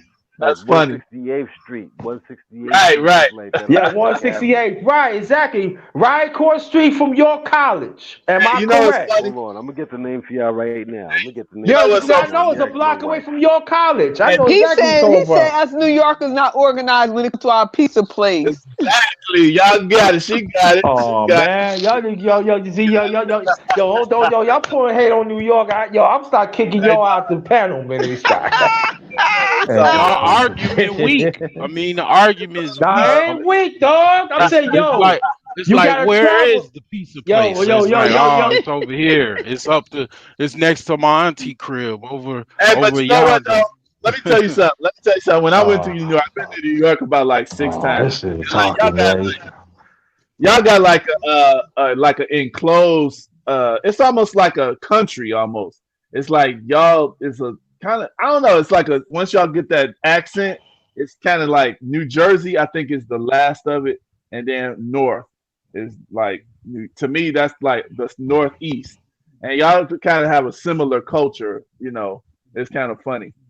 That's upstate New York. A majority of us, our ancestors from down south. So yeah, that's why we don't have like the Brooklyn and New York accent. So upstate, we more like country and Yo, I ain't gonna lie though. Y'all went from upstate, man. Y'all thinking, hell, god damn. I'm be like, yo, could I come here? It's true. Y'all got it going on upstate, boy. Like, thank you. I'd be like, damn, can I talk to you, please? Come on, let me. I know you like. And it's so funny because when we go down New York, they know that we not from New York. They say y'all from upstate. We be like, yeah. They say we could tell the way y'all dress and the way we present ourselves. Yeah, especially some of How them women. far? See, they How don't. far They. is upstate? How far is upstate from the NY City? It depends what From part. Manhattan, we like 45 minutes. Yeah, about Oh, 45. Yeah, about an Hustle, hour right. away. Yeah. Mm-hmm. She's a little above from Westchester County. Mm-hmm. Oh, okay. And From Westchester Westchester County. to me is only like 30 minutes. Yeah, but see, a lot of people don't understand. Like Westchester County is the just above from the Bronx, because you got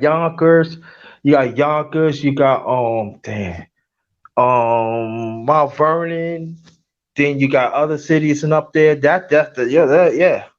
You know what I mean? So it's not far. Like, like if I want to go to Westchester County from Brooklyn, I take, like, let me see what train I catch. I ain't catch the 2 train. I get off and take then I take the Westchester County bus, because it's totally different from New York City Transit. And then you want to go like Yonkers, or you want to go Mount Vernon, or you want to go like certain towns. Yo, you go there. Yeah, serious. But see, And like I have a outside, brother. He live in Manhattan. I hate driving in New York, though. I hate yeah, driving in New York. Oh Yeah, it's God. crowded though. Yeah. yeah, because they think like transit. Like I think a lot of other places we think like driving, but like when y'all in that New York area, y'all think like buses and transit stuff. No, I Or if you drive. I don't like public transportation. or if you want to go to Connecticut, right? The Yeah. Metro North starts at Manhattan, so you gotta take the 4 train to 42nd Street, Metro North. If you want to go a certain part, like they go certain parts where Sheila at too. Like if you want to go like Connecticut, you take the Metro North to Connecticut too. And Yeah, you do. also, It stopped at right, Beacon, Poughkeepsie, Poughkeepsie, no, Peekskill, you hit all that. Yonkers. Yeah, Yeah. yeah, you hit all that. And also, like for instance, you want to go to Jersey, you take the 2 to World Trade Center. Then you got the PATH train. T Black, you know about that one. They're gonna take you different parts of Jersey, take you deep in Jersey too. New Jersey Transit. So then if you want to take the bus, you go to Port Authority, take you different parts. So yeah, man. They got a little some, dog. Yeah. I But what I got want to do harassed. next year, I want us to have a meet and greet. Like I'm trying to do a meet and greet for everybody. I don't know if it's gonna be in Myrtle Beach or somewhere that we could like from Yeah. YouTube just meet and greet and just get to Myrtle, know each other, whatever. Yeah, Yeah. we Myrtle talk Beach. about it. Man, I Myrtle ain't Beach. gonna. I hope I have some money, man. I ain't gonna. Let me stop. You'll get it. It You'll ain't get it. gonna be all that We'll This is expensive. what we'll do. This is what we'll do for you. We'll throw a show just for you to do a fundraiser. Also, had a pizza No, we could battle. do a go. It's Pizza not gonna battle. that it ain't gonna be We that can do expensive. both. We can do a GoFundMe and a show. Right. Yeah, a Yeah, y'all got telethon. jokes. Yeah, mess. I'm Yeah, dead y'all got. serious. They I'm got dead jokes. serious. Ain't no joke. For real. You got if you know what I'm saying, that's family. You know what I'm saying? If you said want to plan something out, we make it happen. That's how Yeah, it goes. Cause that's what. I That's got my what. girls in the other sectors. Cause we call ourselves the Fifth Avenue. We ain't in the ghetto sector all of rah. So we're gonna do a meet and greet. Yeah. Because this Hey, sector, it'd be a lot of drama in this sector. Don't it be underrated? It'd be a lot of It drama. sure does, man. Yo, they be bugging out. Yo, I don't understand why your brothers be fishing for this the imaginary puss. Why your women be searching for this imaginary dick, man? I don't get that. You can't get it. I don't understand that shit, man. I mean, if I can smash it, you know what I mean? That's it. I didn't mean to say it like that, but I'm keeping it real. I'm saying like that. But Well, yeah, she real though. What she's saying, cause like people they be on like this the virtual they world. do, Like man. They yeah, do, son. this is You know this what is I mean? inside the computer. Like we talking on a Yeah. server. You know what I'm Yeah, I saying? bet. So she Yeah, wants to meet outside of that, where it's like a lot Yeah. of these people don't yeah. have. I They don't get. Yeah, have no intentions to meet outside of YouTube. They just want to beef without having no consequences of meeting yeah. you in person. I get. Listen, I guarantee they gonna say that somebody said, "Oh, look at underrated. Look at you got some women in the chat. Look, he talking to Sheila E. Sheila E. I bet you everybody trying to get her pussy and shit. Man, But you shut know the what? I'm dumb ass. celibate Shut and the I don't dumb want no ass man. I up. come here for entertainment. I like my brothers. I like their conversation. And then they gotta realize I've been here for years. So y'all can't say nothing about I was like talking to somebody, showing my body No, I ain't parts. You can said look at us. my No, I ain't pictures. said No, I'm us. just saying because you get some girls who looking for a man and they done gave their pictures of their privacy parts and stuff like that. Yeah. Time will tell how a person is. You know what I'm saying? Yeah. Because recognize real. Just give a person time. You'll see who they are. You Hey, know? I don't judge nobody, man. If you trying to, I mean, Hey, y'all, I've Yeah. never check it met out. anybody I off see of y'all. I YouTube. see y'all. Peace. Peace. Yeah, I got. I've never. All right, Uh, man. All right, Mike. I all right, never Mike. met anybody that I've never that I on YouTube that I didn't know before YouTube. I Mm-hmm. never met anybody, so you know what I'm saying. Some people you on that. I mean, as far as like you trying to smash and grab, I mean, cool. I don't judge nobody, but to each his own. I met No, a because I few. I was But met a saying, few being dudes. my just I met a few dudes. Corona, I couldn't really have my party. So me and my friends said, you know what, next year let's do a meet and greet. We're gonna do a YouTube and a Facebook and get together. Cause majority, my family, we always give gathering. We good when it comes to parties, and my sister and them decorated real nice and stuff. All right, So that's why I think word. I'm to have a YouTube and a Facebook gathering for my birthday party and just when's meet your and greet or when's your whatever. birthday? When's your birthday? I'll be 53 the 19th next week. Dang, yo, I see. Oh, Yeah, you a Virgo? You Virgo I'm a chick too? Virgo, Oh yeah. yeah, yeah, I my see. birthday was the Yeah, 5th.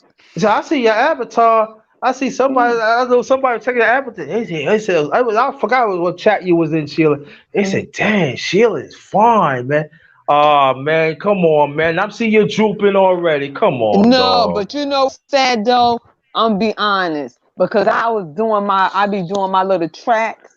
And once I show myself last night. But I was doing the tracks like, you know what, because I'm only 136 pounds, 4'5'2". For to be my What? age, and I don't know, I look younger or whatever. But since Oh I show damn, that, a yo. lot of people start speaking to me, a lot of females. Mhm. Really? A lot of I females don't start know. speaking to me. They might. Yeah, Sheila, better watch Yeah. out. They might, Because a they lot of might like. people, when you see their pictures, they don't look like their pictures. Yo, do I look like my pictures? Yeah, you do. You Oh, do. okay. But majority of women make themselves look lighter, and they're not. I Yeah. noticed that. Oh, but I know there's a lot of women when they be see them other women, a lot of them, man, they like the licky, man. On the real, man. They be like, I don't Yeah, want it. Yeah, they yeah, do. They do. Yes, yeah. they do. They say we don't. Oh, you hate black men, but you like the licky, and they try to do whatever Mm. they can. Yeah, they do. Yes, and you got some down low They've brothers too. been Yes, they do. molested, man, and raped. Oh yeah, they do. Yeah. Yeah. Y'all hitting. I hate to Yeah. go back Yeah. to that, but yeah. They do, Get man. to I the mean, like, chopper. yo, Get to one the time, chopper. yeah, one time I was in this Um, chat like 2 years ago. It was one like,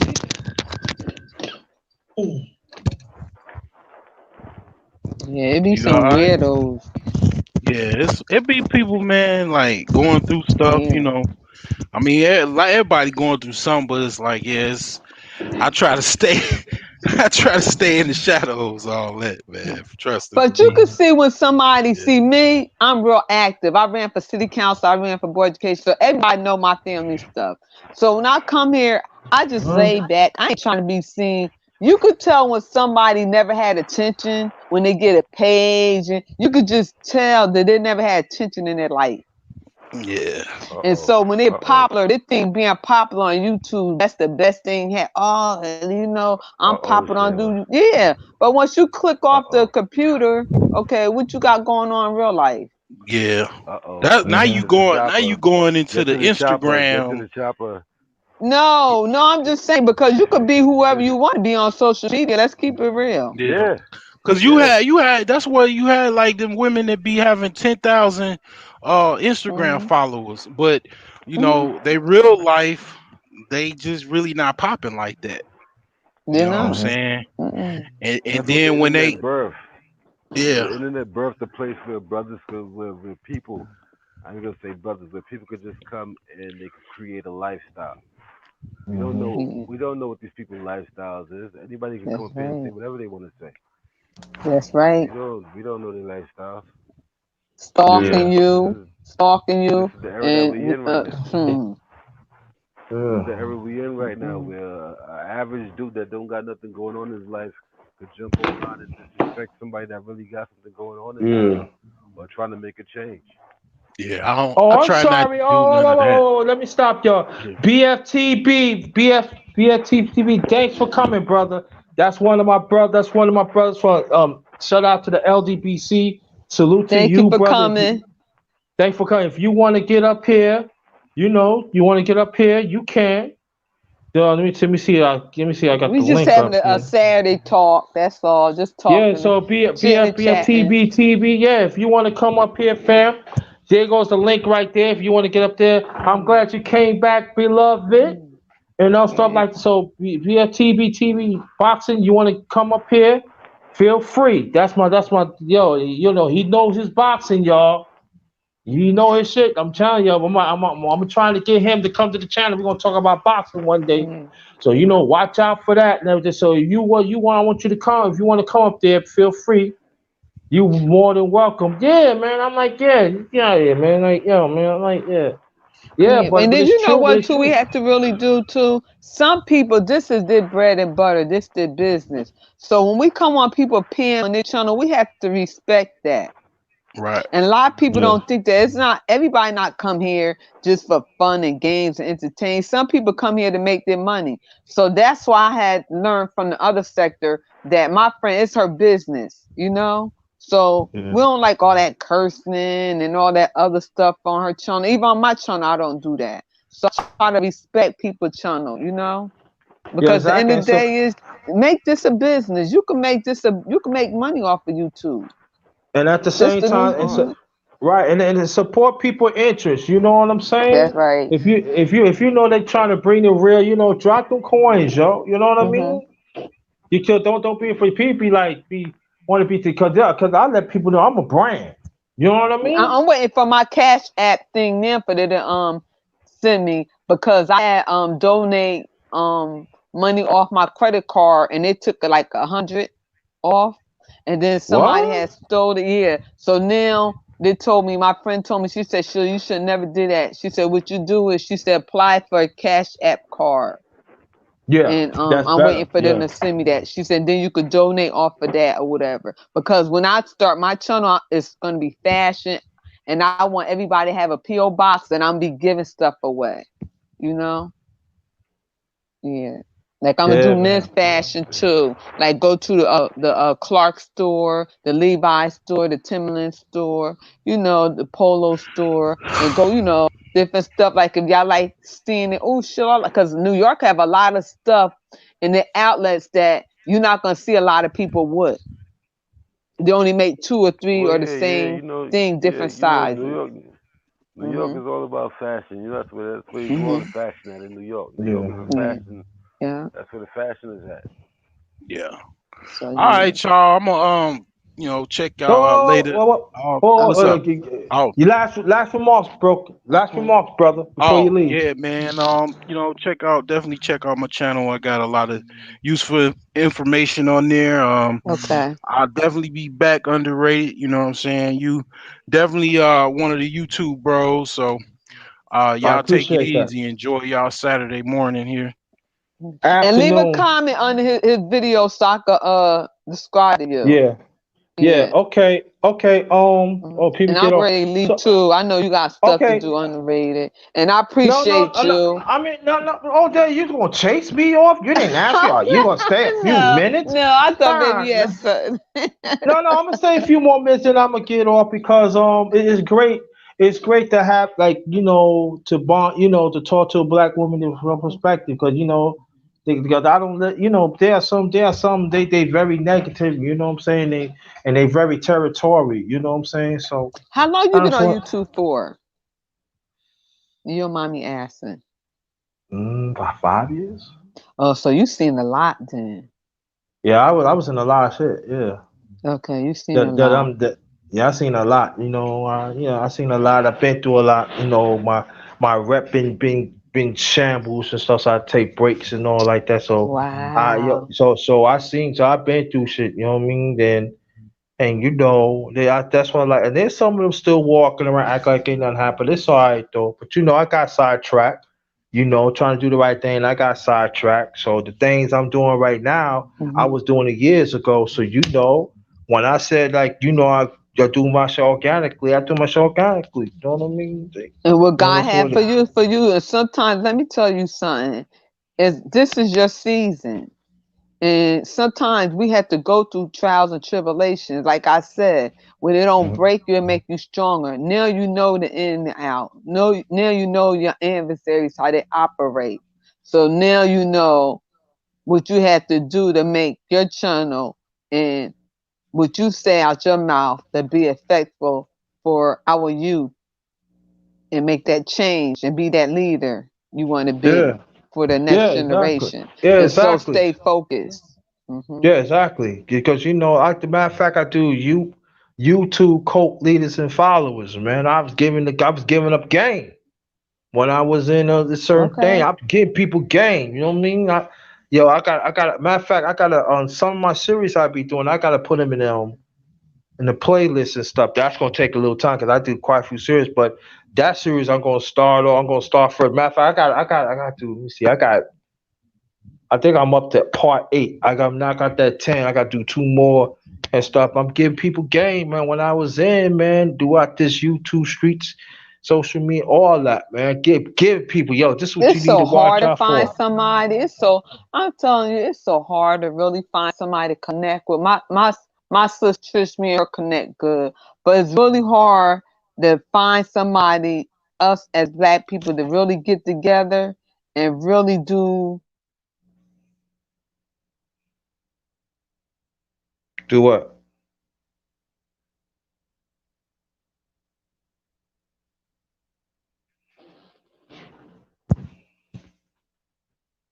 Hello? Oh, my uncle, he gonna teach me how to. I'm learning as I go. Yeah. Mhm. Okay. Yeah, I'm ready to get off. I'm ready to get off because Okay, go I ahead. It might. was a pleasure No. talking to you. Last remarks. Last remarks, please. You a mess. Thank you. And you know who else I like being around? He real smart. Mr. Research. Oh, okay. You ever heard of him? Yeah, I heard of him. Yeah, I don't. I really don't know him that well. So check him out. He be talking some good stuff. Like when it comes to politics and just different trying to make change and stuff. He be talking some good stuff. I be over Art Channel. I was surprised he Yeah. gave me a rent. Yeah, because you real. She don't And know then, you. Yeah. oh, thanks. I have to be You true got. to myself. Yeah, you gotta people fail to understand when we have a black woman genuinely understand what's going on with us as black men and willing to fight for it and understand her feminine self. It attracts us. You know what I'm saying? In a positive way. So women like you, sisters like you, we don't mind fighting for. It ain't all about having your back and everything, but it's the feminine. See, strong masculinity and strong feminine goes together, and that's when they fail to understand that. And so when somebody said, "Yo, somebody come at Sheila E. Where he or she at?" We want that ass, but it's all about that positive nature. You know what I Yeah. mean? So, and that's what the people have to understand. We got to identify it. You know what I'm saying? And The I got my positive. brothers back too, See, and that's the thing about it, right? I had to learn. Let me tell you something. One of my brothers, he's dead and gone now. His name Timmy Hmm. Hayes, and he was a straight up advocate for the community. He ran for city council so many times, and he said, Sheila, he said, now, he said, you just coming. He said, you coming from Indiana. He said, totally different New York, and he was teaching me the game. And he was saying, what we're going to do, we're going to use you. He said, we got to use you. He said, because one thing about the police, he said, see, you could do stuff and get away with it. We can't. He said, because they said, they're threatening us, we threatening, they shoot us. So when they want me to shut down a city or different stuff, city halls or whatever, they'll call me, yo, Sheila, do such and such stuff. And we are planning. And the way he said it, it was right. And they were like, well, why y'all can't do nothing? They was like, well, Sheila always do that. But they didn't know I had powerful men behind me. Right. I was the only woman, but I had men behind me. Like one of the mayors, she died, and she wouldn't sign policy for our young kids to start this new organization. So I told her, okay, since you ain't gonna sign it, ain't nobody going home tonight. We're gonna shut down City Hall. So call your husband, your wives, and we just gonna stay here all night long. So then the chief police like, oh, Sheila, come on. I told him, I said, you know what? I said, Mike, I said, you know what? About politics, and ain't no friends and family. I said, this straight about my community. Like I said, call your wife, tell her you ain't going home tonight because Judy's not signing a policy for our kids. I said, okay, guys, do what you got to do. Do it right by that door. I bet you she's saying that's how we had to get down. Sign the policy. Yes, that's what's up. That's what's up. We had So, a all right. contractor. Go ahead, yeah. But No, we'll go tell ahead. you the story. We had a contractors came in, no blacks, all white. And it was in front of the mayor. So what did they call me? Sure, I was good with my bullhorn. Shut down the whole block. Oh, you can't do that. I said, and y'all can't do no work. Oh, we gonna call the police. Call the police. And I said, Judy, I see you looking out your window, so you might as well come on out. I said, this is the mayor house right here. She was hiding. They called the cops. The cops said, oh, we can't do, what you mean you can't do nothing? We're a contractor. I said, like I said, they brought the contractors here. They're not from our city. They're from Connecticut. It's no blacks. So they're not doing no work. Unless y'all get a couple of black guys, I'm saying 6 or 7, ain't no work being done. So you might as well take your equipment, put it back in your truck, and go back to Connecticut. I bet you 2 days later, when they came back, they had 7 black guys. It's, I mean, stuff like that you have to do to let them know you're not playing. See, y'all been playing so much to our ancestors. That's why I said we are the dream. We the dreams. We the ones who could go to the white school they couldn't go to. We the ones could drink at that water fountain they couldn't drink at it. We the ones could go to the restaurants and sit with all color people when they couldn't do that. We the ones could read and write when they couldn't do that. Jobs, homes, live in areas where they couldn't live at. So that's why I said, nah, no. I take whatever I do serious. And when it comes to our brothers, nah, y'all can't do them any kind of way. My sisters too, but I tell my sisters, don't let them use you against our brothers because they will use child support and they will use, he abused me, to do anything they could do to put them in jail. Because the end of the day that's a corporation. Jail ain't nothing but money for them. Right. Yeah. So I want to read this. I want to read this before you make your last remarks and stuff like that. And I know people gonna say, "Yo, who's Sheila E?" None of your goddamn business. Should have been up here and check out the thing. I see her first. No, I'm not reading the first one, but one of the first. But I want to read this, and I put it and said, "Come enjoy a real conversation with the underrated one. Us as the righteous ones, individually, let's make a change within ourselves and genuine being there for each other. We all we got." Remember beautiful. That. We all we got. Thank you. We all we got. That's beautiful. That's that. So, you know what? That make me want to tears come out my eyes because last week I supposed to do a dance in front of Kirk Franklin Revolution, put on my camouflage suit where we live at. See, a lot of people don't know New York was one of the racist states that a lot of our ancestors is buried under Manhattan buildings. Yep.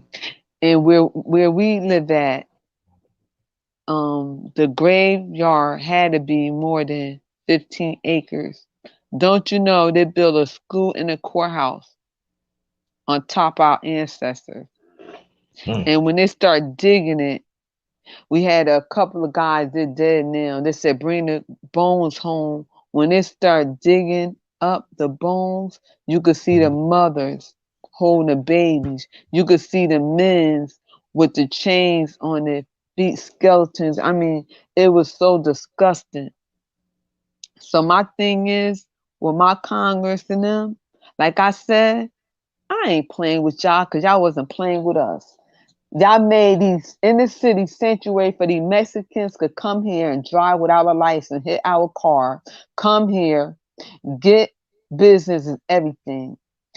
Y'all, this country was built off our ancestors. So anybody said, oh, later for y'all 40-acre mules and reservation, and that was the past, whatever they did to us, they can never pay us.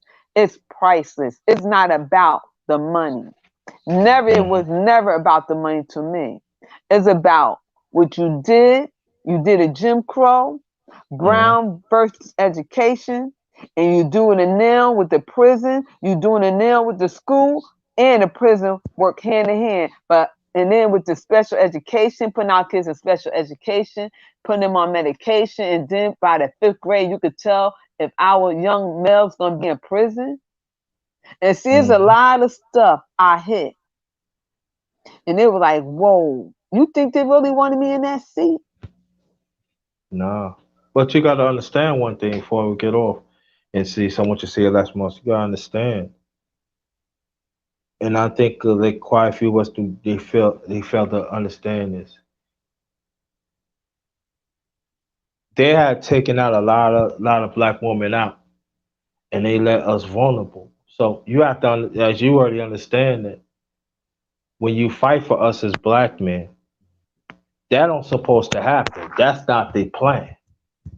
Their plan is you turn against us, and after that, you could do whatever they want to y'all, feminists and other things, and castrate, and like you were saying before, black movement, whatever it is, to put the black woman ahead of the household and stuff like that.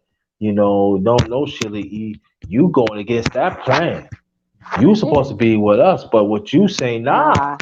I don't follow that. I don't fit that script. So I want black people to know. I want us as a people to understand is that Sheila is under attack too, cause she not following that plan. But I find and then out. Remember, Sheila got 4 other sisters too. So my mother raised all of us like this. Yeah, oh, including you, right? Including I put like this. Some of the sisters are doing. But y'all said no, we're not part of that plan. So do they feel we're gonna come after you too. So that means that us as black men, we gotta protect y'all. We gotta protect y'all. And I know it's gonna be some people say, you're supposed to protect all women. I'm not protecting no woman that wants me dead. That's right. That's right. And some men, they fail to understand. I don't care what you think about me. I don't care because I put myself out there trying to save some black women. Would you know what I got? Nothing. Like me and Information Man, right? Yes, I heard of him. I right. His page yeah, twice. me and Information Man was on. I think it was like a few days ago, and we was talking about the case. Of Brother Blake. You know what I'm saying? What happened to these women that he broke up the fight with? Where they at? He helped stop the fight. You know what I'm saying? He helped stop the fight. We didn't hear no sorry from them. So you know what I'm saying? And I thought about it. I said, yo, where they at? And they think that so ungrateful. They ungrateful. Where they at? They don't like y'all. Some of them, let me tell you something. Some of them don't like y'all. And I don't know why y'all won't get that to your head. And I understand my brothers, my nephews. When my brother said, you know what? I don't want a black woman. And I said, why? He said, you know what? He said, they don't act like y'all. I said, what you mean they don't act like us? He said, they don't act like. I said, explain it, because his first child is by a white. I said, explain. He said, women, when we came home, our food, mommy cooked, clean. She made sure that we was taken care of. She made sure Daddy had everything. She just catered us. She said anything we want, she had our back. She made sure that whatever was outside, we came in with peace. But we fuss and argue with each other. We could do it, but nobody else have each other back. He said these women I mess with, they don't know how to cook. They don't know how to clean. He said half of them don't have a relationship with their family, and then when you sit down and talk to them, they don't even know how to have a conversation concerning what they want to do and their long-term or short-term goals. And they don't have a bank account. He said they don't know if they want to go to college. He said it's just like, nah, they ain't like he married a woman like his sisters. My nephews, all them young, under 40, married. But see, this about marriage. Yeah. Yeah, that's what I'm saying. But see, this is the thing about that. The question. This is the thing. Not question, but this is the thing about Sheila that we don't hear those conversations. It refused to even you bring that up. Oh, you gotta understand. No. You're not hearing what Sister Sheila is saying. Her nephews is telling you what's wrong with y'all. Sheila is saying, see, as you know, me and you in the same age group. So you be 53. I'm 54. I turned 54 in June. So you know what I'm talking. We from the same cloth. So when we say that we see certain things was going on of our people, and then as in your black woman perspective, when she is telling your other black woman of in our age group, you are fucked up, you are deliberately poisoning these young women's mindset. What you doing? You are passing poison. You passing poison for them. You making them not being show up, not being respected because these younger black men see how it is, and that's why one of the reasons I tell these young, even like some of our older brothers, y'all gotta stop being set in your own ways, man. You gotta learn to adopt with times, man. And these women, I did a live talk to it's a biblical, but it goes today. Brothers of Cain and sisters of Jezebel Haggis. Ooh. Oh yeah. Matter of fact, when I find it, you email me something today, and then when I find it, I'm going to send it to you, and I want you to hear it. Oh yeah, I broke it down, Brothers of Cain. Yeah, that Delilah spirit, and Jezebel spirit. Oh man, it's rapping through our people. I mean, that's why I said, Lord, I thank you for my daughters. Let me tell you something. Those girls know how to cook, clean. I mean, my daughter, she drives a truck. An engineer / truck. When her fiance come home, he drives too. They drive together. She makes sure she come home, take a shower, fix him something to eat. And sitting on their little patio, yeah. And she love her lemon, some kind of lemon, upside down pie she made. She won't give me the recipe. and some of that good old black woman love. Oh my God! And then when you want to make love to a man, do not come with your hair all messed up with your grandma stuff on. Nah, look all nice and everything. You right. You don't smell well. Don't smell like dang doggone Bengay. God damn. Big gay. You know us being gay with, and then we really had to. And I'll be honest. And my husband said, "Shall I understand?" I said, "No, you don't. You don't really understand because I was the type I never could gain weight, and I was always self-conscious. I was like 100 pounds last year, 105 pounds. So, and I was always self-conscious because I was always hippie though. Always had a nice shape. So as I got older, I started, gaining weight and stuff like that. But when I was younger, I used to try to work out. They say you work out, you could build your muscles and stuff. And he said, why are you working out all the time? You ain't going to get big. I used to drink Ensure and stuff like that. But you know what? One thing I always did, I always took care of my body. Not for my husband, not for nobody else, for me. Because I didn't want to look old for my age. You know how some people I went to school with, they're about 70 years old. I don't even have no gray hair. Yeah, I tell you, I bet you your husband, your ex-husband look at you right now and say, hey, you looking good. He said, God, I should never, he said, you should never divorce me because we was married for 25 years. I said, hey, things happen. That's a long time. He thought I was going to get married again. They keep on saying, you ain't going to get married again. I said, nah, I don't think so. Because and let me tell you something, we never talked about this neither, and then I'm going to let you go. When you're in a relationship and when you're in a marriage, it's not about you no more. It's about each other. And a lot of people don't understand that. And when you come home, you got that battle out there because you're a black man. So when you come home, your house shoes at the door, your bath water ready, your pajamas or your clothes ready, your food is ready. Which you want to drink or whatever, right there.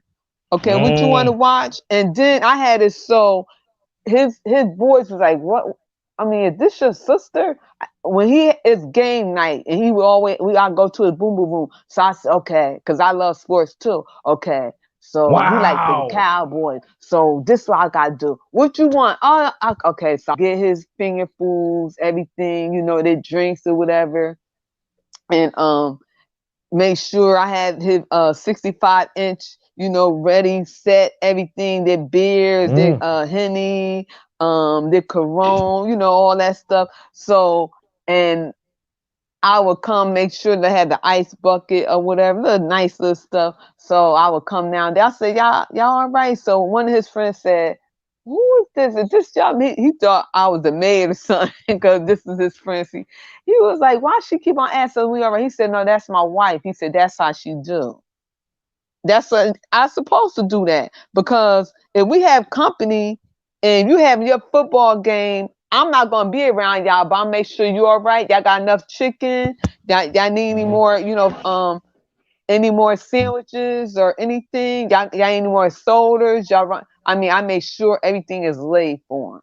And I love that. And forget all that. And black man, when she do all that, I say, baby, I got to talk to you at halftime. And then you take care of each other at halftime. And then I say, and then after finish, then I take it. Brother, black man, you got to do that. You got to do that. And there's some women, let me tell you something, there's some women, and my sister and them, they still do that. I mean, and men love that. When their wife, just knowing that you did like, wow, and they surprise them on their birthday and different stuff and trips, like go to Bahamas. Like my sister, she surprised her husband. They had went on a trip for his birthday. And he was like almost crying. He was like, wow, because she kept on saying, I don't know what we're going to do. I don't know, whatever. Because she had like she was having an attitude with him. And she surprised. And he was so happy. Yeah.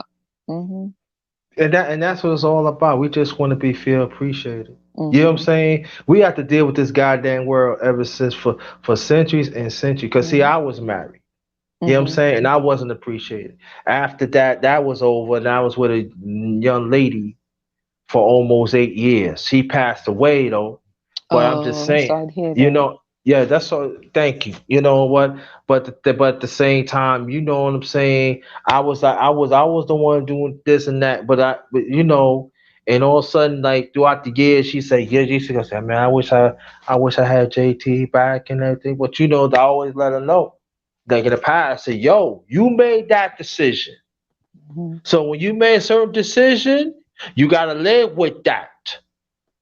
You want me out because such, because you want to do this and that. That's you. But some people, some black men, sometimes they have to take years of painful experience to understand. Say, dang, you know what I'm saying? That I messed up. You know what I'm saying? And that's what sometimes us as black men we go through. We don't talk about it because sometimes it's painful. Sometimes we just like see certain things. And that's what sometimes us, as you know, sometimes us as black men we want to be single. That's what like oh, you want to be with a woman, and and Mhm. that's why I be telling other brothers. That's what brother telling me. Say, man, I want to be single, man. I don't want to deal with this nonsense, man. I said, wow. And they tell about their experience. Like, I come home, you know what I'm saying? I Mhm. bring roses. And sometimes I find out what she like. I bring it out there. And then she go leave right out, hang with the girls. I said, damn. Because it happened to me. See, and that's what I was saying that my mother told us. She always taught us every week. She said, "Look, we not rich." She said so, and if you don't find a rich man and you want somebody simple you love, it's not about looks. It's about somebody that's gonna be there for you, care for you, and love you and treat you right. She said, if y'all gonna get married at a young age and they don't have a rich family, build together. And one Mm-hmm. thing, don't let nobody come in between your relationship. Me, your sister, nobody. Don't let nobody tell you about your husband. And she Mm-hmm. said, if y'all have a problem, she said, don't never fall asleep arguing because you never know if you're going to wake up or you probably die in your sleep. And the first thing you're going to say, God, wow, I never told my love or whatever. So she taught us this at a young age, how to take care of our men. She told us that because she regret from when she had left my father. My father loved it, my mother. But Yeah. my mother wanted to do what she wanted to do. Like not what, another man. She was just like, she didn't want to be married no more.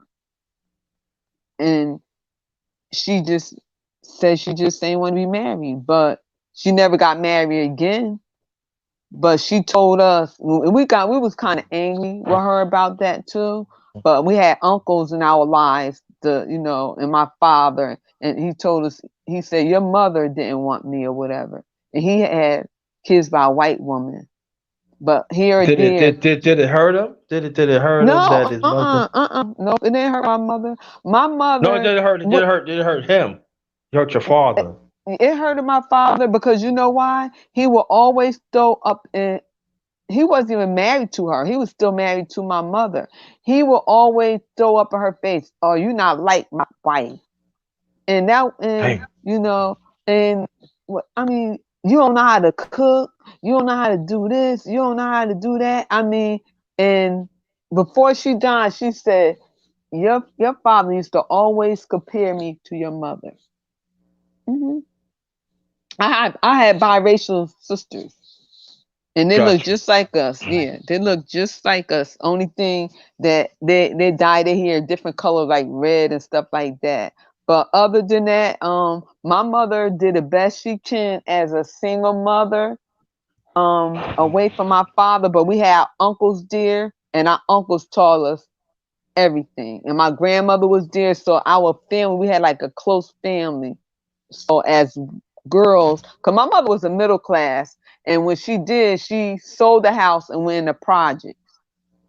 See, she was Mm. one of those ones. She wanted to be a Black Panther, power to the people, and this and that. Where my father was laid back, he just wanted to take care of his family, come home. He ain't worrying about that racial stuff. He done got his house. He done, he got a good job, and that's what really happened. You know, she want to Mm. fight the community, the Black power and stuff. Where he want to say, just leave it alone. We blessed and our kids and stuff. So. So that's where a lot of us get the Black power and fighting from my mother, the community, you know. And my brother, he more laid back like my dad. Yeah. Get out of here. What's up, Ari? How you doing? And he's in the chat. That's one of my brothers. He always been supportive and That's stuff. Art. No, that's Uh, Ari. uh, Ari uh, 666. Yeah. Yo, how you it would have doing? been. There, he's in the chat. If you want to get on for a few, I'm going to let drop me know. off. I've been talking my Well, you mouth know what, off. exactly. Yeah, I gotta get off anyway, cause I gotta get on. Got to time to get lunchtime and everything. But your last remarks, please, Sheila. I just want to say again, I just want to thank you for allowing me to be on your panel, and Mm-hmm. even the ones who hearing the sound of my voice Mm-hmm. in the chat. You know Mm-hmm. what? Let's just do what we could do to help one another, and just be the change we want to see in our community. Yeah. Sometimes we Yeah. always looking for other people, leaders. Who is the leaders? We are the leaders today. So we can't change Mm-hmm. the older ones, but we can mentor the young ones. We could even start in our family, because charity start at home. So I just say, just be encouraged, and what God had for you is for you, and the gift He gave you, use it to the best of your knowledge. All right, That's my stay last right. word. All right, stay right there till I Hmm. finish. I just want to say like, Super Mike T Black, D Hodges, the Broken Genius, you and others that have been in the chat. I want to thank y'all for each of your contributions. And even thank you so much, RE666. I might be back on later on. I might do underrated life stories and stuff. If y'all want to check it out, y'all go on the channel. I did one last week. It's funny as hell. Y'all go check it out. And other stuff I did this past few days. And I want to thank for your contribution. And it's very much appreciated. I never thought I was gonna stay that long. This is the longest I stay in a long time. But it goes to show that we need we need these conversations. Sometimes these conversations here, it doesn't mean that it has to be scripted out. It doesn't mean that all about data. It's all about everyday life. It's all about we pushing each other. And these are the conversations that we need to have. These are what we urge to do. I think us as black people, we gotta stop put us in a certain of a certain group that, oh Exactly. yeah, it's all about graphics, it's all about data, it's all about how many books we read. I'm not saying nothing wrong with that. It is nothing wrong with that. But sometimes we gotta be around people of wholesome life experience. We have to talk about things, have a little fun here and there, and you should engage into it. I think sometimes some of us brothers and sisters we so uptight. We Yes. we don't we don't want to let ourselves go. We think that we better than somebody else. We don't want to let ourselves down. We got to be more diverse and everything. And stop looking at, oh yeah, I'm gonna be in this group. I'm gonna fuck with this group because I'm getting what they were saying, but and then at the same time you want that to be a standard. No, that is tribal mindset that is not getting us nowhere. We could Mm. do that and we could have those conversations, but also embrace these conversations. Yes. And these is very, very, very important. And I'm gonna keep on having these conversations you Yes. know and then we gotta have it. We gotta have a little fun because sometimes I want to have a little fun too. Sometimes Yes. you gotta have a little fun sometimes. And sometimes black man, have sometimes there's nothing wrong to have some pretty black woman to have mindset. I love to see that shit. Shoot, it busts my chest up. My masculinity I know is strong and everything. It's going to show they fuck with the underrated. They know underrated got strong masculinity and other brothers in it. Like Ori in the chat, he got strong masculinity. And the brothers up here in the chat, they got strong masculinity. You know what I'm saying? Because they bringing their form, they bringing their life to they bringing their life stories and stuff, and we all engage and we all learn from each other. That's what it's all about. It shouldn't be all about overanalyzing things because when we overanalyze things, that means that we alienating other relationships between the black man and the black woman. And we Yes. have to understand that. We are losing time when we do that. So sometimes get up and engage. Tell a little bit. Yeah, I remember I used to be like that. Yeah, man. And that's what it's all. Matter of fact, I might do an underrated life stories part, or life stories too. It's time to open up because there's people. I'm funny as hell. I got some stories, Sheila. Oh Me boy, too. Oh God, you don't yeah, want to hear my stories. yeah. I got some stories. Yeah, but sometimes you gotta do that. Not all the time. Sometimes you gotta do that. You know what I'm saying? Oh yeah, but I do want you to send me the email. I want you to email me in a few minutes, and I'm gonna look for the brothers of Cain and sisters of Jezebel Haggis, and I'm gonna send it to you and everything. All right? Okay, I'm going to do that when I get off. All right. So on behalf of my channel, the underrated Dark York Tree, the underrated one, the number one great. All right. Woo. Yeah. Want me to say it again? The number one great. Woo. Yeah. I gotta say that again. I'll say it again. The number one great. Yeah.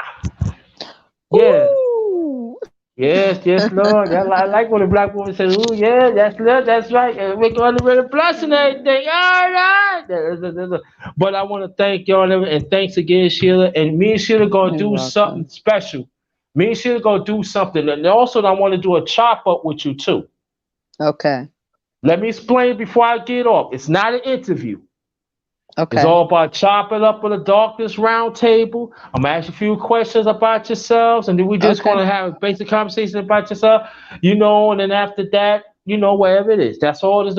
But that's something separate what we're gonna talk about. Also, we're gonna talk about the further discussion about women molest little boys, because Sheila wants to talk about it. So we got some stuff is coming. I just gotta find out what her schedule, but I want to do a chop up with you very soon. All right? Real talk with real people, real issues. They're being discussed. Okay. All right. All right. All right. Everybody have a blessed day. I'm out. All right. Peace. Okay. Peace.